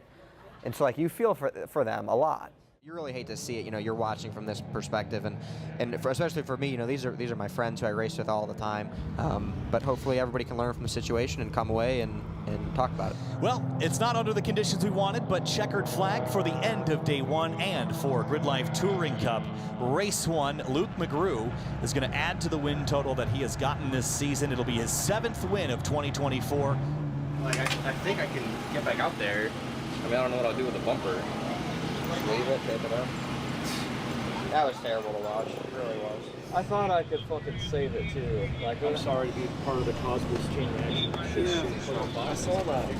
I think the mindset you need to have is just be as clean as you can on track at all times, but still you have to know in the back of your head, anything can happen to anybody, at any time. I mean, you can get just caught up in something, and that's just kind of what happened this weekend. Shit has hit the figurative fan, and there's a lot of guys here that love to jump in and solve problems. And so when that happens, you just try to build up a little enthusiasm, empathize with the person who's struggling, and help them out. This series, more than any other, seems to bring the best out of people. It's like an insurance policy, right? Like knowing that the collective will come to support you when you have an individual bad day or bad experience. So I want to pitch in with the guys, and part of that's because I enjoy the challenge, and another part of it is because I know they do the same for me.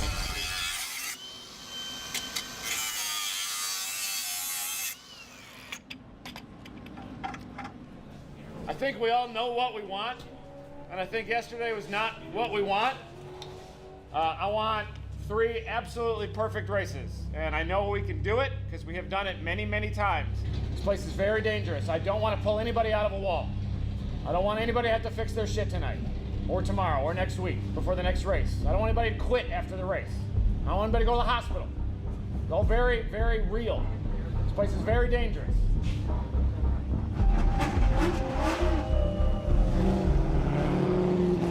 Yesterday, we didn't get the race that we were hoping for, Matan. An early accident at turn 7 after a spin. Unfortunately, Austin Hurdle's weekend looks to be over and done with. The car should be repairable. Eric Catil, though, he got his car repaired, and I saw that car out here this morning. He looks good to go.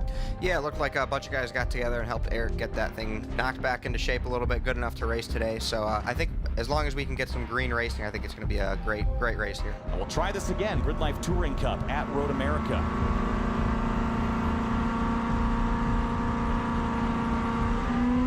Flag flies. Magnussen gets a great launch in the 330. They're side by side down towards turn 1.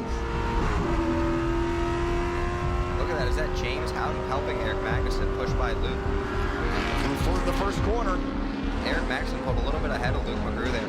Luke's car is going to be real strong in this middle straight, so it'll be interesting to see how he closes the gap here. You, in your own car, you only have control of what you are doing. You make the decision of how much room you leave and how close to the limit you're going to push it. And it is only amplified and more obvious when you're in a car racing, doing 100 through the kink next to somebody, right? Everybody has to be precise, everybody has to be on their game, everybody has to be in the right mindset of, I'm not going to make a move when it really isn't there. Now coming up through Billy Mitchell Bend, turn 13, Magnussen with the 7 trailing hot on his heels.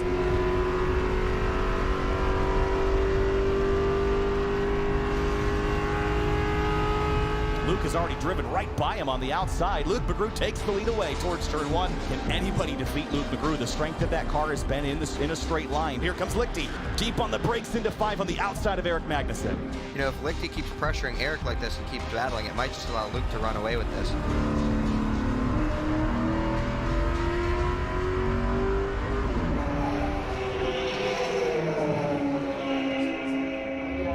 Looks like the pace car is coming out here, Kyle.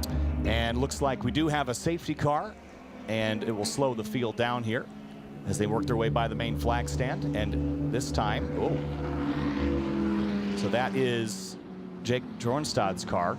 Is that Jake? It looks like there might be a fire inside. Yeah, there is a fire in the car. You see Jake getting out of the way, getting out of the car and to safety as quickly as he can. You see red flag now. Red flag, red flag.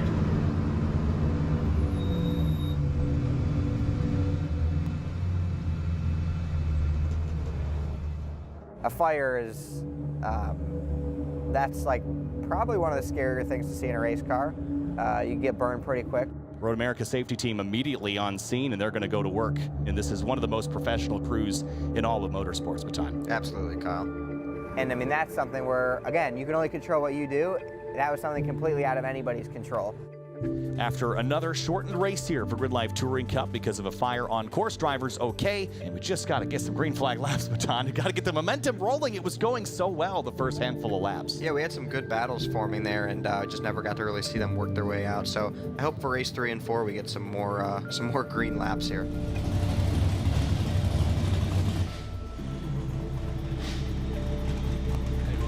Coming into the weekend, most of the time I try to focus on building on the previous weekend, and that gets real difficult because you can have one setback, one little thing can ruin a session for you, and then you feel like you've gone 2 steps back.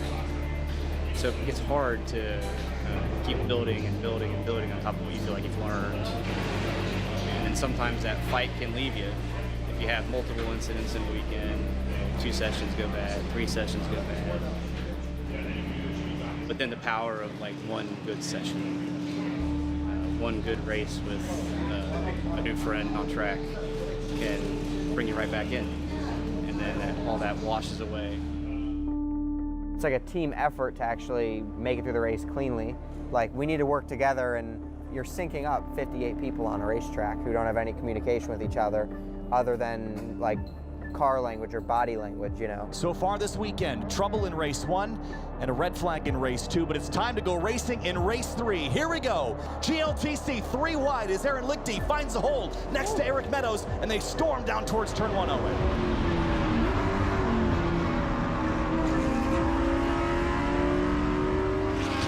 Tight. 3 wide with Tony Marchev, Emil Tab, down towards turn 3. Pretty orderly, all things considered. Yeah, looks like Aaron Lichty was able to take advantage of that braking zone in turn 1 and pull away with a little bit of an early lead here. Now he's got to be on defense. My mindset, I feel like the harder I try, the harder it gets. So I try to relax. I try to let things come to me naturally. Don't force anything. The second I start forcing things or trying to make things happen, it's desperate. I always keep the word desperate in the back of my mind. Don't be desperate, Aaron. Don't hope, right? Just drive what you know. Take what comes to you. Just always keep in the back of my mind that I want to load a shiny car on the trailer at the end of the day, and I want to have as many friends or maybe a few more than I showed up to the weekend with. That's my mindset. Lichty leads. Powers up. Oh yeah, but not for long. Here comes the 7.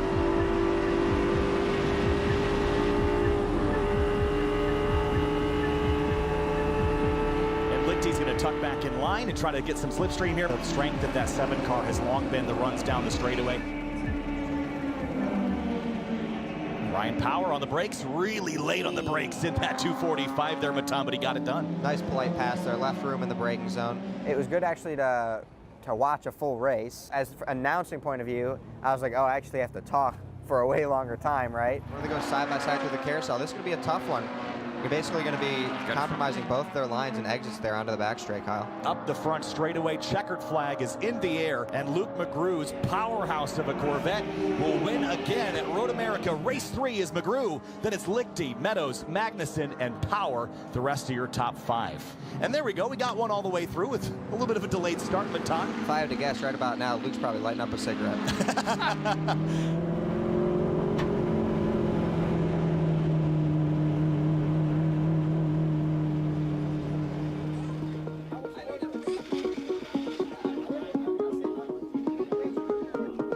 So the ratio of working on the car to getting to drive the car.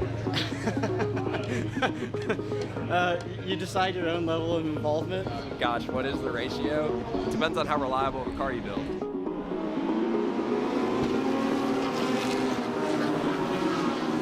What do we get in a week? An hour and a half of track time? So it's somewhere between 10 and 30 to 1. So why'd you ask me that? I'm like, damn, this is a bad investment. Like, when you look at it, it doesn't really make any sense. Like, this event, I'll be driving close to 16 hours both ways, and I'll be on track for, what is it, like an hour and a half or something like that? Driving the car is worth way more than the hours spent in the garage working on the car. No matter if you're one of the guys that's just changing oil between events, or you're trying to get every last little bit, corner balance and alignments, dyno, all that stuff, I mean, it's worth it in the end to come out and, you know, those clean races, those ones you come back from and you're just hanging with your buddies, that's worth a lot. I try to act like the car is the person. So it's not that I'm racing at S2000, you know, I'm racing Lena. You know, I'm not racing a Corvette, I'm racing Luke. And here comes Houghton, 3 wide up to turn 6. This is going to be a squeeze. Waldbaum has to back out. Magnuson takes advantage, Owen into 6, and they're side by side for what's 3rd place now. Yeah, I think that really just shows the level and skill and also care that our drivers really understand when they're driving out there on the track. They just actually love to be here, and they're not just out there to glory hunt. You know, they want to just love driving, and that's what they're doing. Full green race is perfection, pretty much. From all 58 drivers, for 58 people to be all aligned in the same thinking, it's pretty special. Scott Heckert picks up his first GRIDLIFE Touring Cup win, and it is a Corvette Sweet Baton here at Road America. Great job, guys. You got it all.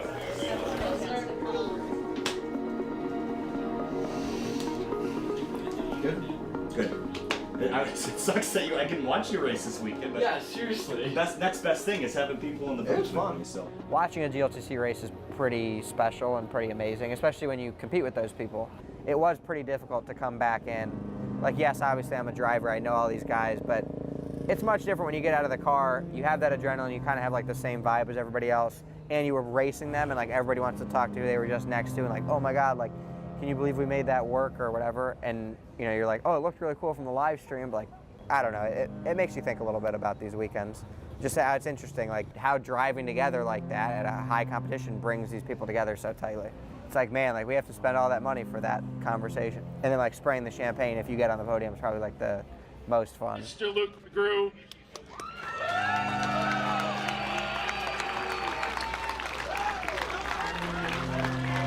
Best family we ever could ask. We never ever imagined this series being this way. And we thank you all so much for being GRIDLIFE. You guys are GRIDLIFE. We're just here to help. Have the best night. For the past 4 years, like this is what I do, which is like close to a quarter of my life. There's times where you're like just really drained and you're like, yeah, I kind of wish I could quit, but you have all these people who support you. Like, you can't let all these other people down. I've put in the effort to get here, and I have the capability, I think, to do well and potentially, you know, win or do well in a season championship. And so it's like, well, I kind of want to prove it to myself I can do it too.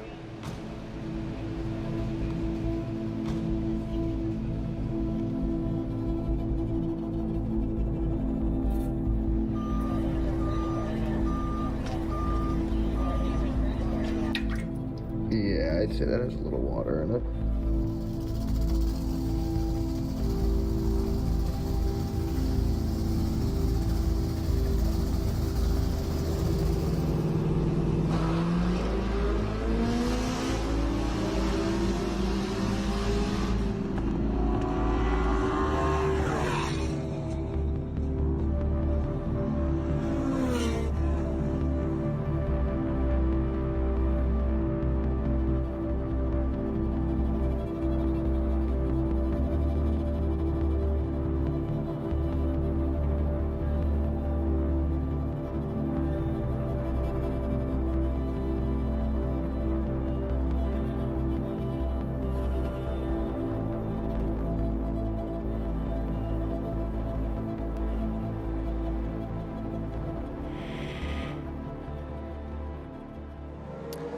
GRIDLIFE South Carolina is back for a 3rd consecutive year, round 1 of 9 of the 2025 GRIDLIFE competition season. And welcome back to a beautiful sunny Sunday here in Kershaw. Kyle Heyer joined by Blair Hosey from Rush Auto Works. Blair, welcome aboard for this final race of the weekend for the GRIDLIFE Rush Series. So excited to have you. Kyle, thanks for having me, man. You know, obviously would love to be out there driving. These guys are super awesome to race with, but this is the next best thing. Get to sit here and watch the race with Kyle and announce with you. Yeah, we've been talking all weekend about a little bit of a rebranding from what was the GRIDLIFE Rush SR Series to the GRIDLIFE Rush Series. That's because it's not just going to be the SR car on track this year. We've got the debut of the new Rush SRX coming this year. Yeah, we're super excited. You know, everybody's seen how awesome the racing can be with the SR, and we're just ready to bring some of the GRIDLIFE that's faster and, you know, puts on a better show, right? So the SRX is about 80% the same car as the SR. We've gone wider. It has way more grip, full slicks, way more aero, you know, front and rear. We've gone to a dual element rear wing with a full DRS system. No activation zones, unlike F1, so you're going to see a bunch of really fast passes down the straightaway. Best thing is we fully redone the motor. So pistons, rods, injectors, valves. The standard SR is about 147 horsepower. Standard on the SRX is 250. Even better, we're bringing push to pass the GRIDLIFE. So bringing a blend of F1 and IndyCar brings the power up to about 290 horsepower. And drivers only get about 150 seconds to use it. So it's going to bring some strategy into GRIDLIFE. Cannot wait to see the debut of the Rush SRX in GRIDLIFE Rush Series competition. Your starting lineup here for the GRIDLIFE Rush Series, race number 4. Front row, it's Ryan Leach and Andy Vogel. Then it's Nico Bratz and Ethan Alexander in row number 2. Gage Hughes and James French share row number 3 with Jalen Batley and Grant Anderson in the 4th row. Nate Hamilton and Evan Shanks share row number 5. It's Evan Shanks' first race weekend here in the GRIDLIFE Rush Series, and he's learned a lot so far. Dude, he's been awesome to work with. You know, I'm partnered with the Rapscallion and Sunoco team. And, you know, Evan's done some testing back home in Dallas. And, yeah, came out this weekend not knowing what he was going to do. And it's been super awesome, super clean, and really, really quick. You know, seeing it on data, because data doesn't lie.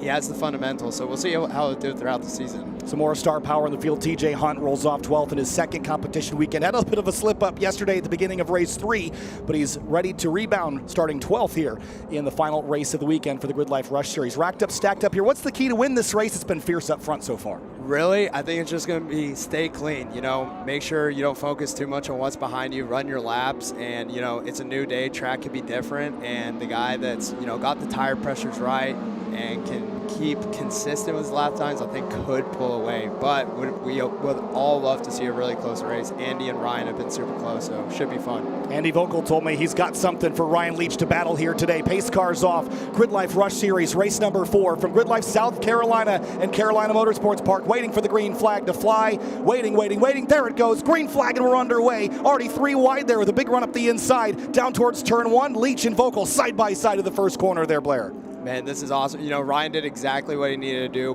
Pushed Andy out into 1. Now he just has to run his race. Getting filtered out here through turn number 3. The track pinches tight here between some big curbs. There's the 227 of AJ Campo, who had some trouble earlier this weekend, but he's rebounded. Looks like Leach leads Vogel up into turns 5 and 6, and it's Bratz, and I think that's the 33 of Ethan Alexander there right behind that red number 7. This is exactly what we wanted to see. We wanted a full, clean lap 1. Hopefully we see it all the way to the end, and get the full racing laps in and start seeing some really, you know, the draft here is big, right? Especially in these cars, as much aero as they have.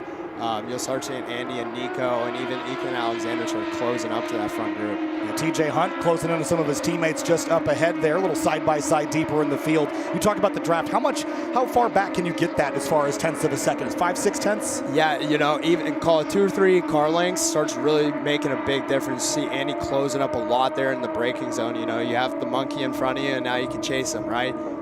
So, you know, Andy's going to see where Ryan's faster. You know, Andy's talented. Track mod champion, race radicals. He's going to adapt throughout the race and figure out how to find those last little bit of tenths to bring the fight towards the end of the race, I think. Yeah, it was a 3-horse race for first place for most of the weekend between the 56, the 34, and the 7. But Ethan Alexander giving Bratz a pretty big run for his money. Then James French in that number 70. We talked about him and his career in endurance racing. Has a couple of 24-hour victories there. So similar machinery as far as feel, downforce. He's right at home in this Rush SR car. Yeah, I think James was kind of my dark horse coming into this weekend. You see him trying to set up a move here into 1 on Ethan Alexander, and he makes it work.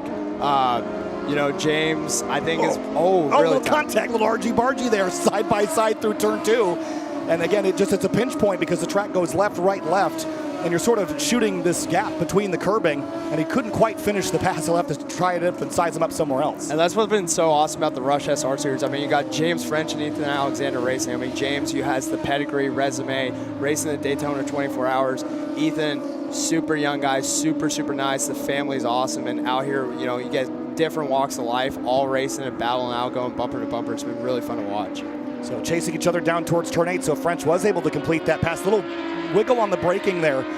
Tell me about the braking in these cars, because they're obviously very lightweight, so the braking performance is very, very good. But the brake bias feels like a very important thing to dial in. Absolutely, and brake bias is completely driver dependent, right? Some people like a little bit more rear brake. Personally, myself, I like to get the car to kind of kick into the corner. Some people like the car to dive in and have a really bunch of front grip going in. We leave brake pads open in the series. You know, it is a spec series, but brake pads are very driver dependent. So you see lots of very different entry styles, depending, especially in these fast top 5. You know, they all kind of have their own driving style, make it work in certain parts of the track, and you kind of get the accordion effect, where it works for some, where it doesn't work for others. This battle for 4th place has been pretty fierce. Ethan Alexander lost his spot last time around, but he's following James French, who kicks out the rear. This is not over yet. No, you can see James really likes that first gear in the last corner. He really used the torque, and that time maybe cracked the throttle a little bit, focusing on Nico Bratz in front. But yeah, don't count out James. Race 1, they made the decision to go to the dry tires when the weather was up in the air. Didn't pay off, and the front went with the wets.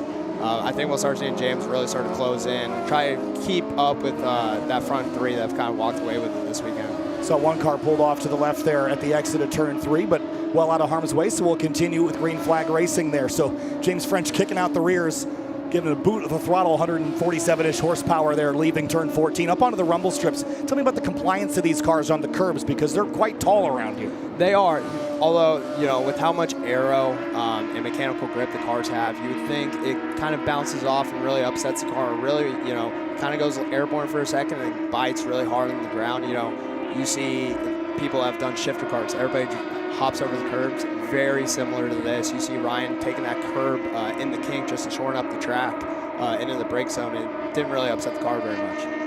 Andy Vogel gained a lot in the braking zone. That was one of the things he told me last night. He was going to mess with his brake bias, adjust it, try to get some more performance out of the car to keep Ryan Leach right ahead of him here. He feels like he can match him in most areas of the racetrack, but the braking was the area where he felt he was a little better. So trying to find your advantage the best place he can. It was about 0.6 of a second between the two the last time around. Still about 10 minutes to go. So he's got some time to analyze that lead car and figure out what he can do to beat him. Definitely, and with the new point structure we're running this year in Grid Life, mimicking the GLTC structure, it's all about clean racing, right? So, you know, you may see Ryan be a little bit more reserved here in this race and just try to bring it home, where Andy's got a point to prove. You know, he came into the weekend and put it on pole for race 1. And, you know, Ryan really started dialing in the car, dialing the setup, and frankly himself. I think Andy's trying to, you know, prove his point that he's here and he belongs right there at the front of the Grid Life Rush Series. Little battle back here, a bit deeper in the field. There's the 144 of Nate Hamilton, and that's Wilson in the 188 right behind him, closing in here for a battle for 8th. Yeah, these, you know, all these drifters coming in the series, it's been really, really cool to watch. You know, we've got experience from James French and Andy. Whoa, a little smoke there. Sorry there, Blair. Someone locked up heading in up into 5 and 6. It was TJ Hunt and Grant Anderson also battling for position. That's a battle for 10th. TJ Hunt, Grant Anderson, and Evan Shanks in a line. That's going to be a great battle. Oh, and you know, they've got points to prove. They're all friends, and, you know, they want to be the one that wins, right? Yeah. So I think we're going to see a really, really fun battle. Now, you got to remember they're all teammates and got to bring the car home. But we all know these guys are going to put on a show for us here at the end, I think. Matt Wilson side by side with Nate Hamilton through the kink. High speed right-hander at the limit of grip there. And Wilson powers on through. We'll see if the 144 can respond. And big curb jump there for the 188. See if Hamilton can cross over and under here. Big lateral slide kicking out the rear. These things look like so much fun to drive. And you can tell Nate is not scared to let the rear end hang. You know, all these drift guys, they know what a limit is. Especially you saw it in the wet. TJ put on an amazing performance in the wet. Just, you know, the car was free. It was working for me. He was comfortable with no grip. And now that we're in the dry, you know. Oh, here we go. Matt Wilson slips out of 14. Here comes Nate Hamilton up the right side. It's on the wrong side of the road to make this pass at turn 1, but if he can hang there, turn 2 might be the place. He's going to cross over to the left, maybe lunge up the inside at turn 1. He was, he's going for it. He was smart there, you know. He has the speed. He's going to have to draft down the back straight, you know. With Nate, it's all about racecraft now and learning when is the right place to make the move. You know, he has the pace, and these drift guys have been awesome to work with. They understand data super well. They understand car control, and now it's just dialing in, you know, that lack of racing experience and, you know, starting to really make a push this year to be consistent, be smooth, and be fast, and make the right decisions, stay up there in the front, and have a really good run in the championship this year. Yeah, Matt Wilson driving that thing sideways there, leading a handful of those Rapscallion cars, couple Sunoco logos on the hoods of those things. You see TJ Hunt under fire from Grant Anderson. They've actually closed up on Nate Hamilton just a little bit while they were battling with Matt Wilson, so opportunities perhaps, but looks like Grant Anderson is clearly in the slipstream of TJ Hunt now, so TJ will have to watch those rear views. And they'll definitely be smart, you know. They see Matt Wilson kind of pulling away here, and like I said, all these guys are teammates, and they'll work together. You know, we've been talking about the draft a little bit and how to use it and how to work together and help the guy in front of you go faster. Whoop, TJ Hunt's got a problem on the left. He's going to swing. Actually, I wonder if that was coordinated there. He's going to let Grant Anderson through. He was feeling some pressure, perhaps. He's going to battle Evan Shanks a little bit too, but maybe felt like Grant was the better locomotive to pull the train back up to Nate Hamilton. Potentially. Grant's been driving smooth all weekend. This is probably the best I've seen Grant. As you see TJ going for a move on Evan. This is so fun to watch these guys get at it. TJ's a little wide at the exit, onto the curbing. Evan Shanks slams that throttle pedal down, and they're door to door, side pod to side pod down the front straightaway. These guys have been going side by side for the last 10 years together. TJ and Evan are super close friends. We see Evan getting really close there in the braking zone, and you know they're out there having fun with each other. TJ again slotting over to the left. Evan Shanks goes on through and slots in behind Shanks, so that will move the 53 car up one position into 11th spot, but the battle will continue now. One thing they have done is allowed Brett DiGiacomo and who's that behind them in the white car? Bill Wright out of Florida to really kind of close up in. And, you know, these guys are super experienced. Bill has extensive background in karting, running the Florida Winter Tour for a while. And Brett is an avid sim racer, has multiple sim championships. And they'll be there ready to race with these guys. Yeah, a bit of a battle deeper in the field here as well. I love watching this angle of the brake lights come on as everyone chooses their line for the opening corner. Battles all through the field. The car that we saw off to the inside looked like the Team Enda Alzheimer's racing car, and that's Bill Slepsky and his son Alex. So they've been working with this team, and of course they've been working with Enda Alzheimer's Motorsports and raising awareness about Alzheimer's disease and raise funds to fight it. Running as a team entry here this weekend, but something's gone a little bit wrong for them, and they're down at the bottom of the order, but it's been a fun weekend to watch those guys slice and dice. And we were talking before this, Kyle, we've got a really good movement inside the GridLife Rush Series. You guys see the pink cars with Jeremy Boyson and AJ Campo. These guys have a foundation called Rush for the Cure, and it's trying to raise awareness for breast cancer, and they're doing it for the right cause. So they're out there having fun, but with the right message as well.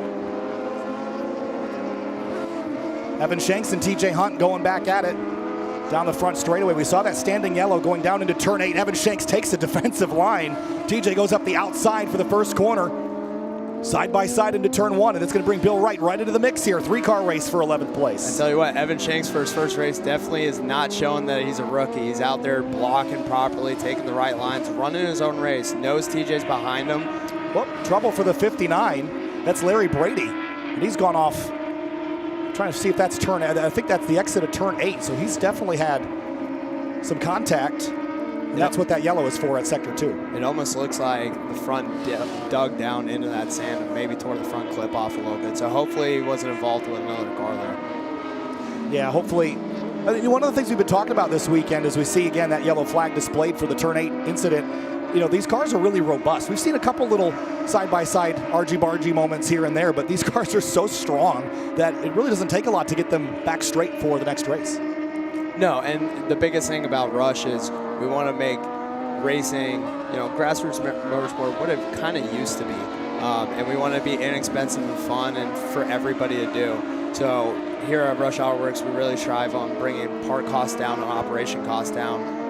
And everybody is friends with everyone here in the paddock too. So if it looks like you're not making a race, the next guy over in the paddock will come over and help you rebuild your car. And we just have a really, really fun community out here. Yeah, for sure. Evan Shanks and TJ Hunt continue to battle. The one place they won't be able to make passes is down into turn 8 with that standing yellow flag, but the battle continues.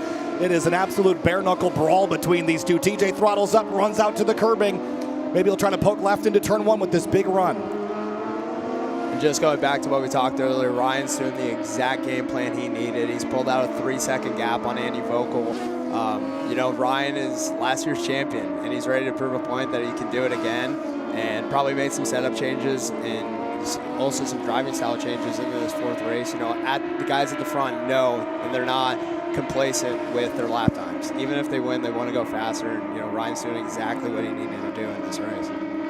So while Bill Wright was hounding TJ and Evan Shanks, they've once again sort of dispatched that white car for a moment. TJ getting by the 53, throttling up, and he'll put some distance on him here. A little bit of a battle deeper in the field as well, leaving turn 3 at the moment. Big wiggle there for the blue car. And we'll see Bill Wright and Brett DiGiacomo are both out of Florida. They drive down at the firm together, and you may start seeing these guys towards the end of the race work together and start drafting about how we talked about earlier, and try to close back up to these Sunoco boys and try to make a move for them at the end here. It's Jake Sanders in that leading orange and black car in a pretty fierce battle there with, is that the 17 or is that the 129? This looks like the 17 potentially. No, it's the 129, sorry about that. Another name we haven't talked about there in 6th place, Jalen Batley. This is also his first ever race as well. He's gotten together with the Diversion Motorsports crew out of Wisconsin. He's teammates with Ryan Leach, Nico Bratz, Ethan Alexander. So has really good mentors and some fast guys to do some data with. But he's putting on a phenomenal show. He's been up there in the top 6 all weekend long and is driving amazing. Yeah, he's doing a great job there. And anyone that's in the top 10 here in this series is really doing an amazing job. We saw really an incredibly deep talent pool in this series last year, and it's only continuing to get better and better and better as the grid sizes come up. We saw a grid of over 40 cars at Road America last year. We're expecting similar to that throughout this season as well. So just really excited to watch the battles continue here. Is this for 5th place in that battle you were talking about with Batley, and I think that's Alexander in the 33. Yeah, Jalen's going to make a move. One thing we got to remember, like the Sunoco guys we were watching earlier, these guys are teammates. So Jalen, you know, a top 5 in his first ever race. We may start seeing him try to set up a move here and have a nice accomplishment at the end of the weekend to go home and be proud of. Through the kink here, high speed, little side-by-side deeper in the field. There's battles everywhere. I think we're starting to see some lap traffic. That's Andy Vogel and John Howe. This could get pretty close. Maybe you see Nico Bratz close up here on Andy Vogel if he can dispatch of John Howe here quickly. Leaders through turn 14. I would expect to see a white flag this time based on our time, and we do see it. So that's the final lap of the race. This time through, Ryan Leach is out front. Andy Vogel in 2nd place, but there's lap traffic. How will that affect the battle for 5th place with Ethan Alexander and Batley? Yeah, it's up for 2nd and for 5th. I mean, you see Nico closed up there on Andy Vogel a bit. James French is there in the mix, and you know this 2nd through 5th battle could get here really dicey here on the last couple corners. Yeah, a couple of seconds. Yeah, that Alexander and Batley battle, only 2/10 between those two cars. The blue and white car now in 5th and 6th place. Here they come into the shot here in a moment's time after the lap traffic comes on through. There's a look at the 300 car as well. That is Grant Ellis, who had a little bit of trouble earlier in the weekend, but going to get through this race. Looks like 22nd place for now. It could get interesting too. You don't know where these guys went with tire pressures. Some people may want their car to come in later here in the race, and now this lap traffic has kind of messed up top 5. We'll see if those decisions work and maybe make a really good push here in the last couple corners. Yeah, there's Wright, and again, that's DiGiacomo right behind him in a pretty exciting battle just outside of the top 10. That's currently for 13th place, and there's Evan Shanks once again on debut in the GridLife Rush Series. Had a little scrap there with TJ Hunt for a while, but TJ set sail and trying to run down Grant Anderson as we watch Wright and DiGiacomo go back at it here. A car length between these two on the final lap. This one's going to be fun. These guys are super fun to hang out with in Eibach, and they're super clean racers, but they're super experienced. So they're going to be battling here probably in the turn 11 and see if Brett can get it done under the braking. Checkered flag, Ryan Leach, 4 for 4 this weekend, dominates the GridLife Rush Series and wins by a comfortable margin over Andy Vogel, who had Nico Bratz right behind him in the closing stages. He ran him down from a long ways back. Then it was James French who crosses the line in 4th place, about 7.5 seconds back. And then Ethan Alexander and Batley battle comes to the stripe, and I think they have stayed in that order, but it was very close. Alexander just nabs that top 5 by 0.2 of a second. That was really close there. It was probably, you said 0.2 of a second. Yeah, it was a really good show for Jalen Batley in his first race. There's nothing to be upset with him. He'll go into Road Atlanta with some confidence and hopefully try to make a push for the top 5. Yeah, crossing the line there, Hughes in 7th, Hamilton in 8th, then Matt Wilson And then Grant Anderson just holding off TJ Hunt for a top 10. There'll be some bragging rights post-race for that one. And look at this, 3 wide across the stripe. Evan Shanks got knocked down to 13th right at the end there. Oh, that was with Brett DiGiacomo and Bill Wright. I told you guys they were going to be pushing towards at the end of the race there, and made for a good show. Yeah, what a battle there. But Ryan Leach, let's talk about him for a second. And the point structure more closely representing what we've got in Eibach GLTC this year. But Ryan Leach is going to walk out of here with maximum points effectively. Absolutely. He's, didn't get the pole. Andy Vogel got the 3 points for a qualifying position, but won every single race. So really good for the championship. He did exactly what he needed to do. Last year's champion, he had some confidence coming into this one. He's going to be even more confident going to the road Atlanta. I wonder for Andy Vogel as well, does this just increase the hunger for the next round of the championship? I think it does. He's definitely going to have a point to prove now. He's fast. We all see that. He's super experienced and is a great racer as well. So it'll be really, really fun to see the battle going into Atlanta. And as we head up north, start getting some more tracks that are closer home for Nico Bratz. So might see Nico be the one in Ryan Leach's position, start leading, and everybody's chasing him now. Yeah, there's your results on the left-hand side of the screen. We talked about the top 10. TJ Hunt just outside of it, 11th place in the number 28 car. Again, only his second weekend of competition. Then Bill Wright, Evan Shanks, Brett DiGiacomo, Reed in the 256th, then Boysen in 16th. Also his debut event. He's renting this weekend, but he has an SR on the way from, as I understand it. So excited to see him in his own equipment for the next round of competition. And he did a pretty nice job here this weekend, just getting accustomed to this car. Absolutely, especially when you're renting too. It's not your own equipment. You're not fully comfortable with it. I think we'll see when he gets his car, he gets it fully fitted for him, and he starts getting some seat time in and practicing. Definitely started seeing his name a little farther up in the grid in the GRIDLIFE Rush Series. Yeah, of course, Lee, Sanders, and a handful of others. Saw the 17 of Howe a little further up the order. I wonder if he had gotten looped around at some point. Thought he was in a battle a little further up the grid. But field heads back to the paddock, and they'll load things up and head on to the next round of competition. And Blair, it's a full year for the GRIDLIFE Rush Series. What's our next event? Yeah, so we're heading to Road Atlanta, and at Road Atlanta we'll be unveiling the Rush SRX Series. Our national championship is 6 rounds for the SR, 6 rounds for the SRX, but GRIDLIFE Rush will be at all 9 races this year. So we're super excited to be doing a full year with GRIDLIFE.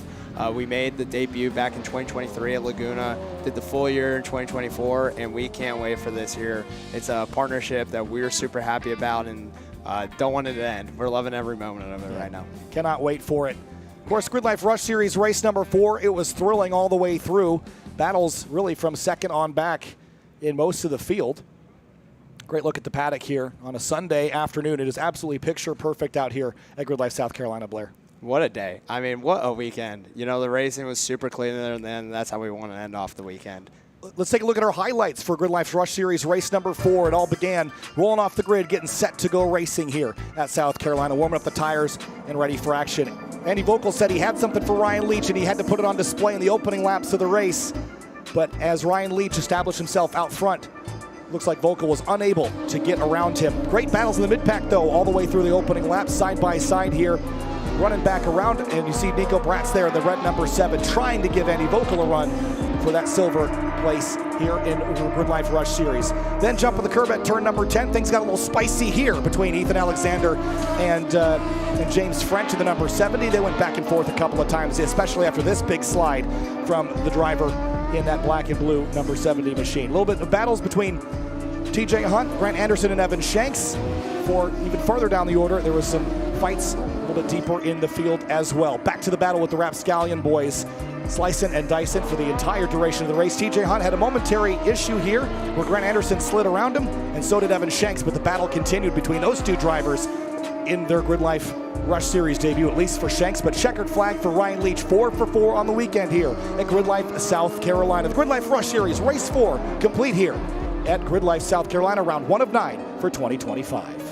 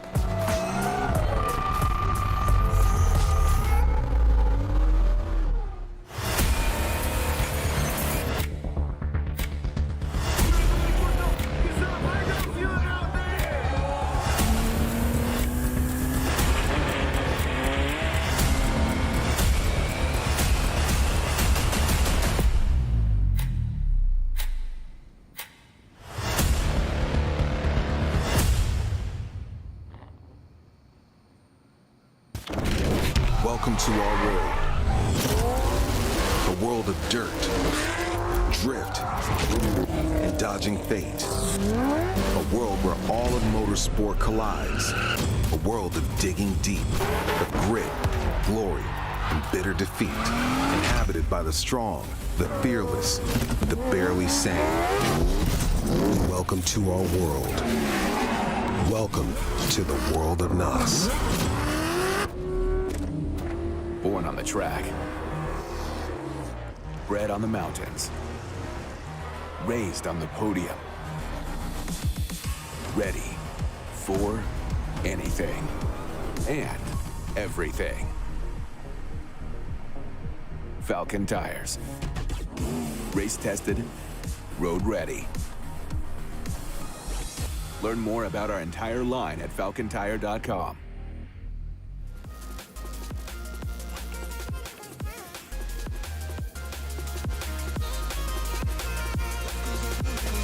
GRIDLIFE South Carolina, the last day of action here from Kershaw, South Carolina, and Carolina Motorsports Park. Lots of Carolinas, lots of Kyle Heyer and Kevin Bandy this weekend with both Eibach GLTC and the GRIDLIFE Rush Series. But it is time for Eibach GRIDLIFE Touring Cup Championship, race number 4 of the weekend. Kevin Bandy joins me. Kevin, it's been a thrilling weekend so far on debut with this new series partnership with Eibach.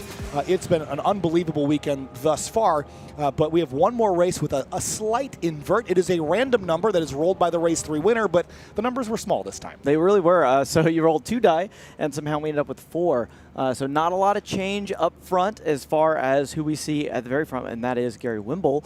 But there are some dyno results that have shuffled the field even further. Yeah, so it looks like Nicholas Barbado got a 10-position grid penalty, and Peter Zhang also got knocked down a couple of steps as well. If you violate the dyno, within a certain range, you just get a grid position penalty. Beyond a certain point, you get knocked all the way to the bottom and fully disqualified. But these drivers, just over a couple of horsepower, knocks them down the list here for the start of Eibach GLTC race number 4. This is the final race of the weekend, but Eric Catil has been so dominant this weekend, winning by 15, 16, 17 seconds. But he's going to start in road number 2. Do you think he has what it takes to not only run away, but to just get by cars? Because that's is one thing to get there and have the pace. It's a whole other thing to actually make the passes. Well, if Eric's learned anything this weekend, he knows that pace is there, so he knows he can be as patient as he needs to be, find that ideal opportunity that doesn't cause an incident, that doesn't put him at risk, that he can make that that pass, because he just knows he has it. We know he's going to get it. We know he's going to run away, but if we don't see that happen in turn 1, if we don't see that happen in the first lap,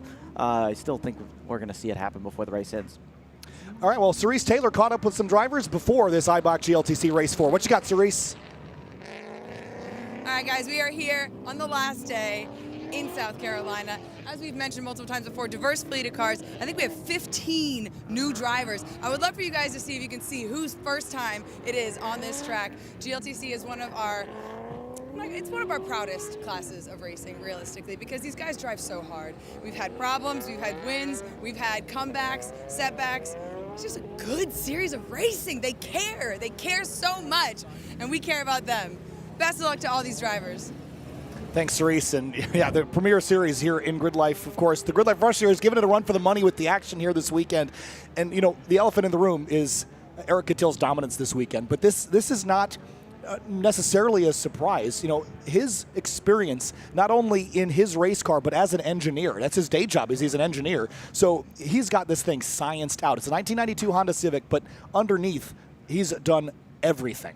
Yeah, I mean, during the weekend, he doesn't operate as a driver so much as he operates as an engineer, right? You see him, spreadsheets open, he's going through all the data, he's collecting that, and he's doing that nearly solo. I mean, he's totally focused in on it. So he is competent on the track behind the wheel, and he's equally competent setting up the car and making sure everything works throughout the weekend. Yeah, we've seen domination like this in the past. Think back to 2022 and Tom O'Gorman in his ASM Honda S2000. He went on to win the championship. And if you're looking at a driver this year that's already establishing themselves as a championship favorite, look no further than Eric Catil. Our reigning champion, Matan Rosenberg, boy, it has been a troublesome weekend for him. he's been in the top 5, top 10. It's not like it's a disaster, but he was always a driver to beat. And it looks like they just missed the setup a bit this weekend, so he took 250 pounds out of it for the last race. It seemed to help, but he's going to roll off second place right alongside Gary Wimble, so this might be his opportunity to get his first win of the season. Yeah, and coming out of the last race after that change, he really likes how the car's handling now. He was maxing out the allowed weight, and it was just a handful. So now he likes the handling.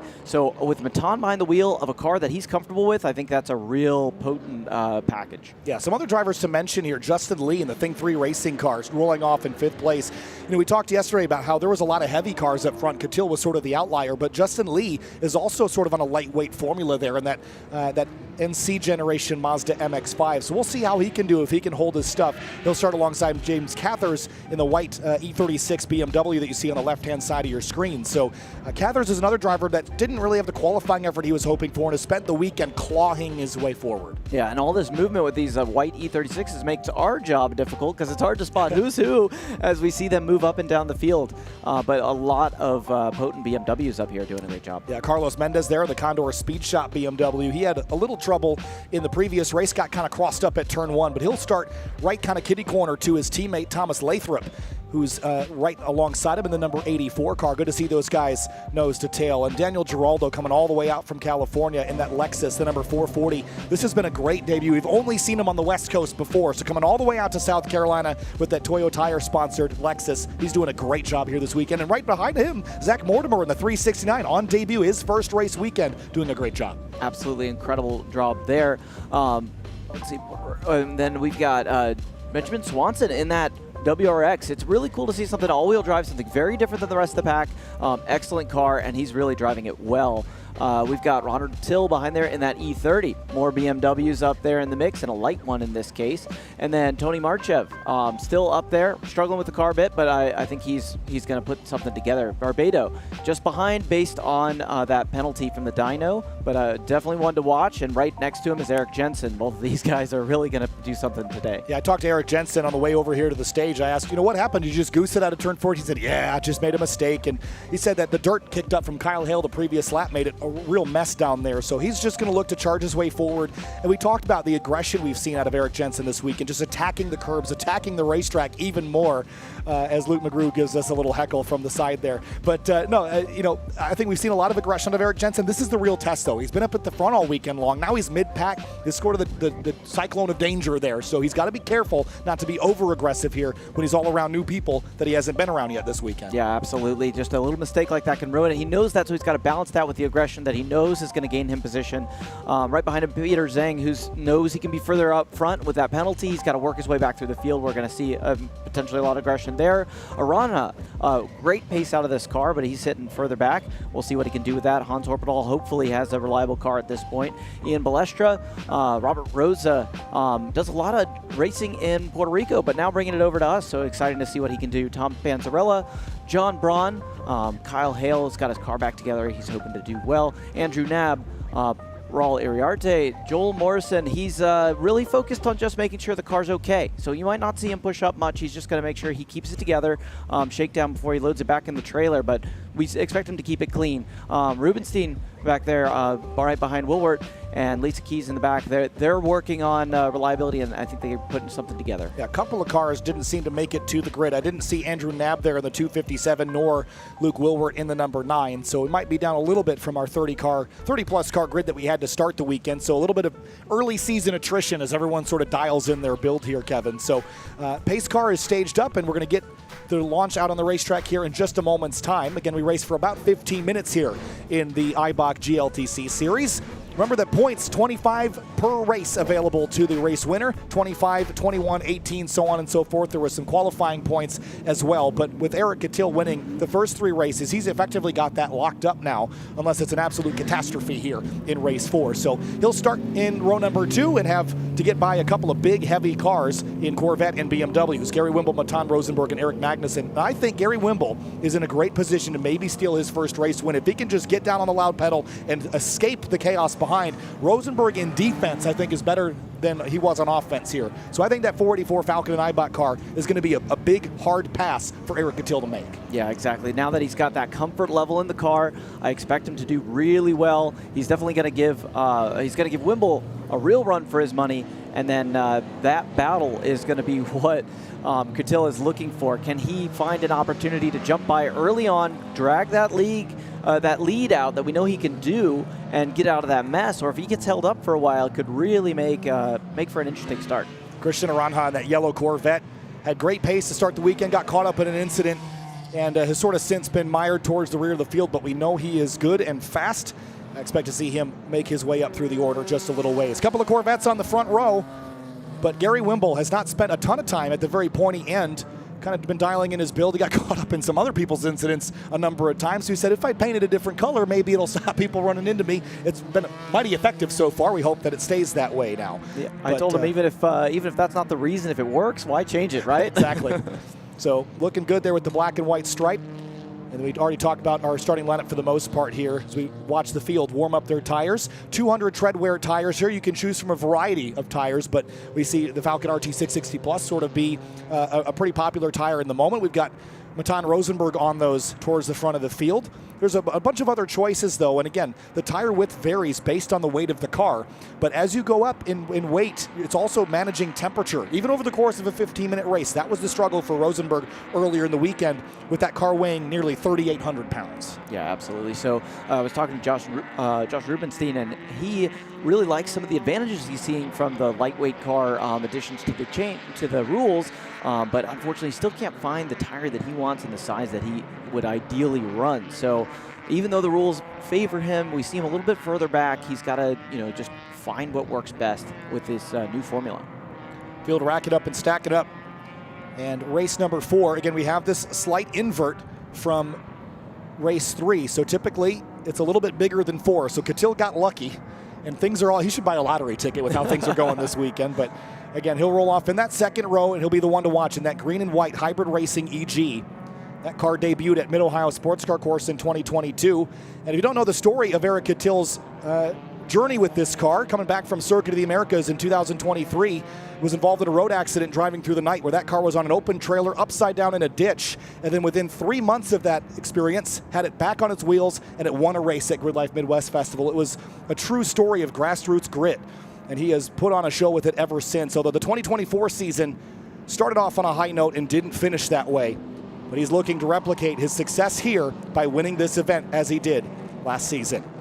Pace car is going to pull off, make the hard left onto pit road. One more race for Eibach GridLife Touring Cup Championship racing here this weekend. Racked up, stacked up with Gary Wimble and Matan Rosenberg on the front row. Here we go. Green flag flies and we're racing at Eibach GLTC, and they storm down towards turn number 1. Wimble and Rosenberg door to door. Rosenberg noses ahead for a moment, but they're still side by side leaving the first corner, Kevin. Really tight action here, but we see that it looks like Matan went ahead and got that forward position. Everyone seems to be side by side, but it's nice and clean through there. Watch position changes all the way through the field. Now up to turn number 4. Looked like Rosenberg edged ahead, and indeed he did in the Falcon and Eibach car. Catil now side by side with Wimble for second place and decisively goes through. Looks like Cathers is going to follow his way around one of the other cars up there as well. Eric Magnuson dropping back a few. And now rolling through 5, 6, 7, still side by side. Raul Iriardi and the 159 of Rubenstein there. But now it's going to be Rosenberg versus Catil, an age-old fight here in GLTC. Absolutely, and that big gap that we were used to seeing with Catil is now in the hands of Matan Rosenberg. So he's pulling ahead. He's got that clean air and nobody to battle. So we'll see what he can do with it now that he's happy with the setup. Although I bet we see Catil close that gap very quickly. Now there may be a move from Magnuson there. He's looking for the opportunity to get around Wimble and get back up in that top fight. Going to open the door here to the inside of turn 11. Wimble doesn't defend. Side by side for 4th there as Captain Cathers tries to close in on Catil for 2nd place, especially when those two start to fight up ahead. We know that's coming. He's got to be ready to pounce there. And we see just a little bit further back, still some side by side, which is changing up the order. There goes Wimble falling behind a little bit, and we'll see if Justin Lee can take advantage. So nose to tail now. Catil closing on Rosenberg in the braking zone. Justin Lee has a swipe at Gary Wimble at turn 12 that didn't pan out. He tried again at 14, but not close enough This time, Magnussen, all the curbing. Carlos Mendez kicks out the tail. Still slippery over there at turn 14 as Jensen navigates by the 200 of Ronald Till. Lap 1 complete. What's the lead difference? It's only going to be a couple tenths of a second here. Peter Zhang was trying to block 2 cars back there. There's so much going on. Oh, and there's Justin Lee still on the tail of Wimble. He's trying to make something of it. Right behind him coming into the carousel. We'll see if he can find that advantage. It'll still be tricky to get around him here in 5, 6, 7. That's a pretty single groove area of the racetrack. But Wimble, a little bit on the back foot here inside the top 5. And Catil is all over Rosenberg now for the race lead. So he was half a second back, but now he's all over Rosenberg. Nose to tail in the slipstream here. V8 versus 4-cylinder K24. And the battle is on for the top spot. How long can Rosenberg hold off this hybrid racing EG? It really feels like it's just a matter of time. He's right there. He's not trying to do anything aggressive. He knows he has the pace. So just where is that ideal opportunity? And for now, you know, he can just stay behind and use that slipstream to his advantage. 1,000-pound difference between these two cars. This is GLTC at its best. The Eibach and Falcon car on defense here from the sedan K24 Honda Civic of Eric Catil. These two have battled door-to-door how many times in Eibach GLTC history? He's making it very clear. I'm right in your mirrors. I'm going to make this move. You know I'm right here. Be aware. And they've got such great respect racing with each other. They know how to keep it clean, and they know how to use their advantages for themselves, the disadvantages of the others against each other. Yeah, the race directors will be watching this with a close eye. They know Catil's got the pace, so he doesn't need to force this or knock him out of the way. And that's not how we do things in Eibach GLTC. It's a non-contact sport here.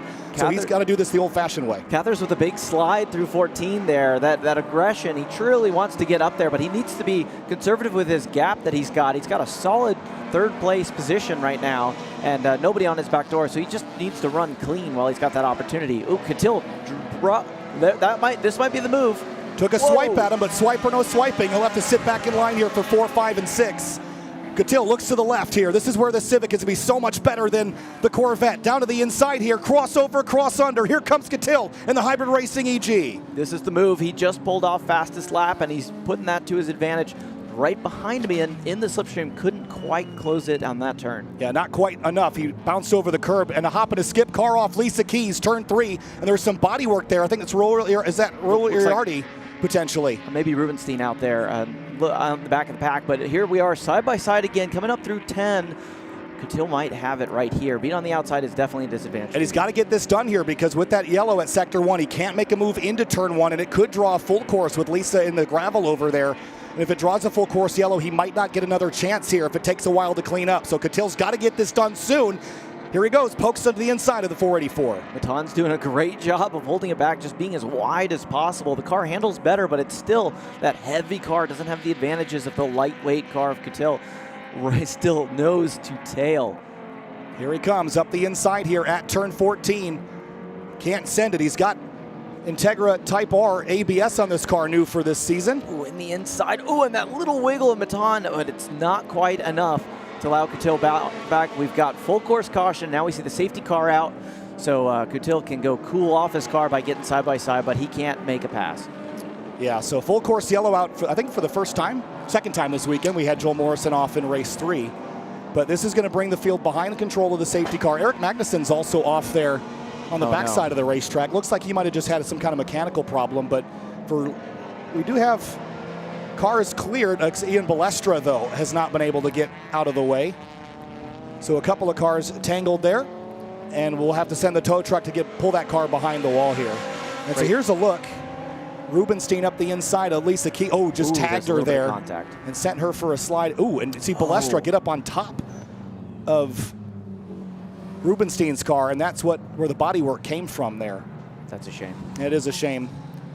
Unfortunate. Never like to see that, but that was just one of those vortex of danger scenarios, I think, there, Kevin, where it just wasn't clear that those cars were going to share space side by side, and they just tangled just enough. Don't like to see that, but it's just part of it sometimes. We never like to allow it to happen, but you just have to know that it will sometimes, and then that'll be looked at very carefully, and everyone will learn from it. Yeah, absolutely. That is a possibility. That's why these cars are equipped with full safety. Everyone has to have a fire suppression system in their car. We've got full cages. It's all about safety. We don't want this to ever happen, but we want you to be prepared if it ever does. Yeah, so good news. It looks like Lisa Keys, who was originally the one that got turned was able to drive away from that. Looks like Balestra, though, in that Honda Civic, who couldn't have really done much about that, unfortunately, is the one that will bring out the full course.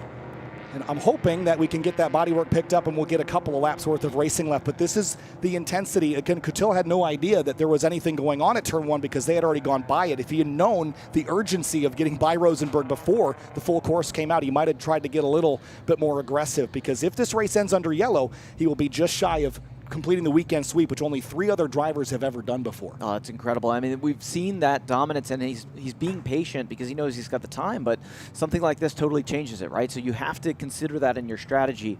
And right now, all he's got to be thinking about is if we get the opportunity for a restart, which he's hoping for, he's got to be set up for it. That's going to be absolutely critical. We may only have a lap or 2 laps or something like that for him to get it done. So it's a full focus moment right here, and probably a bit of frustration that he's got to calm himself down and be ready if he gets an opportunity to change the scenario. I think this helped Matan Rosenberg a lot. I think because Coutil was only a couple of corners away from finding an advantage, and now the clock's going to run down, and it'll reduce the opportunities for Coutil to get by. So as long as Matan can get a nice solid restart, I think he's got a chance to win this and keep Coutil from completing the sweep. But again, in Grid Life, we don't have a restart zone, right? As soon as the green goes, everybody can go. So it comes down to reaction time. And Coutil's got a couple of years of experience on Matan as far as racing in this series. But both are well suited to take the fight to each other here shortly. What about Captain Cathers in 3rd place? He'll be in a great position to take advantage of those 2 battling. That's incredible. Yeah, if they end up side by side a bit, Cathers can close that gap and get really close, maybe even take an advantage, and 2 cars nose to tail push somebody out. So we could see even a change up for 2nd position, regardless of who takes first. Cathers could slip in there. And also Gary Wimble up a spot too, with Eric Magnuson having his issue. It looks like the 330 is still over there by turn 10. So he might be out of the way enough that they'll leave that car where it is. Yeah, hopefully we still go back to green flag racing. It's unfortunate to have those kinds of incidents. You don't want to win by attrition, but that is part of the game. And with the inversion, that we see so many different names up at the top of the field, there's so much that can happen. So you've got to take advantage of every opportunity you've got. Good to see Ian Balestra out of the car, so he is okay. All the other cars were able to drive away under their own power. And now we wait behind the safety car for a potential restart. Now, there was a couple pieces of debris out there as well, so we'll see if the track can get cleared. Again, the wonderful thing about Eibach GLTC Racing is that we don't necessarily have a set time. Now, you see the clock ticking down. It's a rough guesstimate. We have a time window to complete the race in, and provided we can still hit that window, they might add a lap or 2 to help us out get to the finish of a race under green flag conditions. And as far as the schedule is concerned, we've got 5 minutes worth of overage, so that's about another 2 or 3 laps of pacing. We could still get 2 or 3 laps of green flag racing after that. So we'll see if they'll use that up here before the Track Battle Podium Sprint on Sunday afternoon. I'm glad we've got that time. Of course, it was a great run from Matan to hold off Coutil this long, but we still would rather finish this under green flag racing. Everyone wants to get that extra chance to prove you even earned your position or maybe even pick up something else. Lots of people just eager for those opportunities to come up.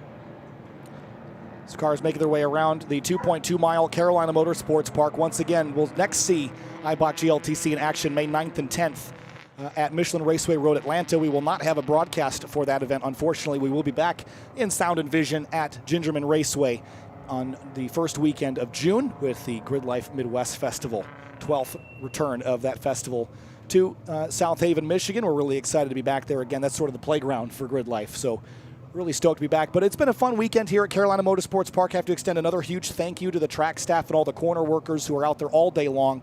And again, to our great stream team, brand new this weekend to us, but certainly extremely experienced, have some great people behind the cameras and inside the trailer making it all happen for us. Great replays and things this weekend as well, so just really, really stoked about it.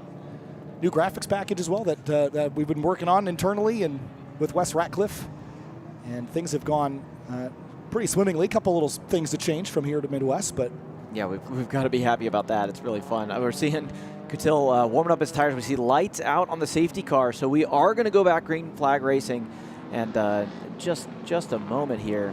I think maybe 2 laps if we're lucky. We'll see what happens. But as you said, lights are out. We're going green. Pace car will make the hard left into pit lane. Catil warming up his tires.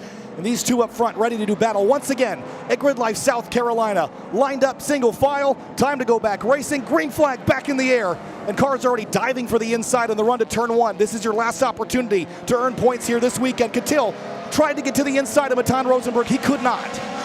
We see Justin Lee making a move there, trying to get up there at Wimble. We've got more side-by-side action through here. Oh, and way back, we've got Aranda moving back up the field. With some of that attrition, it's really pushing people up into the points. Oh, and getting close to side-by-side with Catil and Matan. Yeah, James Cather's watching all this out the windshield because he will have an opportunity to pick the pocket of these front 2 if they get side-by-side, and I expect that they will. Here comes Catil at the exit of turn number 7. It's going to be a drag race down the back straightaway, but it's V8 versus 4-cylinder. Who's got the power? Who's got the drag? Down into turn 8. Catil on the inside. Rosenberg trying to defend from the left side of the road. With so much advantage, oh, right there, it just that little bit of overlap. The curbs might have slowed down Catil just a tiny bit. We're coming up through the Kingdom 10.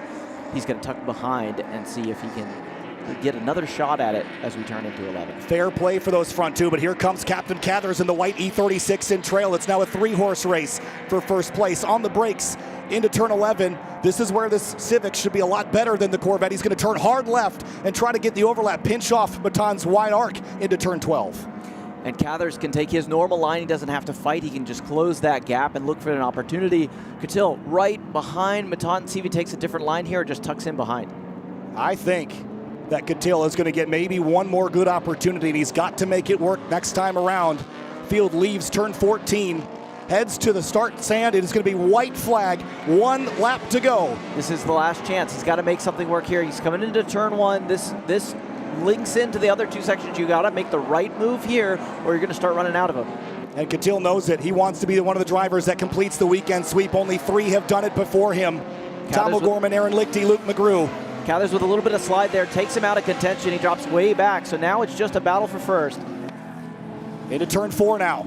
This is where that Civic has had great advantage over the Corvette. He's going to tuck up underneath. Here comes Catil. He opens the door to the inside of Rosenberg. They're side by side, just nothing between these 2. Now through turn 7. It'll be another drag race. Rosenberg a little offline. And this is the race all the way down here. In the past, the Corvette gets ahead, but Catil had such a good run out of there. He might have the opportunity to kind of push Matan wide through 8. He can't do it. Jumps the curb at turn 8, and Rosenberg pounds the throttle to the floor. And the Falcon and Eibach car pulls clear of the Hybrid Racing EG. He might have enough to defend this, but it's going to be turn 11 and 14, the last opportunities for Catil.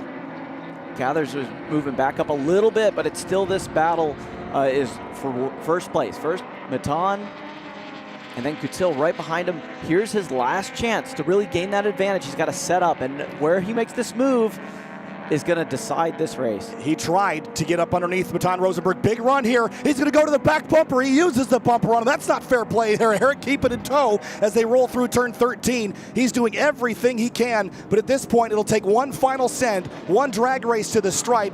Matan Rosenberg, reigning champion of Eibach GridLife Touring Cup. It's going to be a drag race to the line, but I don't think Catil's got enough. Coming to the checkered flag. Here they come. Checkered flag waving, and across the stripe, Rosenberg wins it by a car length over Eric Catil and denies him the weekend sweep at GridLife South Carolina. What an incredible drive. You know Matan is so excited about that.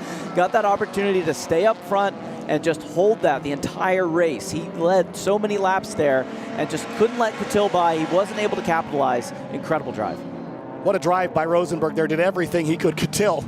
I think he knew that bumper wasn't going to work, but he just gave it a try. Those two are friends. They'll joke about it later. That Corvette wasn't going anywhere, was it? Absolutely stable regardless, and you can see he's kind of celebrating a little bit. It was amazing to see him be able to make his car so wide, stay up front, and then whenever they were side by side, he just kept winning those drag races. The importance of clean air, the importance of having your car out front cannot be overemphasized here, because imagine how he would have sprinted away had he gotten the lead like he had in the previous races. But it's one thing to catch a car. It's a whole different story to make the pass. And he did everything with side-by-side clean fair play into turn 8 a couple of times. He just wasn't able to make it stick. But, man, what a battle. Captain Cathers on the podium there. Gary Wimble fourth. Justin Lee inside the top 5. What a race up front. Jensen up from 15th on the grid, up inside 7th place. Incredible. And you think a 4-car inversion won't change much, but certainly it did. I mean, it was a clear win for Coutil in previous races once he got into the front and he could just pull ahead. And Matan was able to block that move this race. Yeah, for Matan Rosenberg, new partners on board this year with Falcon Tire and Eibach. That was big for him. New livery on the car. It looks all the part. And just missed the setup early in the weekend. Pulled the weight out of it, pulled the power down a little. And that seems to have been the magic that unlocked the possibility to defend from a guy like Coutil, who has just engineered more engineering in that Civic than the Apollo program, it feels like some days. I think so. Both of these cars are expertly put together, incredibly well set up, and they've just got weapons of drivers behind the wheel. And it paid off. We saw an incredible battle between these two. So many potential opportunities, but it was just such a strong drive from Matan that kept him up front. Well, race results here for Eibach GridLife Touring Cup, race number 4. Have a look there. Matan Rosenberg by just 0.2 of a second over Eric Coutil. James Cathers, Gary Wimble, and Justin Lee, your top 5, Kevin. Carlos Mendez all the way up to 6th. Excellent finish for him. Eric Jensen back to 7th, which is a good redemption from the last race. At the end, Daniel Giraldo in 8th. Nicholas Barbado up in 9th, making up for that. And then who'd we get in 10th? There was Carlos Mendez in 10th there, Thomas Lathrop in 11th, and Zach Mortimer, Christian Aranha, Benjamin Swanson, and Ronald Till, your top 15. Good effort there for the E30, up to 15th. Absolutely. Joel Morrison just trying to keep it together, but brought the car way up high. Yeah, and unfortunately we saw the incident at the exit of turn 3. A couple of cars tangled. Lisa Keys, Josh Rubenstein, and Balestra. And then a mechanical issue apparently for Eric Magnuson. He'll come home in 28th place. Not the way that he was hoping to finish this one off. Yeah, he was such a strong drive all weekend long and reliable car as well until that last race. But that's how it can go. And this is some of the challenges of the first event of a season. You know, you may not have a whole lot of shakedown before you come out racing. And it's good to see some good, clean racing this weekend and incredible drives and some different names up top. And I think all of that is really exciting. Well, Eibach GLTC Race 4 was a thriller. Let's have a look at our highlights from the final race of the weekend. As the field rolled off for Eibach GLTC Race number 4, it was a 29-car field with various mixed makes, models, and manufacturers here in this single-class racing format. But once the green flag dropped, we were treated to an excellent battle up at the front of the field. It was Gary Wimble that led to the green, but didn't have it for very long as Matan Rosenberg worked his way around the outside. Then a little bit later on, Wimble and Justin Lee were battling for a 4th or 5th position here as Captain Cathers and Eric Magnuson battled for 3rd on the field.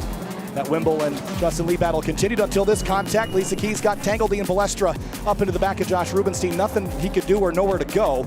And that caused a full course yellow. On the restart, we got back rolling, but it was Eric Coutil chasing the 44 of Matan Rosenberg, and that battle was absolutely thrilling here. Then Coutil got to the inside. This was his opportunity, side by side with less than 6 inches between those two cars, 1,000 pounds between them, and less than 2/10 between them at the end. Checkered flag for Matan Rosenberg wins Eibach GLTC Race 4 from GridLife South Carolina. What an exciting weekend we've had. So cool to see different cars up here, up front. The top 10, I know we've got some drivers that are really excited to be up there. We've got a couple of E90s. Carlos Mendez, incredible finish for him up in 6th.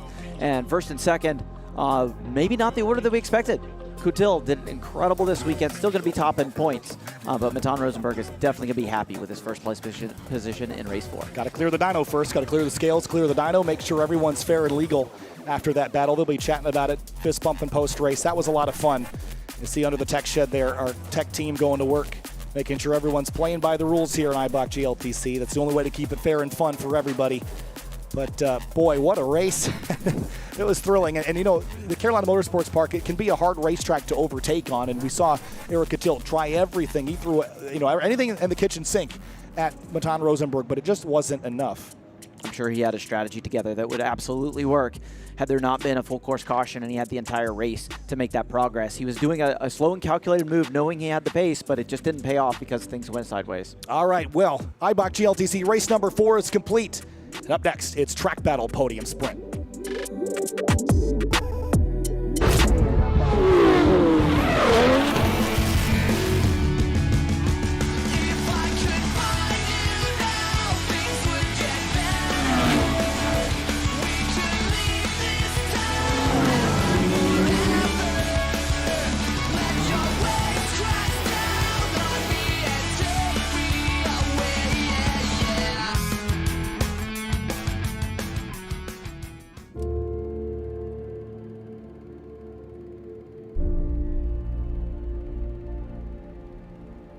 to race? Ready? Set? Go! Green flag, and we're underway. Look at that move by Cathers. Oh, and he got that curve, and he does when he goes wide. Drag race, been flipping away from Peter Zhang to the checkers.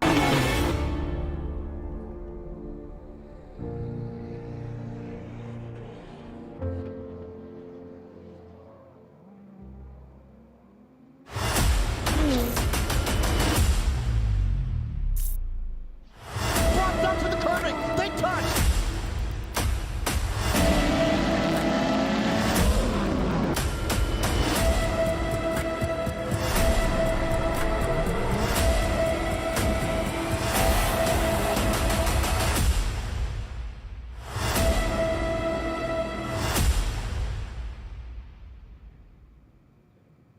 Born on the track, bred on the mountains, raised on the podium, ready for anything and everything. Learn more about our entire line at falcontire.com. When we modify our cars, we do it to feel a greater connection, a more responsive feel between ourselves and the road.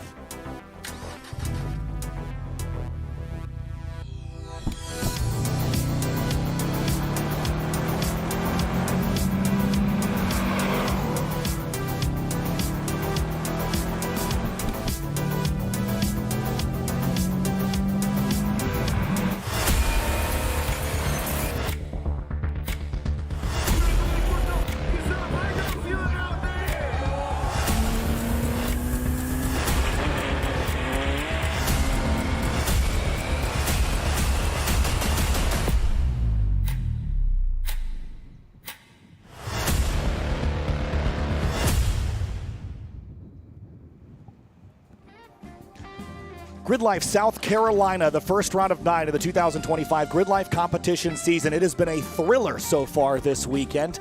And though the paddock is beginning to empty out here, we still have some battles and some competitions to sort out and complete. And up next, it's the GRIDLIFE Track Battle Podium Sprint. The competition where we finally issue trophies. And all the lap times up to this point have been wiped, Ito. It is just the top 5 from each category and who can go fast in 3 laps. Yeah. Now we're in a completely different sport. This is no longer about just seeing what can stick. This is about being consistent, hitting your marks, and setting the fastest time that you can safely and consistently do.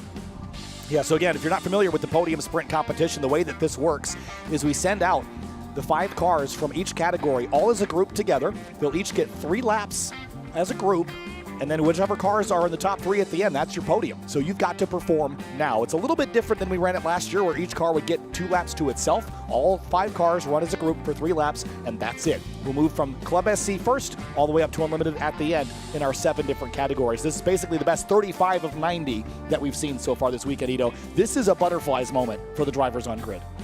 Yeah, that's right. This is like their time to get all the airtime they want on camera. This is what they've all been kind of training for and what they've been preparing for. This is the start of their season. They want to start off on a good note. So yeah, this is going to be a really fun one to watch. Yeah, and for the track battle competitors, your full season is 4 rounds, right? So when you look across the competition season, you've got 9 opportunities to get 4 good rounds. You can drop the rest. So this is the first place we're going to see establishing, who's the ones to watch in each of our respective categories. And quite frankly, there's a lot of players here this weekend that I think will have a championship run or are entered in enough rounds to have a championship run. But there was big news in the Club SC category, Ito, that we have to talk about before we get into the Club SC group here. Yeah, that's right. Radcliffe actually got disqualified for making too much power on the dyno. Club SC is a power to weight class, 25-1, and apparently he made just a little bit too much power. He actually had his times from yesterday disqualified. He had to get it all done this morning, and he just couldn't quite get into that top 5 with this morning's conditions, unfortunately for him. Yeah, so these cars are going to get released with a gap that's about equidistant to a 1/5 of the racetrack. So each car will have plenty of space. You're not going to have any slipstreaming or bump drafting, none of that nonsense. This is a lap time competition here, so everyone's going to get clear road. and they're all going to have 3 laps. They're all going to push for 3 laps. I don't think we're going to see anyone just try to go for 1. Yep. You're going to try to improve, maybe get a banker lap in first and then push hard on that second lap. Yeah, you can have different strategies for how you want to approach the session. You can try and put a banker in on your first lap, really push it on the second, and then if you feel like the second went well enough, you could even pull in, because if you get 4 off, if you make a mistake and go 4 off, your whole session is disqualified. So it really depends on your style as a driver and kind of your general approach to time attack. But it's going to be really interesting to see these Club SC cars that are always so close together. Yeah, that's the critical piece that you just mentioned. If you go 4 off, this is like any other sport now. If you go outside of the lines, it's an invalid, the whole thing. So you can't go off track and get back on and run another one. You have to keep it in bounds the entire time. So that's a critical thing when you're trying really, really hard to push for a good lap time. I think the key is they've already run very solid lap time, so don't try to reinvent the wheel. The track's probably not going to be as fast as it was all weekend, so you're probably not chasing a personal best. You just need to be better than everybody else. Yeah, and this is where that practice for the last session on Friday, the last session yesterday, that's where all these guys made their marks. That's where they all established how they're going to drive this session, so that informs how they're going to drive this warmer conditions in these conditions. So yeah, it's going to be really fun to watch. So Chris Rice is the top seeded driver here of this group, and across the stripe he'll begin his efforts. 2.2 miles around here. We're expecting times in the high 154s, low 155s for Chris Rice next time around. Yeah, it looks like here he comes. He took a little bit too much, got a little bit too wide in 1, and then got really forced into a really early entry into 2. Takes a lot of curbing, but looks like he's recovered a little bit. But in these cars, one mistake like that, and that's a lot of time lost. So this lap might not be as fast as we'll see what he can do. Yeah, so again, they have no times on the board because the last time around was an out lap from the pit lane, but next time by the stripe the wheel. Jansen just took the green in that number 156 Mini Cooper. It'll be David Best next to cross the stripe. We'll see him populate the timing and scoring here in just a moment's time. Then Ryan Mukherjee and Sam Dooling has also qualified into the podium sprint. There's Best across the stripe. He'll start his lap, as you see on the left-hand side of the screen, but Rice down to turn 8 here on the charge. Yeah, let's see how much curbing he's going to take here. Probably a lot. Yep, lots of curbing. You really got to get 8 right if you want to get as much speed down the back straight as you can, especially in these cars that really, really rely on momentum. VMAX here, just north of 100 miles an hour in these cars. That's and maybe funny. A little less if there's a breeze. Justin Peachy said his min speed at turn 9 right there was 130. So a little bit of a difference here. Yeah, definitely. Oh, wiggling a lot into 10. He's really pushing that braking zone, 11, excuse me. He's going to try and stay tight through 12 and then set up for the long 13, a decreasing radius corner, to set up for that little tiny straight between 13 and 14 before the last turn. This is a pretty rough looking lap. He's going to have to clean it up here on the second and third lap for sure. Sam Dooling was the last driver to start his lap. He just began it just now, so we'll have times here in about 20 seconds as Chris Rice, the top seed here in Club SC, jumps on the brakes, turns in hard there, loads up the left front, but it bounced, and he'll run all the way to the curbing there on corner exit. Yeah, lots of pogoing from that car. I'm not sure. Hopefully the shocks are set up right for his liking, but it looks like it's really pogoing a lot more than I expect for a car that's set up like that. First time on the board for Chris Rice. What will it be? A 156.447. I think you're going to need better than that. Absolutely. Yeah, I mean, we saw it was a little bit of a rough lap, lots of sliding, a little bit wide in a couple spots, so we'll see if he can recover on his other 2 laps. But the thing is with these Falcons, it could be that if you overheat them in that first lap, they may not come back. So you really got to be careful with how you approach this. We'll expect Mike Jansen across the line here. There he goes, 156.860, so slower than Chris Rice, which what you'd expect based on the seating here. But this is, again, the opportunity where you can sort of outdrive the track conditions. You see Jansen navigate turn 3. Yeah, lots of curbing there. And it could totally be that these conditions are really, really slippery. What we're seeing is Chris Rice and Mike Jansen really having a hard time with these conditions. So that being said, looking at Ryan Mukherjee here, he seems a lot more composed than the other 2, so we'll see what he can do. Looks like David Best came across with a 57.557. So yeah, it looks like these conditions are much slower, much more tricky. So yeah, now it's going to be all about how you adapt to these conditions and drive to them the best that you can. It's across the stripe for Mukherjee. What does he have in the 144? And it jumps him up to second place, so 156.522, so about a tenth back. Yeah. Yeah, that's what we're used to seeing here in Club SC, the really tight groupings. Chris Rice is probably going to be crossing the line on his second lap here in a little bit. Look at Sam Dooling up to second place. 3 1/1000ths of a second between those 2. Yeah, now we got the top 3 all within a tenth, taking a lot of curb there in 2 again.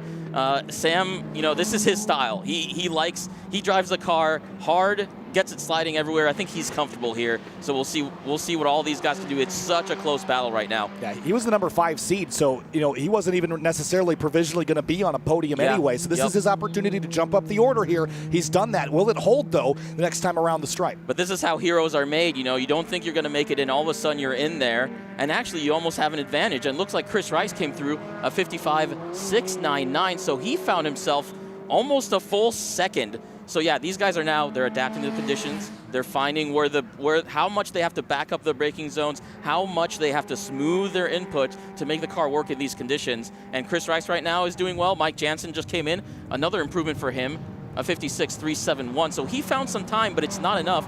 It looks like you have to get into the low 55s if you want a shot at winning this. I agree with that, and I think Sam Dooling is going to be well prepped to do just that here. The aggression, I think, is well suited to this environment where you only have 3 laps to figure it out. So if you're aggressive and can keep it on the road, you're going to find a lot more time than people that are maybe a little tentative here in this condition. Absolutely, and David Best, I saw him just cross the line here.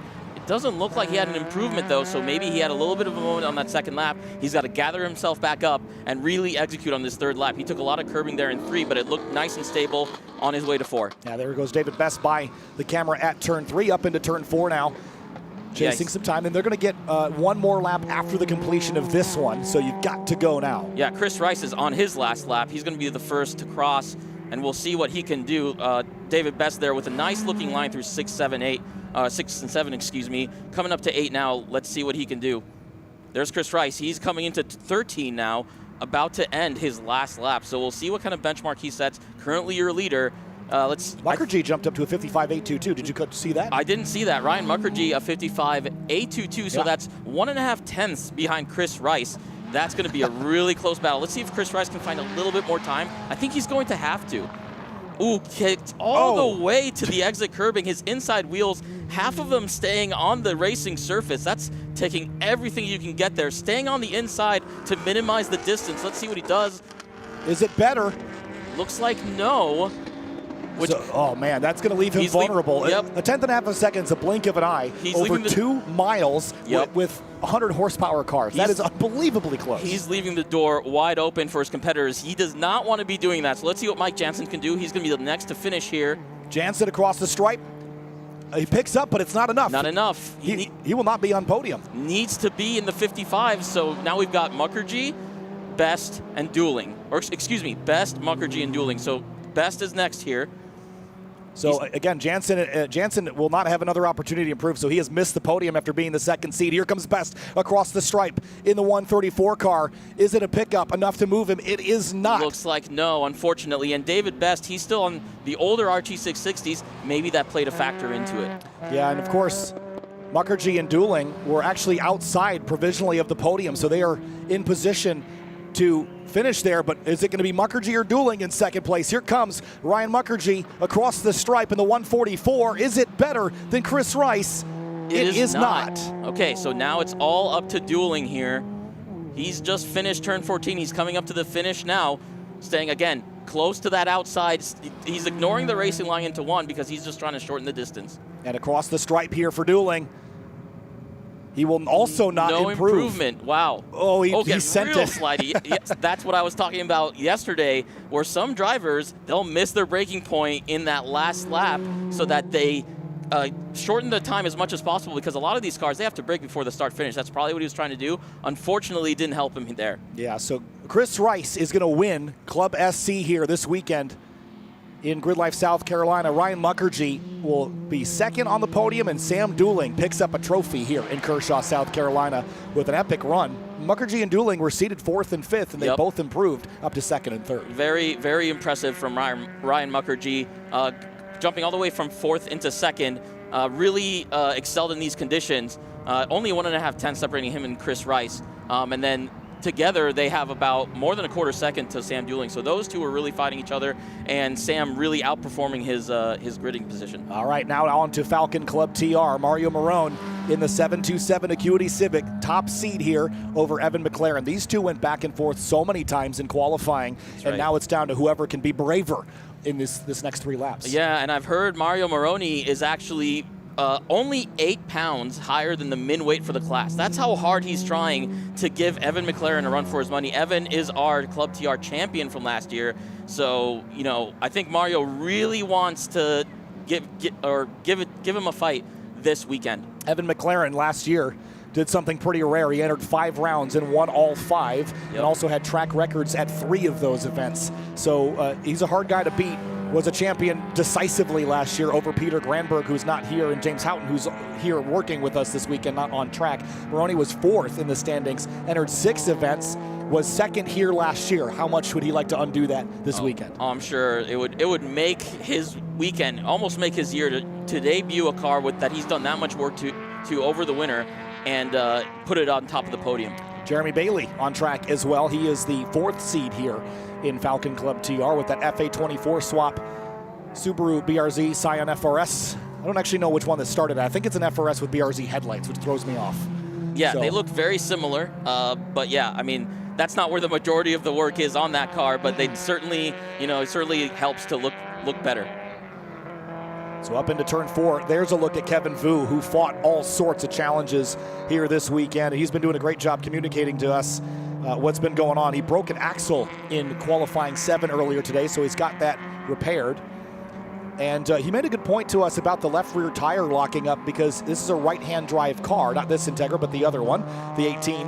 And because all the weight's on the right side going into a left-hand corner, there's just nothing keeping that left rear tire on the ground. Yeah, that's a pretty typical front-wheel drive issue. Eric Coutil said he added ABS so that he would stop flat spotting the inside rear into corners. So, yeah, that's a pretty common thing for a front-wheel drive here.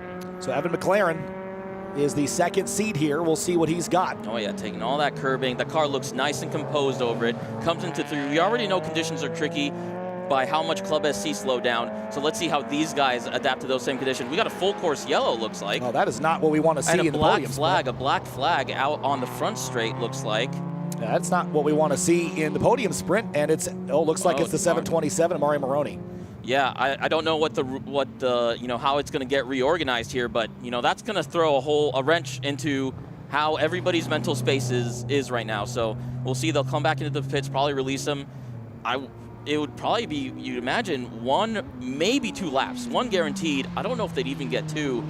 It might make it even a higher pressure situation than how it was before. I agree. There's Stan Feingold, by the way, in a K-swap Toyota 86, the 326 car. Kevin Vu has missed a black flag. Uh-oh, that's going to be a problem as well. Yeah, so, one of the things we encourage here, and something that I encourage as the TA mentor, you have to recognize flags. That is the key skill that takes you from HPDE into time attack, and you've got to be able to see them when they come out at different flag stations. And for those that aren't familiar with the black flag procedure, that might not understand this at sort of the grassroots racing level, a black flag pointed at you is you've done something naughty, come to the pit lane. If it's a black flag that's displayed like you just saw, that means that everybody has to come to pit lane, and it's just to clear the racetrack for the safety crews. Yeah, and it's possible that only the front straight was showing black flag and he just didn't see it on the other corner stations. That's, that could be a possibility as well. Yep, but either way, we'll have to see how that impacts his ability to go back out, if they deem that a penalty or not. Yeah, I mean, that's, I imagine they'd penalize that pretty hard. That's a pretty, important rule that you have to follow. So, all 5 Falcon Club TR cars went out on the racetrack, but something has happened to Mario Maroney, where he stopped at turn 11. Yeah, hopefully it's nothing serious, maybe just a mechanical. But yeah. This is huge, because he was the top seed coming in. Yeah. So without this, if we had been running our old format, he would have won this weekend. But this is, you have to have 2 good laps at GridLife Track Battle, 1 in qualifying and 1 in podium sprint. If you don't get that good lap in podium sprint, you don't podium. Well, this actually brings up the other part of podium sprint. You have to have a car that can stay together for 7 sessions. And for some time attack cars, it's harder than you think. So hopefully that's not what happened. Well, I don't know if that's better or worse, but hopefully it's something pretty minor, and he'll get back going again soon. Some folks asking about flag procedure here. Why not a red flag, Ito? A red flag, you have to stop on track directly within sight of the first corner station that you come up to. A red flag is the worst case scenario. It's very different from professional racing, where a red flag is effectively equivalent to our black flag. But here, a red flag in most amateur motorsports is all competitors stop on track where they are in view of a corner station because of an emergency situation that needs to be addressed immediately. A black flag is not necessarily an emergency situation, but it's a situation where they need cars off track to take care of it. And then, the degree less than that is a standing yellow or a waving yellow, actually. A waving yellow, it means it's an intense yellow, as in something that is either on the track or right off track that is going to affect how you approach that corner. That's how waving yellow, that's what it would mean. A standing yellow is something like, could be Mario, that's offline, away from danger, but you should still be cautious and understand what's happening. For sure. So podium sprint coming to a halt here for the time being while we go bring that 727 back to the pit lane. And that's unfortunate there for Mario Moroni. It looks like they've got the rollback out there, which indicates to me that there might be something leaking from it that they would like to contain versus dragging it back around with whatever is under the hood of that car. So unfortunate for Mario, and he's going to beat himself up over this one, but sometimes things just break. Yeah, I mean, these Club TR cars, they're really pushing them to their limit. And, it could be something very minor. It could be something more major, but hopefully it's something very minor. At least he pulled off online, so it means it was something, not like contact or a spin or something like that. Yeah, so again, we've had pretty good luck this weekend with mechanicals in the Track Battle series. We had a couple earlier today, but for the most part, for the first event of the year, things have been pretty reliable on track. Yeah, absolutely. I mean, very few yellow flags, very few standing yellows, very little use of the time attack pace car. So overall, a pretty good weekend, pretty low, rate of yellows and cars and mechanicals. So just a shame that it happens in this session. Yeah, unfortunate here. Of course, the podium sprint, we've still got technically 6 of our 7 classes still to go because Falcon Club TR will have to go back out and get some time on track. The good news is that because the rest of the day is sort of all grip, drift, lift sessions, we might have a chance to sort of push things back a few minutes here and there just to sort of accommodate the ability for everyone to complete this final competition. Yeah, absolutely. That's a really positive thing. All the time attack competitors are definitely going to be appreciating that. So it looks like I see on the grid, is that a 1 in the air? That would mean 1 minute. Yeah, it looks like it. Looks like they got Mario off the track and they're ready to send him out again. Very curious to know whether they're just going to reset the session because nobody set a flyer, or if it's going to be 2 laps, 1 lap, how that's going to work. Yeah, we'll see. I imagine that they might still give them at least 2, but we'll see how things pan out. It'll be the out lap and then 1 or 2 flyers. Yep. But there's Creature, by the way, wearing the white t-shirt down there on the pit lane. Creature's our video shooter and editor here at GridLife. A lot of the great reels that you see on the GridLife official Instagram are his work. The amount of creativity and inspiration that comes out of his head is just unbelievable to me. Yeah, I love that that kind of 80s sitcom theme one. Yep. With our friends Paul Darling, Ryan Christoph, all those guys, Lena Chen. Yeah, I love those kind of style of commercials. I think it's very unique to amateur motorsports for sure. And now it looks like we've got Street lined up next to them, waiting on them. So, yeah. Oh, and here we go. They've released Evan McLaren. He's going to be first out on track. Well, while the cars are doing their out lap, let's throw down to Cerise, who will tell us more about GridLife Track Battle.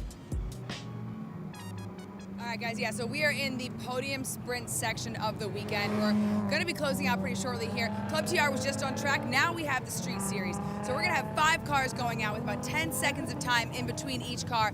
And this is going to set the lap times for the whole weekend. We're going to see who comes out on top. These guys are probably anxious sitting in their cars. Let's see. Are you feeling anxious right now? No, I'm just ready to go. Let's go, baby. Absolutely. This has been a really fun weekend filled with fast driving, good cars, and better company. Thanks, guys, for watching. Thanks, Cerise. And yeah, that was a lot of fun to watch. You always wonder how drivers feel down there in the pit lane pre-podium sprint. I know how they feel. They're not going to say they're nervous. They're going to keep it cool. They want to get in their competitors' heads and show them, like, I'm not going to get scared by anything. You got to beat me on track, not in my head. So down into the kink for the first time. Evan McLaren is on it. Yep. And you see that lap time there by Stan Fangold. Don't pay much attention to that one. That's just a lap that includes some cool down and some pit lane stuff, so that'll quickly get knocked down the order here. Yeah, Evan's really getting after it on this warm-up. Maybe he's a driver that likes more heat in his tires and how they drive with more heat in them. So that looks like what he's trying to do right now. Kind of a unique approach. Coming back around to start things again on the brakes into turn 14 too, I'd presume. Yep, absolutely, and he's coming across the line now. Now you can see he's setting up for that turn 1 entry instead of shortening the distance. Into turn 1, Evan McLaren charging. Last year's champion, won every round that he entered. Yep, taking all that curb in 2. He missed the curb a little bit in 1, took it in 2, and now took it in 3. You can see that big hop over that curb as he's going down to 4 now. And this opens up the door for someone else to get on the podium, whether it's Vu or Bailey, because Maroney is not going to podium today. He won't have a time. Yeah, and that's unfortunate for him. He worked super hard this weekend, top qualifier, and just unfortunate that he had a car issue. Yeah, and again, the worst he'll finish is 5th. That's the one beautiful thing is once you qualify into the podium sprint, you can't fall out of it. You just default back to whatever your lap time was in qualifying as it relates to the rest of the field who doesn't get to run podium sprint. Yeah, and again, it's best of 4 events. So if you do 5 events, this one kind of effectively could get scrubbed for him. But that being said, you want to set the tone for your rest of the season and kind of show your competitors where you are. So yeah, it's a little bit of a heartbreaker to kind of lose out like this. Into the kink. Nice amount of curbing, setting up for the braking zone into 11, gets hard on the brakes. Nice and balanced into 11, stays tight into 13, and now he starts winding out and setting up for that late apex around 13. 13 is like 2 or 3 corners in reality, so he's coming right back around, sets up nicely, cuts as much distance as he can into the braking zone for 14, and gets hard on the brakes, looks like right after the 2 board. This is a clean lap for McLaren. Yeah, absolutely. That fast warm-up definitely seemed to and it stays at least 1 tire out on track. That's the important part. And now he's going to set up again, a green flag again, which means he gets 1 more lap at least. And across the stripe for McLaren, it's a 1:42.0. That's not bad, all things considered, I have to say. No, I think they were in the 40s or 41s, if I recall correctly. Yeah. So they're putting down a little bit more pace in the Club SC cars relative to what they were doing earlier. So yeah, we'll keep an eye on all of that. Next to the line, looks like it's going to be Feingold. And runs a 43.986, so that's almost 2 seconds slower than Evan there. Yeah, so that's not going to get impressive. it done. No, Yeah. And it could be he just taking an easier warm up. He may not be a first lap driver, but Evan's really putting the pressure on everybody. Of course they don't know, but here comes Bailey. He runs a 42.663, so that's 0.6 of a second slower than Evan, but still better than Stan Feingold for sure. And here comes Kevin Vu. Looks like he still went out on track. So yeah, looks like, let's see what he can do in that white Integra that's right-hand drive instead of Evan's silver one. Cross the stripe for Vu and see what he's got. A big lockup again into turn 1. He's pushing hard. 45.665 for him, so that's a bit slower in 4th place. So let's see if he can find a little bit more time here on this 2nd and 3rd lap. Jeremy Bailey only 0.6 back from McLaren. He's got to put it down now in that FA24 FRS out to the curbing here. Took the curbing really well there, actually. Looked really nice and composed. Now he's on his way to 9. This is a great opportunity for Bailey. Just missed the podium in Falcon Club TR last year. And with Maroney dropping out, this is a great opportunity to grab a trophy that he might not have otherwise been able to snag. Yeah, absolutely. This is a golden opportunity for him. Anytime that there's attrition, you've got to pounce on it. Yep, especially if you're going for that season championship. You got to take advantage of every one of your competitors' kind of mistakes, whether it's mechanical or a driving mistake, and he's doing that right now, currently sitting in 2nd. So across the board here, keep an eye on McLaren and Bailey. Evan McLaren, I think, has just gone by. No, that's Stan Feingold. Yep. Looks like McLaren didn't improve on his first lap. Feingold does. A 43.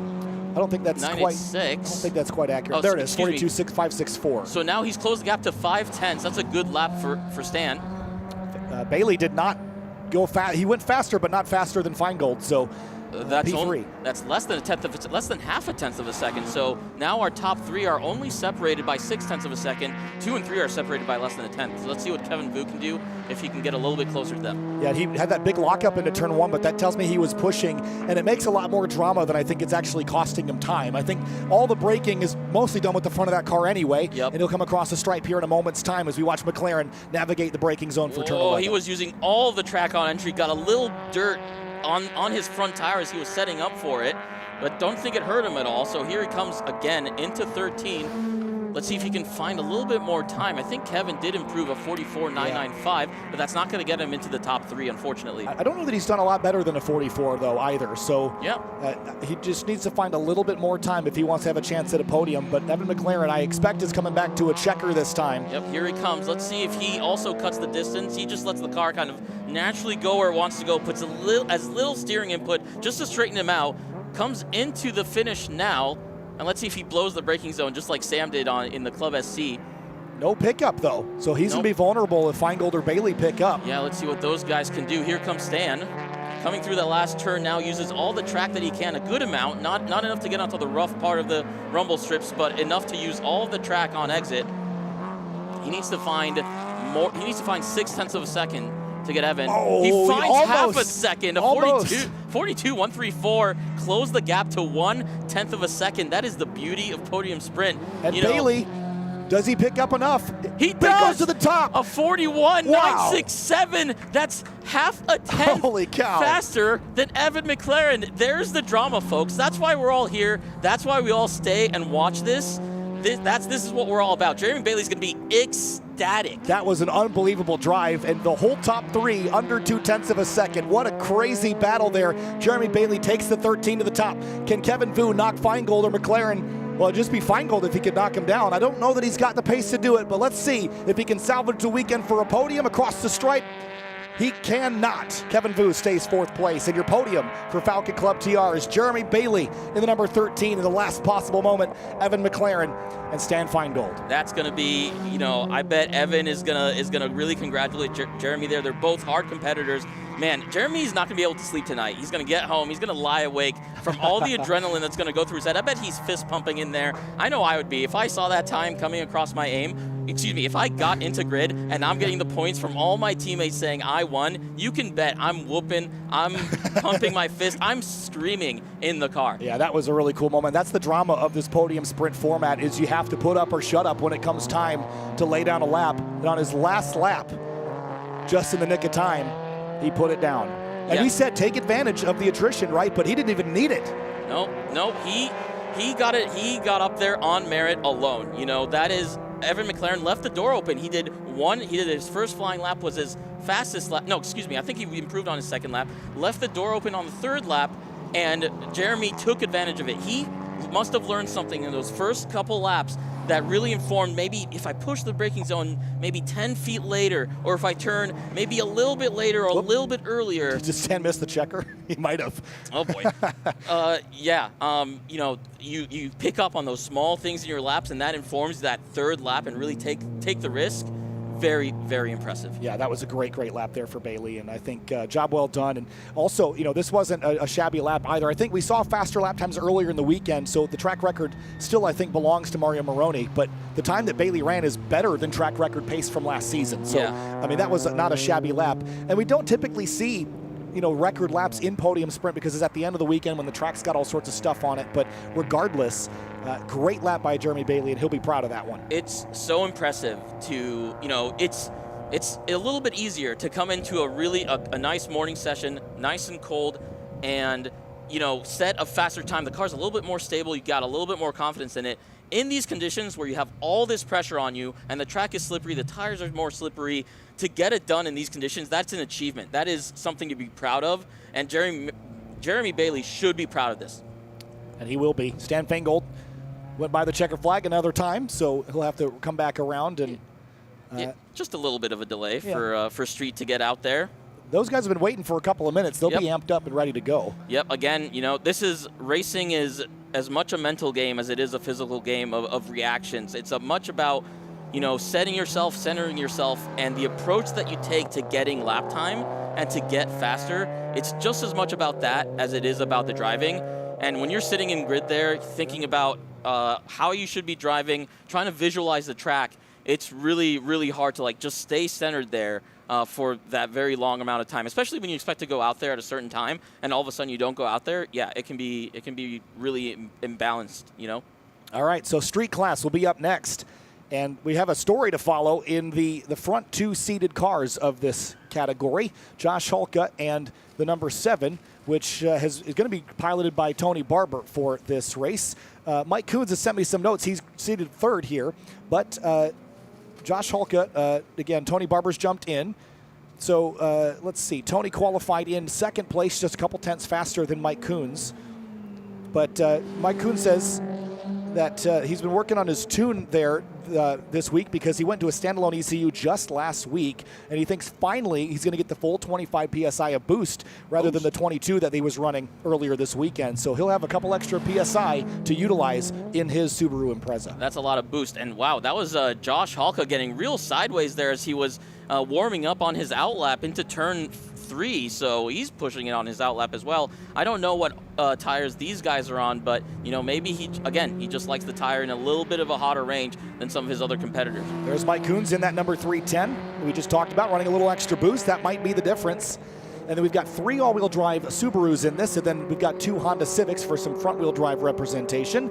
Eddie Siegel and John Laughlin in the 571. Yeah, and maybe, you know, John Laughlin has maybe a little bit of an advantage. He's a seasoned autocrosser, and in national events at autocross, you got to get it done in 3 runs on a completely new course. So he knows how to set the best time in as little preparation as possible. So, you know, it could be John has just that little bit of a mental advantage, that little bit of a preparation advantage to try and sneak into that podium. Eddie Siegel in the 470, that Honda Civic. I think he's ready to take the battle here to the Subarus at the front.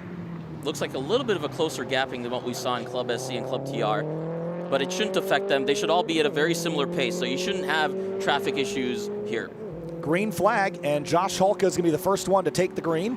We'll see what he's got here in that 777 Subaru Impreza through turn 1. Yep, here it comes into 1, hits the apex, gets real sideways, jumps all the curbing in 2, and now he's setting up for 3 again. Oh, it looks like he kind of avoided the curbing there, took all the track out that he could, now prepping into turn 4. I would think that maybe taking that curb on the inside of 3 would not necessarily be the fast way. If you can keep the car straight and use all the runoff at exit instead of jumping the curb and reducing your grip while you're in that acceleration phase. So I think he was just trying to just miss it by an inch and use the track out instead of trying to cheat up the inside. I think it depends on your power level and just how well the car can take it, because if you've got a lot of power, you want to cut that as much as possible, so you increase the radius of the turn as much as you can. But if your car can't take it and you just get sideways and it upsets the car, it's no help anyway. Yeah, so he looks pretty loose. Yeah, he does look pretty loose. I've driven a car similar to that that has front and rear differentials and things like that. The car rotates a lot more than you expect with those kinds of systems in place. Yeah, Halka in the 777, longtime competitor here in GridLife Track Battle. Yeah, getting around turn 11 now, stays a little bit tight, and now again, you set up for 13, and these are different setups. You can see he takes a little bit less of a wide setup because he's got the traction and the power to come out of 13 better than some of the front-wheel drive Club TR or Club SC cars that they have to take a wider line so that they don't push wide as much. Let's see what Halka's got in the 777 Subaru. Getting real. Oh, big understeer. See the tires turning a lot more than the car would give. Yep, but he took a lot of curbing there. He's going to set up for his next lap here. Comes across the finish line just now, likely braking before the finish line itself. See what he's got. Didn't trip the transponder that time through, did it? No, it doesn't. There it goes. There it is, a 40.057. So that's about 2 seconds faster than Club TR, right? So I think Club TR was, no, excuse me, that's about a second. I think Club TR was in the high 40s. So he's done a 38.1 this weekend. Yeah, so. I mean, this is very similar to the pace deltas that we've seen from the other classes. These conditions are definitely worse than the morning conditions we've been seeing, and some drivers are going to adapt to it better than others. So for Tony Barber in the number 7, the turn-in concepts car, the goal is just to get on the podium. That was a lot of curbing from John. Wow, that was a huge jump for Laughlin. Got it straightened out and gathered up though, didn't he? Yeah, he did, but it looked like there was a puff of smoke, like tire smoke, as he came down on those fenders. Wow, that was brave. That was really, really brave. And now he's coming across. See, he has a wider entry into 13. He needs to open it up a little bit more because it's a little bit hard to get that front-wheel drive traction out of there as he's setting up for 14 now. Coming into the braking zone. Looks like he's braking just before the 2. Rotates into the apex of 14. Nice line. It takes as much track out as he can on the exit, and let's see what he can do on his first lap. Mike Coons did a 40.502, so half a second slower than Halka. Eddie Siegel here, a 42.922, and John Laughlin, a 44.600. I wonder if taking all that curbing in 9 hurt him there, because he must have had to get out of the throttle there for sure. Had to a little bit. Going up on curbing that much isn't going to help your time that much, in my opinion, at least. That was a scary amount of curbing. I would not take that much curbing, but you know, when you're pushing it, you know that this is the session that you really have to push it. And I think Josh Halka just crossed the line for his second lap. I don't see an improvement for him yet. He did not, so he stays in the 40.057. Mike Coons is going to be right behind him, 40.502. I think he's next across the finish. I believe so. No, excuse me, that's who we see on track now. That must have been Tony Barber. He does find time, a 41.787 for him. And now here comes Mike Coons into turn 14 again, braking a little bit before the gets real wide. He broke a little bit too late, couldn't get the car turned into the apex, and takes as much curbing as he can on the outside to try and make up that gap, but he's probably not going to find time here. The last lap is going to be it for him. Oh, yeah. Here he comes through the finish. As expected, no help there. He really got really wide in 14. Yeah, that definitely set him back a couple seconds. Yeah, absolutely. He looks like he avoided the curve in 2 more so than Josh Halka did, who's now coming into turn 7, I believe, setting up for that very important turn 8, excuse me, to try and set up for the back straight. Takes lots of curbing, and that car looks great. Looks How compliant. important is that turn 8 to hit correctly? It is probably the most important turn on track, because if you hit it wide, if you push wide there and you can't get on throttle early, it compromises your whole back straight, all the way from 8 into 11, and you end up losing that top speed, and you can bleed time. You can see it in data. You'll bleed time all the way into that braking zone, but that looked well executed from him. For sure. Here it comes, again, setting up. He has got now kind of a middle line into 13, gets the car nice and rotate. That car looks like it likes to rotate, but in a very controllable manner. Car's pushing on power. He's really trying to control it on power. Comes into the braking zone here. Really on that edge right there. Oh, yeah, but it looks great, nice and settled as he gets on the brakes. No shaking there. Gets on power early. And he's coming through the finish now. Let's see what he can do here, if he finds any time. And Josh stays with a 40.057, so he's leaving the door open for his fellow competitors here. Mike Coons is going to be the most able to take advantage of that. Needs only half a second, so we'll see what he can do. Tony Barber is going to be the next to finish, and then it's going to be Mike Coons here. So Mike Coons up to second place with that 140.5, but again, we'll see what the... Oh, he's taking it easy, so he's coming in. I can see the fist out the window. And I think he actually passed Tony Barber there, because Tony, I think, was next in line. So looks like we're not going to see improvements from our competitors here for this third lap. So 310 is in before he had the opportunity to finish out his laps. Yep, we've got the checkered flag waving, and I think it looks like most of these guys didn't use their third lap to try and set a better time. Eddie Siegel's the last to come, well, second to last to come through now. He didn't find him as much time, so he stays in 4th. Here comes John Laughlin. Let's see if he can maybe try and get into that podium, but talking to him, it sounds like he doesn't think he can get there. Yeah, we're going to see more of this, I think, as we move up through the categories, because your car is not going to be able to run 3 consecutive laps in some of these higher categories, so you start to have to bank on only one good lap. Although I'm a little bit surprised to see the street class cars struggling with this, but again, a lot of them are turbocharged, so you're struggling with heat soak and that sort of thing. Yeah. And these are at the limit of what you can do in the street category. Yeah, absolutely, and these guys are on, historically, they're on tires that are more of a one-lap tire, as in they're really fast on that first lap, and then they kind of slow down from there. So that could be what we're seeing here, is they set that fast time in that first round, and then that second lap, maybe they have a chance. But all these guys, they run data within their car that is telling them what lap time they're doing and how they're doing relative to their lap time. They'll know 3 or 4 corners in whether they have a shot at an improvement, and if they don't, they'll probably just shut it down, conserve the car, conserve consumables, and just make sure that they can get to the end. So I had to step away for a brief moment. Are we checker for everybody? Or yes. All right, so the podium's set now. Yes, that's right. So we got Josh Halka takes the win here in street, a 40.067. Half a second behind him is Mike Coons, a 40.502, about half a second back. And then Tony Barber in that turn-in concept WRX, who for getting tapped in. I mean, that's a pretty good result for just getting the tap on the shoulder yesterday. Yeah, very impressive. Different from, again, you have all these laps in these other sessions. Here, he had to get it done in 2 or 3 laps, and he did a great job. Takes home that third spot on the podium. Yeah, Mike Coons, again, just jumping up a spot from where he was seated with that extra couple PSI, that might have been the difference there. Oh, yeah. Closing within a half a second of Josh Halka. So job well done. Laughlin didn't quite get the laps he was hoping for there, but trying to dethrone Siegel, but wasn't able to do it. So street class is complete. That will leave us with, I think, Street and GT is up next. Looks like it. Yep. And here comes Ryan Matthews. He's the current leader set a blistering a mid-37 yesterday, which, talking to all the other Street GT competitors, they didn't think they could touch, but he's not going to get that here.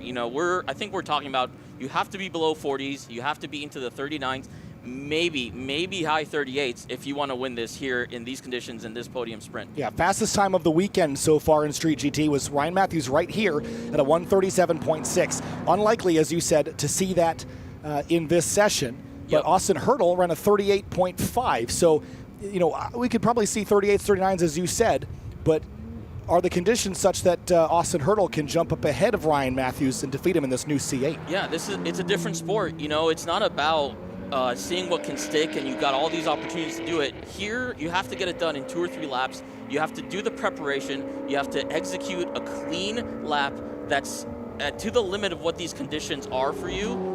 So that's what it's going to come down to here. A couple different cars in this group. We've got mostly rear-wheel drive cars between the Ryan Matthews machine, the Austin Hurdle car, and a couple of others. But we do have the all-wheel drive Nissan GTR of Conor Gallagher on your screen now. This is, again, a pretty unique entry for this category, but Drew Vosk in that Toyota GR Supra, probably the least power out of this group, I'd anticipate. Yeah, I'm not sure what his power mods are. I would think that if he's, taking advantage of the full bolt-on rules, you're right, he could be still the least amount of power here, because I know these guys are, Austin Hurdle with that C8, he actually might be making less power, but he's got that mid-engine dual clutch advantage that, really gives the C8 a lot of pace. So Ryan Matthews takes the green flag in Street GT. He'll be the first one to give us a time in about 2 miles. Big slide there leaving turn 1. Yeah, these cars, when it's nice out, they have trouble putting down power. So in these conditions, you really got to be careful. Looks like he took a little bit of curbing there. Car's settled back down. He's on his way to 4. So you have a lot of familiarity with the C6 platform here in Street GT. Not a lot of aero on this car. Yeah. How hard is it in some of those faster corners to keep it stuck? They're so difficult. They're so difficult to drive. They're really blunt instruments. They're 2 ladder frames held together with some sheet metal and balsa wood in the middle. So they're very soft chassis. And stock, they come with very soft springs. He's got coilovers on them, but still, they're really difficult cars to handle because there's a lot of dive and squat that's going on, and it's really difficult to manage the weight transfer. Yeah, interesting thing, Mark Kilgore crossed the stripe before I saw Austin Hurdle, and Austin was actually supposed to be second seated. So we haven't actually seen Austin cross the timing loop yet, from my understanding. I've noticed that I think they're a little bit out of order on some of these, so it could be they gridded up wrong or whatever. Yeah, look, you can see there how difficult it is for Ryan to put down that power. The car carries him all the way out. He's putting this nice wide line to set up for 13, so he can stay on the power between 13 and 14 through that kink to set up for 14, and let's see how much the car moves around under braking. Pretty stable, actually. It looks pretty good. Yep. Get down to the apex at 14, throttle up, kick the rear out, and it doesn't use a lot of curbing there, but he got it pointed straight. Yeah, he missed the apex and got on power early, got anxious to get on power, and that kind of affected him. I think his second lap might be faster than this one based on that mistake. 38.8's not terrible. No, that's exactly what we were saying. You got to be high 38s is probably what you end up needing to be at. So he's doing a great job here. And now we cut to Drew Vosk here in that Supra. He's coming down to 8 now. That car's moving around a lot in the braking zone. Takes a late apex there, which is a good line to take. Now he's powering out into the back straight. Yeah, again, the Supra really has a fairly soft suspension from factory, so it kind of squats and moves around. You can really feel the weight transfer. And when you see the car moving around under braking, that just tells me that he's deep in that brake pedal, using all the ABS, all the electronics to help him slow the car down. Looks a little slow into 11, but again, it's a pretty slow entry speed too. Yeah, looks careful. He's aware of the conditions. He's trying to stay nice and clean to get as quick a lap time as he can. Mark Hilgore crossed the line, a 40.603, so that's about 1.5 seconds slower than Ryan Matthews in these conditions. And here comes Conor Gallagher, a 40.381. I think he'll be proud of that in these conditions. So he's now he's about 1.5 seconds behind Ryan Matthews, but Ryan's got all the advantage right now. And you're right, it looks like Austin Hurdle didn't take the start line. No, yeah, he's not tripped the timing loop once or twice, so he has no time on the board. Yeah, here comes Vosk across the stripe. I thought I just saw him on the backstretch, though. He is out there, so I wonder if it's a transponder problem. Yeah, that's interesting. Hopefully they can hand time him or something like that. And Vosk came in with a 44.072, so he's a little bit behind these top 3 guys right now. Yeah, it's going to take a little bit of effort to get up into into the low 40s where we're battling. So it's really the battle for second between Gallagher and Kilgore that I think is the most volatile. I don't know that either of these two cars have the ability to pull out a low 38 like what Matthews is likely. Oh, Matthews is in pit lane. Yep. So Matthews is bailed out. Well, he's going to take the 38.8. He's up next in Street Mod in his C5. So, you know, he put down a lap that he's happy with on that first one. He's done. He needs to get ready in his Street Mod car. That's why he has to do that. That's an advantage to his other competitors. And Gallagher's knocked off too. He's slow on the back stretch. So looks like it. I'm not sure if that's an issue or if he is intentionally slowing down to cool off and head back to pit lane. But this is going to open the door for Kilgore. If he can get a couple more good laps in, you know, he might be able to steal second or first. He's going very slow. Maybe he's cooling down tires or something, or brakes, to try and get a flyer on this next one. Second place. Here he comes, Mark Kilgore, 39.506. So now he closed the gap. Oh, he goes wide, but he stayed on track. He stayed on track. He did the trick of going late into the brakes into one, and he got the time he wanted. That's a great lap from Mark. He's going to throw away the third lap, though, but it was enough to get second place. Now, does Gallagher have any way to respond? And Austin Hurdle did get back out there, so he'll have at least a lap. Yeah, and I hear Gallagher on the throttle here for his last lap, so I think he was cooling down, trying to get it in back into a good condition for that third lap. Let's see what Austin can do. Hopefully, it's maybe just a transponder issue, and it comes back for him on these next few laps. Yeah, I didn't see him or hear him Whoa, go by. that's a lot of curbing. Gets real sideways. And he was telling me before that these cars, they like a little bit of slip, but once you get them past a certain point, they will walk away from you. He kept it under control there, but it's going to cost him some time. I think this is the only lap he's going to get. These mid-engine cars, past a certain point of rotation, he got a lot of rotation there. You could see him with the opposite lock there into the entry of 13. You know, these mid-engine cars, once you get past a certain point of rotation, they'll just keep going because that moment of inertia is so short, it's very hard to control once it gets rotated. Yeah, his time earlier in qualifying was good enough for second, but it's really just been a sloppy lap. Let's see if he can put it together. He's really pushing it. That's, you know, this is the thing with Podium Sprint. He'll get another lap at least. He does get another lap. Yeah, I wonder if he got out of sequence or something like that. Let's see if he gets a time displayed. Looks like yes. Okay, so 40.793. He's got to clean it up on this lap. He cannot do that kind of a messy lap to try and beat Ryan Matthews or Mark Kilgore for first or second in Street GT. If he gets a little bit better lap, he can get onto the podium, but I think he wants more than that. He was seated second. Yeah, and here we're looking at Connor Gallagher. He's getting really sideways, trying to stay on power into 14, gets on the brakes, looks okay, so he does hit the apex. Nice job from Connor. Gets on power with that four-wheel drive, that turbo V6 on that R35 GTR. Let's see what he can do. This is his last lap. Gallagher across the stripe. Is it enough to jump up into the middle step of the podium? Down into turn one, it does not look like it. He'll stay third. No improvement. Okay, now all eyes here on Austin Hurdle. Let's see, he's going to take less curbing here. There's no way he tries that again. Oh, he took a chunk of it, but it was straighter. Yep, a little bit less. Into the braking zone. This is much neater from him. Into the apex of 11. Car tracks out, but he's got that nice mid-engine traction. Brakes it a little bit. Brakes nice and early. Tries to get the car set up for that long 13. Here he comes trying to set up. Stay on power, not move, not drift off track, but stay on power into 14. Gets on the brakes right before the 2. Car dives down, trails off the brakes, rotates for a late apex, and gets on power. Nicely done. Yeah, that does look neater. Let's see what he can do. I think this is a podium run here. Yeah, it looks like it. It looks really well driven from what we could see. Checkered flag for Austin Hurdle. Is it enough to go to the podium? Here it comes. A little bit delayed. No. They're going to give him another lap. It wasn't enough. That's interesting. So he must have gotten out of sequence or something like that. Yeah, I think that's the case, but he'll need that extra lap. Everybody else, I think, has checkered. Am I right?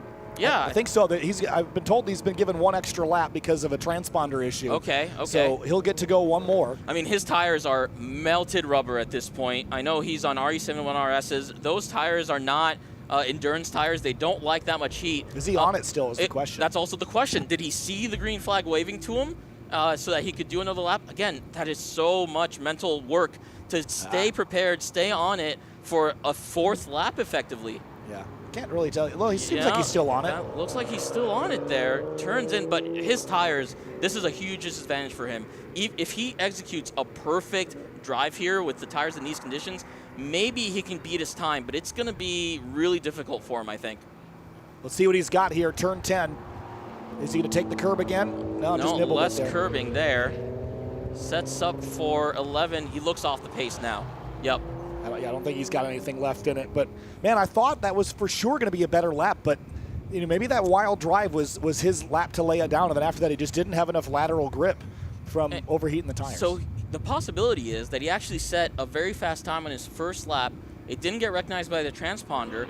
But if he's running an AIM in his car or some sort of data system in his car, there are procedures in place that if he can prove he ran a time using his data system, then they might bring that time as an official time. So I don't think Street GT results are going to be finalized for a little bit. I wouldn't be surprised if he had a faster lap time on his first lap, that he's got to show them that data to prove it to them. Yeah. Nonetheless, the times from Ryan Matthews and Mark Hilgore, very impressive for these conditions. Good job to them. All right, so now we've knocked Club SC off the bottom.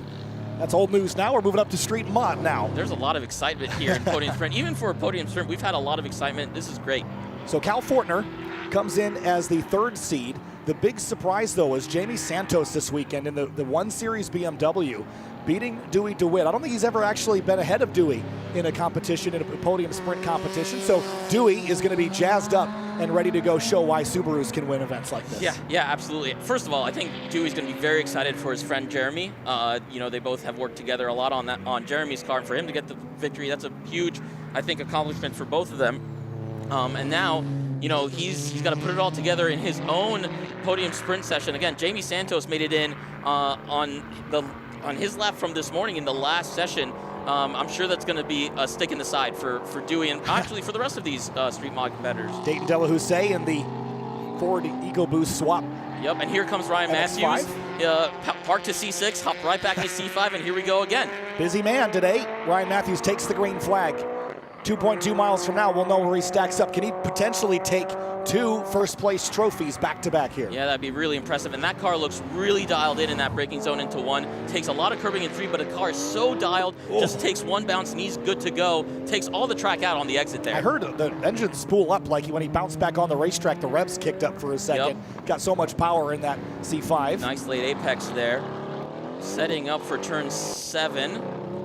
Back on power. And I heard Cal Fortner in the background there with his V8 bi-turbo spooling up. Yep, that signature bi-turbo V8 for that Mercedes GT. Not a very common platform in time attack. Not yet anyways. I think they're still probably, you know, if you got a Mercedes AMG or not, your first inclination isn't to tear it apart and turn it into a time attack car. But that's right. That looks really good from Cal over turn 3, and Ryan looked great through turn 8. So let's see how much curbing he takes here. Big chunk of it, but he's flying. But man, the car just like settled right back down after that 1 bounce. Looks great. This car is very well sorted. Yeah, absolutely. He's got a lot of experience with this car.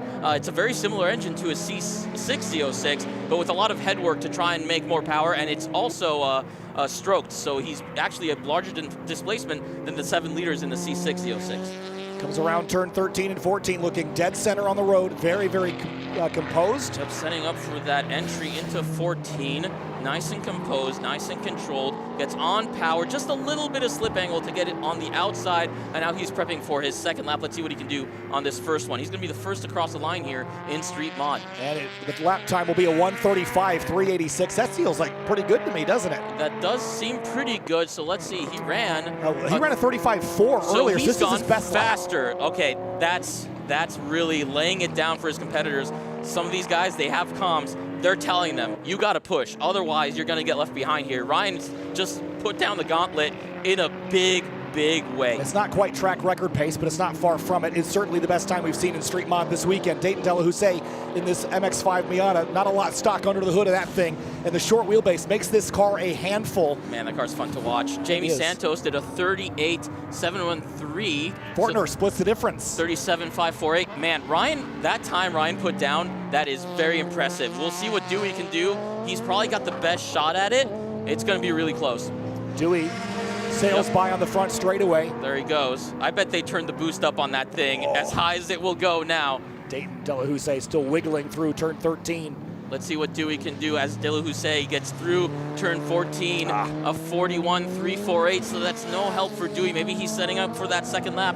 He's on P1s, which need more heat than these other 200 tread-wear tires. Comes Delahousse in the MX-5. This seemed like a pretty nice lap for him, and he'll jump up to 4th place. A sub 40, a 39.481. So he's doing a great job himself, man, so he's moving up one spot ahead of Dewey and how they qualified. Man, keep an eye on Dewey though. He has his team on comms. They're telling him what he needs to hear. Yeah, watch for very aggressively. Yeah, look at that. Look at how much rotation he's getting on entry. But he turned in too early. He really cut the corner. He cheated, so that really decreased the radius of the corner, which means he can take it at a high enough speed, but he takes as much of the track as he can on exit to make up for it. Let's see what he can do over the curbing here. Turn 10. Oh, that was a big chunk there. By the way, Matthews no pickup that time through, so he stays at the 35.3. That benchmark remains the same. Dewey into turn 11 now. With the time that good, he doesn't need it. You know, I wouldn't be surprised if he pulls in. Jamie Santos pulls into the cutout, so he gets out of the way for Dewey, which is great for him. But that means Jamie won't improve on a 38.713. So that's what you need to beat to get on the podium, and they all know it now. Dewey into the binders for turn 14. I'm not sure that this lap will do it. He'll need another.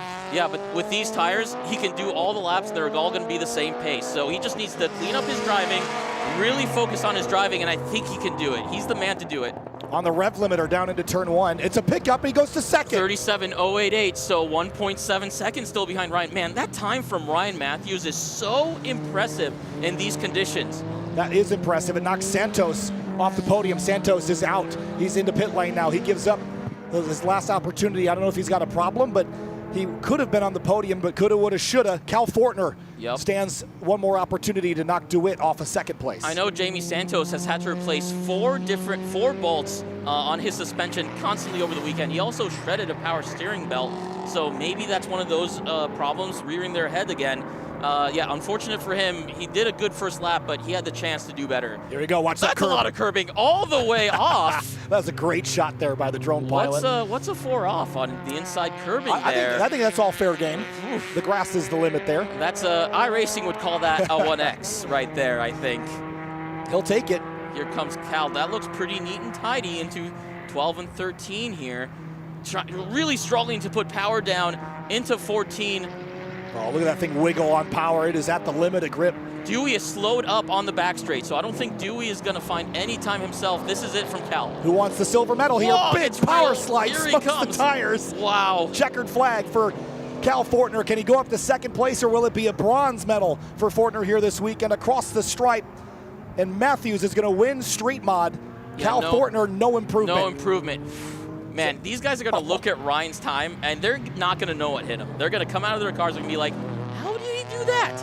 Yeah, what a drive there. Dewey DeWitt is going to head off. back to the pit lane, but he picked up the silver medal this weekend, second place for the number 70 Subaru. Let's see, did De La Houssaye, is he going to come in for his fast lap? I haven't seen that car since his last, well, here he is. There he is. Maybe Okay, he'll steal here one. he comes. Yep. Maybe I spoke too soon. Let's see. I saw him go down the back straight. Gosh, so that car rips in a straight line, doesn't it? with no arrow and that short of a wheelbase, that's insane.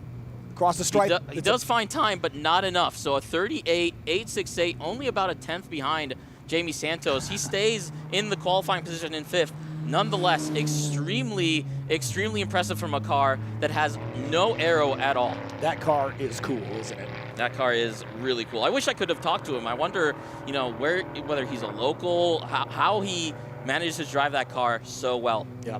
And for those asking, what was the lap time last year in Street Mod? Well, the track record was set by Alan Patton at a 1:34.176. So that just goes to show you how much Alan Patton got out of his GR Supra last year. He went on to just blitz everybody in the Street Mod Championship. Yeah, I mean, Alan probably makes a little bit more power in his Supra. Corvettes, man, when you go to Street Mod, you have to put less tire on them than they came with from the factory. That's a pretty tall ask for a platform like that. Yeah, but I'm just really impressed with Dayton De La Houssaye taking the fight to these much bigger, more powerful cars. Yeah, absolutely. And without any arrow. I mean, that's a lot to handle in a short wheelbase car. Yeah, a short wheelbase, and he's taking the cool down lap in the pace that we all want to see to keep the show going. Really appreciate him coming out with us. Great job from him. I love that low drone shot over the kink there. You can see all the marbles off to the side of the racetrack as well, how treacherous it can be when you get offline. Yep. And the good news is, you know, these track battle cars tend to sort of only really need the mathematical best line, but depending on if you're a front-wheel drive, rear-wheel drive, or all-wheel drive car, you might deviate from that a little bit. We saw some of the all-wheel drive cars sort of squaring things up for that square exit. Yeah, absolutely. Most of these cars that we have coming up looks like they're going to be rear-wheel drive, except for Jimmy Rock here and Unlimited here in a little bit. So that's going to be kind of interesting, a little bit of equal footing for all these guys. So Dayton Delahousse pits in, and the Track Mod group is going to head out now. And this is an interesting combination of cars. We've got the C6 Corvette of Justin Peachy. We've got Chris Smith in a 1 Series BMW, David Bamforth in a Porsche Cayman, and Luke McGrew in a C8 Corvette Z06, and Darius Sajak in the number 716 Corvette as well. I'm not sure if Darius is still here. He had that problem in that first session, and I believe I saw him post that he's back home. So maybe they put somebody else in, or they weren't aware that that he decided not to come back. So yeah, that'll be interesting. Maybe it could just be 4 cars here in Track Mod. It could. Justin Peachy going to be a slow outlap here. This is again going to be a car that takes a second to get some heat in the tires. Yep, again, they're on P1s, which do take a lot of heat to get into their window, but they stay in that window really well. So that's a little bit of an advantage here in a session like this. Yeah, Chris Smith's got a lot of development in this 1 Series car. This seems legit garage, guys. They've got a really cool GLTC BMW as well that we hope to see back on track later this season with Michael Pagano. Yeah, again, that car kind of fools you because you expect to hear a turbo inline 6 coming at you, but it's actually a V8, a small block V8. Got a big exhaust pop behind us here. I don't know what that was all about, but David Bamforth navigates turns 5, 6, and 7. Yeah, came in a mid-engine car here, which is no longer unique because as you see Luke McGrew here in a C8, another mid-engine car. Yeah, Luke McGrew, again, one of our longtime Eibach GLTC competitors, sold his nearly championship-winning car before the last round at pit race last year, bought this C8, and is going to run track battle with us this season. Yeah, he's historically run track mod in a Viper, and he also ran his GLTC C5 in track mod uncorked. So, you know, he's kind of used to running in this group. This is kind of a newer car to him. It's a C8 Z06 with no power mods, but with aero from Virus, I think, and Paragon. So, yeah, it'll be interesting to see. He's a seasoned veteran. He probably knows how to execute a lap the best out of all these guys, I think. You mentioned Justin Peachy's got that unique exhaust system that makes it sound like a flat plane crank V8. Roars by the start-finish line and starts his first lap here for track mod. Yeah, so he's been making some rear aero changes to try and make more rear downforce. We'll see if that helps him here. So through turn 1 and 2. Lots of curbing. And he's been all over the curbs here this weekend. Yeah, but his car seems to take it well. It's a softly sprung car for a Corvette with aero. So he seems to take curbing well, but that also makes it more complicated aerodynamically because the car pitches so much under braking that it changes the aero balance a lot compared to whether you run a stiffer spring setup, which he isn't doing. Leaning on the left sides here through the triple apex right-hander at 5, 6, and 7, and then release the Kraken down the back straightaway here, huh? Looks nice and composed. He's going to come through 8 here, and then he's going to set up for that kink at 10, which is where he had that huge off. So we'll see how he approaches it then. He said this morning he was taking it pretty easy, so we'll see what he does here in the podium sprint. He doesn't need to do it at 100%. He needs to do it at closer to 100% than his competitors. Best time of the weekend for Justin Peachy is a 1:35.660. Nicely navigates the kink, looks pretty grounded there. Yep. I don't think he's going to do the 35.6, but I think a 36 flat would do it. Yeah, and he got nice and early into the brakes here for 11, but he's nice and clean. He looks, well, about as clean as that car can look with all the weight moving around. It looks like Chris Smith is catching up to him a little bit, so I don't know what that says. You know, sometimes if you're this close, big it wiggle. Gets real loose, trying to get on the power a little bit aggressively, dives down into 14, but hits a nice apex there. Let's see what he can do. He's going to see that Chris Smith is closer in his mirrors. That's going to get in your head. I know that from experience. Ooh, Chris is really wide in 14 there. Missed the apex a little bit. See what Justin Peachy's got. It's a 38.595. That's probably not going to do it here. No, it's not. Let's see what Chris Smith can do. He definitely caught him up. Yeah, 37.362, 1.5 seconds. Oh, big lateral slide there through turn 1, though. Gets real wide on exit, but recovers for 2 nicely. Let's see what he does at 3. Avoids the curbing there. Oh, gets real sideways. That's a dangerous place to get sideways. The track narrows down on you as you cross to 4. If you get loose and it comes back, you could hit the wall there. Yeah, he's pushing hard. He might have cost himself some time. David Bamforth comes across the stripe, 3rd quick in the 404 Porsche. Yeah, 41.323. Let's see what Luke McGrew can do. The seasoned veteran, you know, pressure is nothing to him. You know, he's just going to smoke a cigarette. He's going to be chill, ready to go. Chris Smith down into turn 8. It was a wild first sector. He's cleaned it up a little bit here for sector 2. Uses some of the curb on exit. That's a good line through there. McGrew's knocked Bamforth off the podium with a 39.7. Okay, so a 39.7. Yeah, Chris Smith is currently the leader, 37.3. It looks like he gapped. There's a little bit of a bigger gap to Justin, so Justin might be finding some time out there. Chris, hard on the brakes into 11. Tries to stay tight. No, he's caught back up to Justin's going slow. Justin is slowing down. I could see him slow up through this shot. Let's see if he gets out of the way of Chris here. Or if he's just slowing down to try to get one last run on the final lap.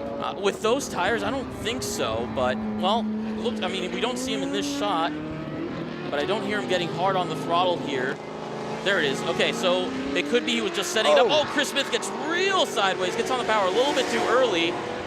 It's funny, those two engines have the same crank configuration. Oh, he's locked up. He's off at turn 1. Chris Smith has binned it. At turn 1, he's in the grass, and that will invalidate his times. He went to the top of the board, but at what cost? If he went 4 tires off into the gravel, and he did. Oh, no. That will erase his times. Oh, no. I've seen him. I've been behind him before at Autobahn, and that car is must be really tricky to slow down. That's unfortunate for Chris. We'll see what Luke can do. Did Luke find some time on his second? Well, he's coming across to his second lap now. Brakes nice and late, nice and composed. Car looks good. Hits the apex of 14, and let's see what he can do. Gets on the power aggressively as he's coming through to the finish line now. Luke McGrew, let's see if he can knock Peachy out of second place. And 39.4, but the question is, I'm fairly certain that Chris Smith is going to be disqualified for the 4 offs. That will move Peachy to the lead, McGrew to second, and Bamforth to third. Well, they're guaranteed the podium. There's no 5th competitor here, so now they're all fighting for the spots on the podium. Let's see if Justin can find some time on his third lap to kind of win this on merit, maybe. Yeah, again, that's a shame for Chris Smith. And he goes to the top, 138.043. There it is, a 38.043. Great run. Oh, actually, no, that was just because they knocked Smith down. Good call. Good. Yep. That was from timing and scoring. I think I heard Justin coming into 14, coming out of 14 now on the power. And here comes Justin Peachy to the line. Let's see if he finds himself some time. And now we've got Bamforth coming into the last set of corners. Uses that mid-engine rotation to get into the entry into 12 and set up for 13 well to get into turn 14 and onto the finish. Here comes Bamforth down into the last corner. Justin did not find some time, and Bamforth ran wide. He broke a little bit too late, missed the apex of 14, unfortunately. I don't think he's going to find himself some time here, unfortunately for him. Checkered flag, and David Bamforth, it doesn't matter where he finishes this because he will be on podium with the disqualification for Chris Smith. So Justin Peachy is going to win podium sprint for the Track Mod group. Luke McGrew is going to grab a second place, and David Bamforth in third. I don't think Luke McGrew is going fast on this final lap, so I think he's called it. Yeah, I think he's on a 200 treadwear that it basically levels after the second lap. You're not going to go any faster. He's a very consistent driver. He got the most out of that car that he could. And looks like Track Mod was really a podium sprint of attrition, really. Unfortunate for Chris Smith. He had the time in there, but I just missed that turn 1. Maybe he was trying to find that little bit of time on the second lap and just timed the brake a little bit too late and missed it. Justin Peachy gets it done here. Back to the top step in GridLife Track Mod. Yeah, congratulations to him. He, recovered from a really scary spin here yesterday to take the win here in Track Mod. Back when Chris Smith got knocked to the bottom of the pylon, I noted that he had done a 38 flat, so I wasn't wrong that he did pick up time. Okay, yeah. It just happened at the same time that Chris Smith got bumped off the top step of the ticker, so yes, he did improve. I think Chris Smith was a high 37, so I think it would have been pretty close, but yeah, congratulations to him. He doesn't know this, of course, so he's going to be happy to hear once he gets out of the car. So back into the pit lane. That leaves us with just one category to go in the GridLife Track Battle Championship, the opening round of 9 here in 2025 for the Track Battle group. And it is unlimited time. Ernestus Pizzellis, the fastest car here this weekend thus far.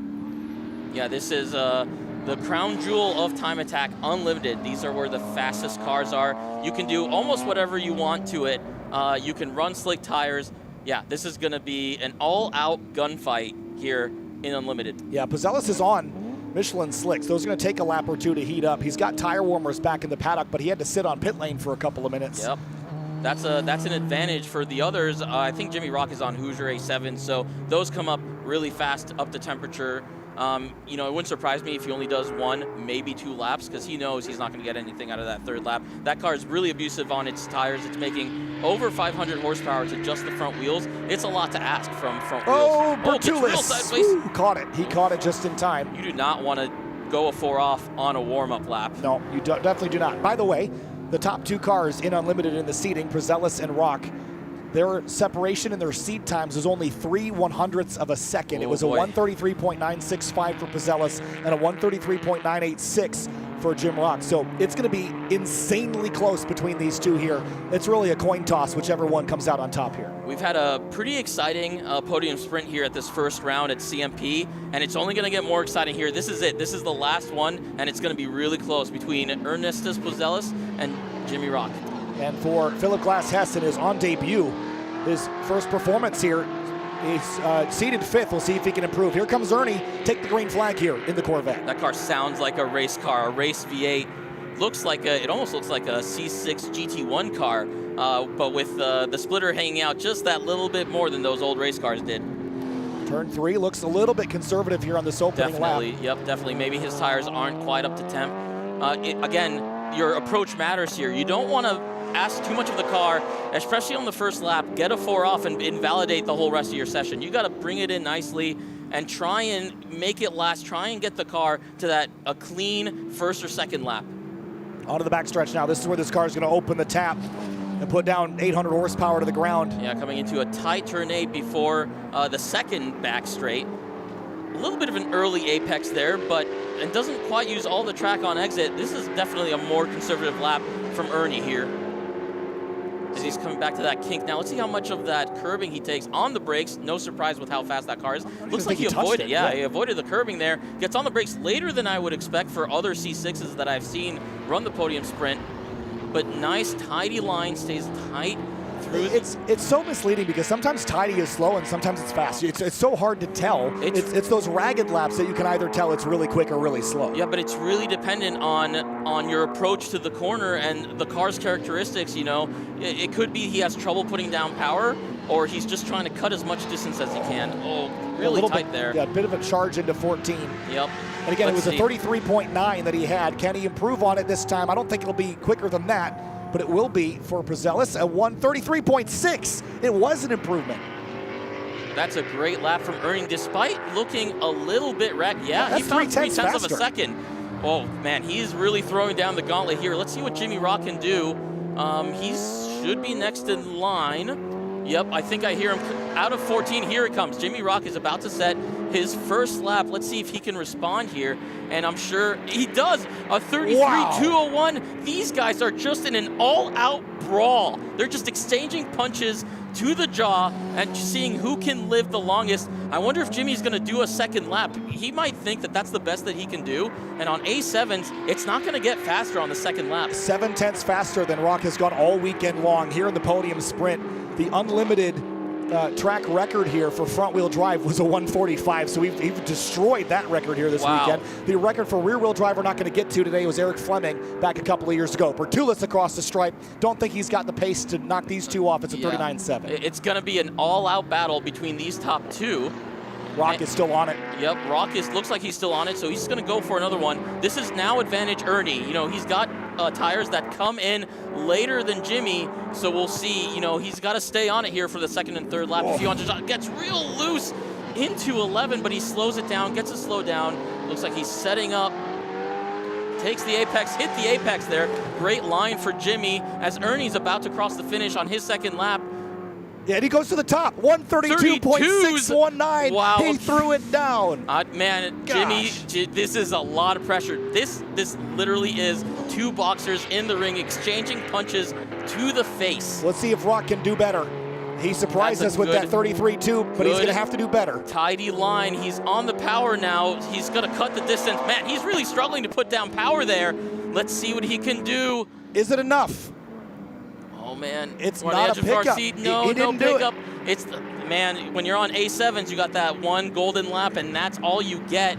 But, man, he put up a fight. A 33.201 very, very impressive for Jimmy Rock, a front-wheel drive record. Well done to him, but Ernie pulling it out here on his second lap. And Philip Glass-Hess in this MX-5, he's on debut here in the GridLife Track Battle Championship. Looking good. And he's third right now. Yeah, took a lot of apex curbing there at 11, cutting the distance to get to the entry of 12 and into 13 as best as he can.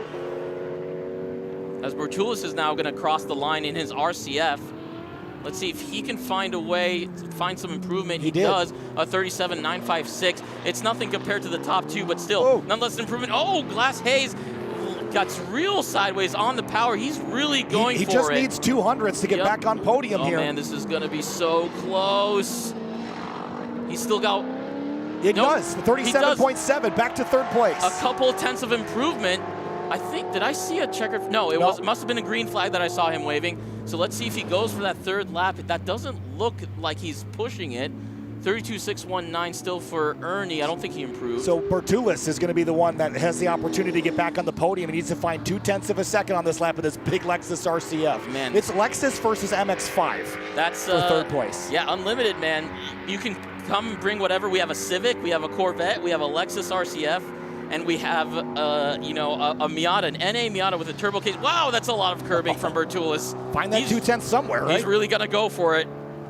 Braking nice. Gets all the apex curbing of 11. He's staying nice and tight. Man, he's really pushing it. You can tell he's really struggling to put down power. Jimmy Rock is in. He's not going to win podium sprint, but he gave it a best effort. Put a tire off there as he's trying to set up for 13. Man, if he doesn't get it here, he's just not going to get it, you know? Here he comes, turns into 14. Oh, it's a little bit late, misses the apex dial a little bit, but he recovers on exit. Let's see what he can do. All he needed was 2/10. Yep. Can Bertulis get back to the podium here across the stripe? Checkered flag for the Lexus RCF. And it will not be a pickup. Philip Glass-Hess on debut. Wow. Podiums in the MX-5. Congratulations to Glass-Hess on his debut. I saw him pull up on the back straight too. He's not going to set a quicker time. He doesn't need it. He took that podium from Bertulis. What a great drive from Glass-Hess. The little MX-5 that could today. I mean, against cars that have displacement bigger than that chassis. I mean, he's got a big engine under the hood of that thing, don't get me wrong, but boy, the little car that could today, his first ever GridLife Track Battle podium sprint. A Turbo K, very similar to Jimmy Rock. You know, those K motors, they keep popping up everywhere in GridLife. We just can't escape them here. Gets it done here to get that last podium spot. That was an unbelievable debut for Track Battle Podium Sprint in 2025. That might be the most exciting one. That's one of the most exciting ones that I've ever been a part of. I can't recall one better than that. Here's a look at your Club SC podium about an hour and a half ago. Chris Rice, Mukherjee, and Sam Dooling on podium there. Chris Rice was seated up atop, but Mukherjee and Dooling seated 4th and 5th came through for the podium.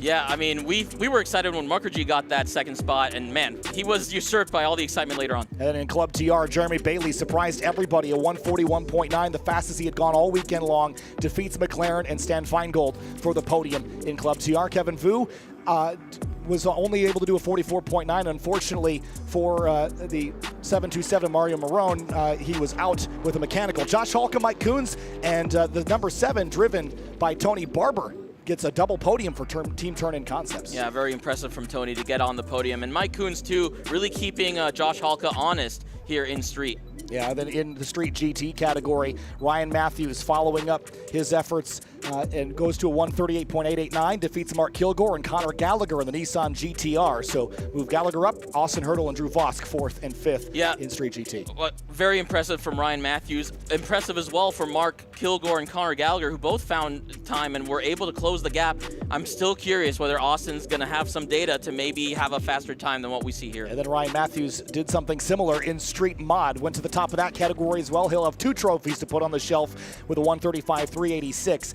in Street Mod. Dewey DeWitt, Cal Fortner wrap out your podium here. Jamie Santos had a mechanical. Dayton Delahousse in that Ford EcoBoost MX-5 does an amazing job there, but only P5 for that car. Yeah, very impressive from Ryan Matthews to hop from one car into the other in pits and pull off the kind of times that he did. very, very impressive for him. This is a great weekend for Ryan Matthews, owner of After Dark Speed. Yeah, dramas in track mod, though. It was the top seed Chris Smith that went to the top of the board and then promptly went off the track down at turn 1, disqualified him.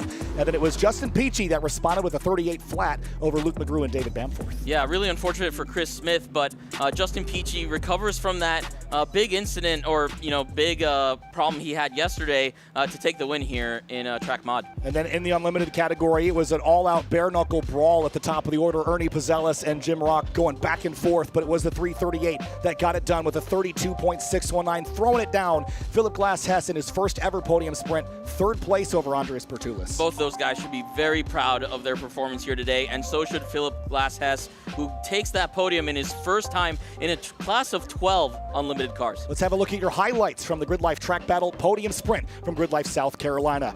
Podium sprint began with the Club SC category. Sam Dooling crossed the stripe here and was moving his way up through the order. It was a fun fight between David Best, Ryan Mukherjee, and others. Mike Jansen in the 156 was seated in second, but he didn't have quite enough pace to get all the way up to the podium there. It was Chris Rice in the orange number 91 Ito that put on the best show. Yeah, and he got it done when it mattered most, and Sam Dooling made his way into the final spot on the podium. Improves on where he gridded up before. And then in Club TR, Jeremy Bailey moved his way up the order here. Kevin Vu fought issues with braking all weekend long, wasn't able to snag a podium like the 514 and Evan McLaren, but it was Jeremy Bailey that stole the win away in the tail end of Falcon Club TR. As we watch Kevin Vu gave it all he had, a big lockup down there into turn 1 as he chased grip with those left rear tires. Yeah, Jeremy Bailey's going to have a huge celebration here on the podium. I can already feel it. And then in the street class, Mike Coons, a couple more PSI for the turbo, and it was enough to compete up with Josh Halka and Tony Barber for the Turn-In Concept Subarus. Yeah, very impressive from the Subarus here in street. What we're used to seeing, honestly, in street, the turbo Subarus. And then in the street GT category, Austin Hurdle, Connor Gallagher battling for podium spots there. And Connor Gallagher in the Nissan GTR putting on a show. And then when it came down to the unlimited category, the 171 of Andreas Bertulis getting it all done. The GridLife Track Battle Podium Sprint is complete here from GridLife South Carolina.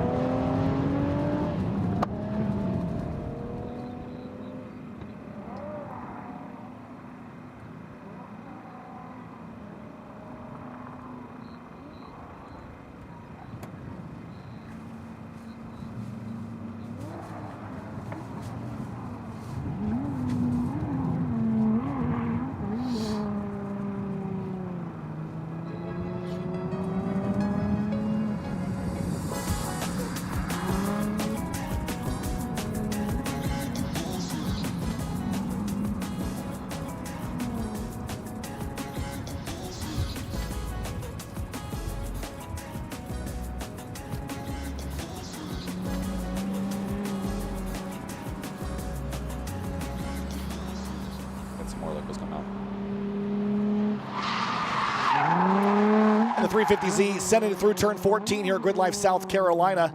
Final full course drift session of the weekend, at least on the live broadcast. And Gray sitting alongside me. Gray, it's been super fun this weekend. There's a couple of cars shredding on the full course, but as you were saying to me earlier, just not a lot of tires left in the paddock at this stage. Oh yeah, when everyone gets stoked on Saturday and Friday, they have no control when over tire wear at all, and everyone's like, let's go out and get another lap. Tandems. Tires are making like my voice, corded. Oh yeah.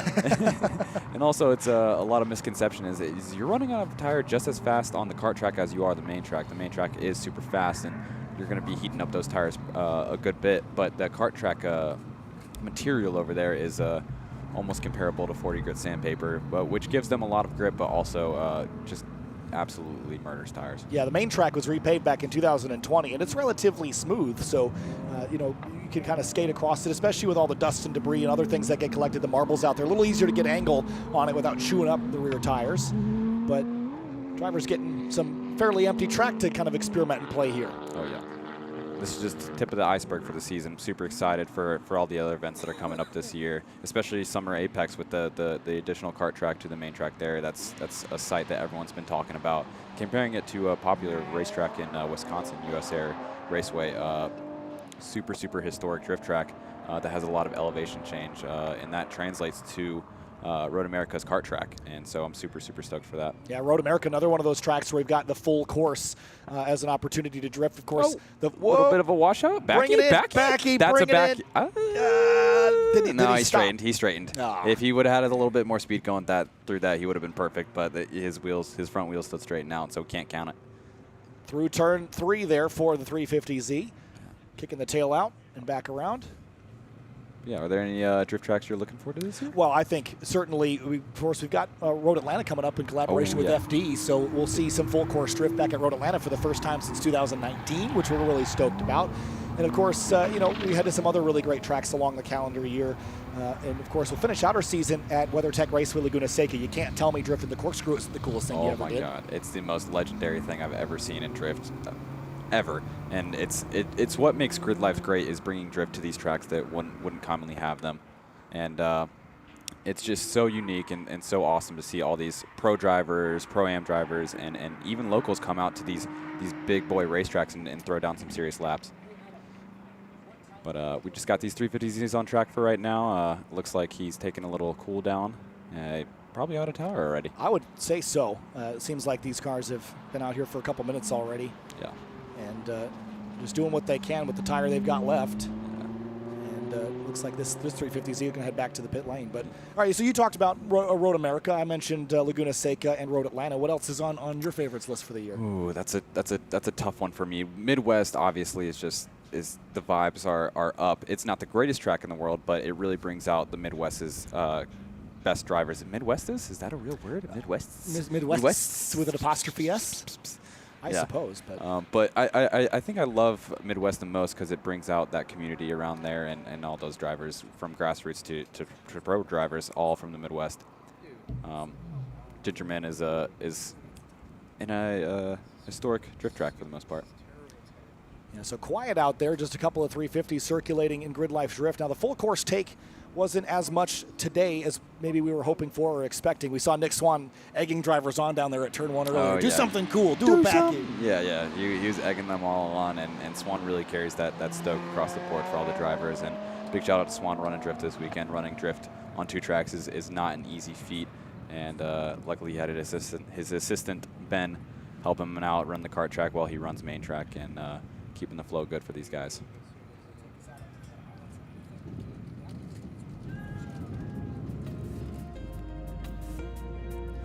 GRIDLIFE South Carolina, what a weekend here. 3 days of competition between our Eibach GLTC Series, the TrackBattle Championship, the GRIDLIFE Rush Series, and GRIDLIFE Drift. Gray, man, it's been fun. There's been a lot of work in the offseason to get here. A lot of long days in the office for you working on the graphics, Gray, but what a great event. And things are beginning to empty out here on Sunday afternoon. Oh, yeah.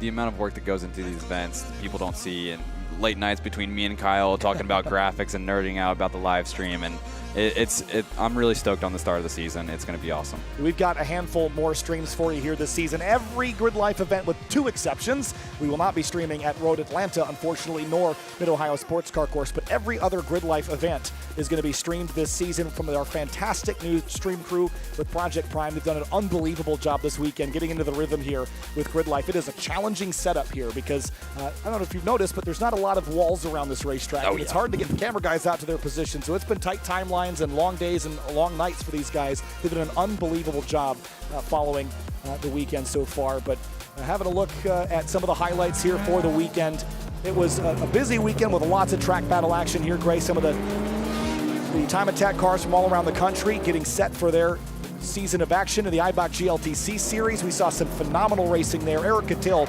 dominated but was unable to win the final race of the weekend. And of course, with Grid Life Drift, it's great to see them back out again for 2025.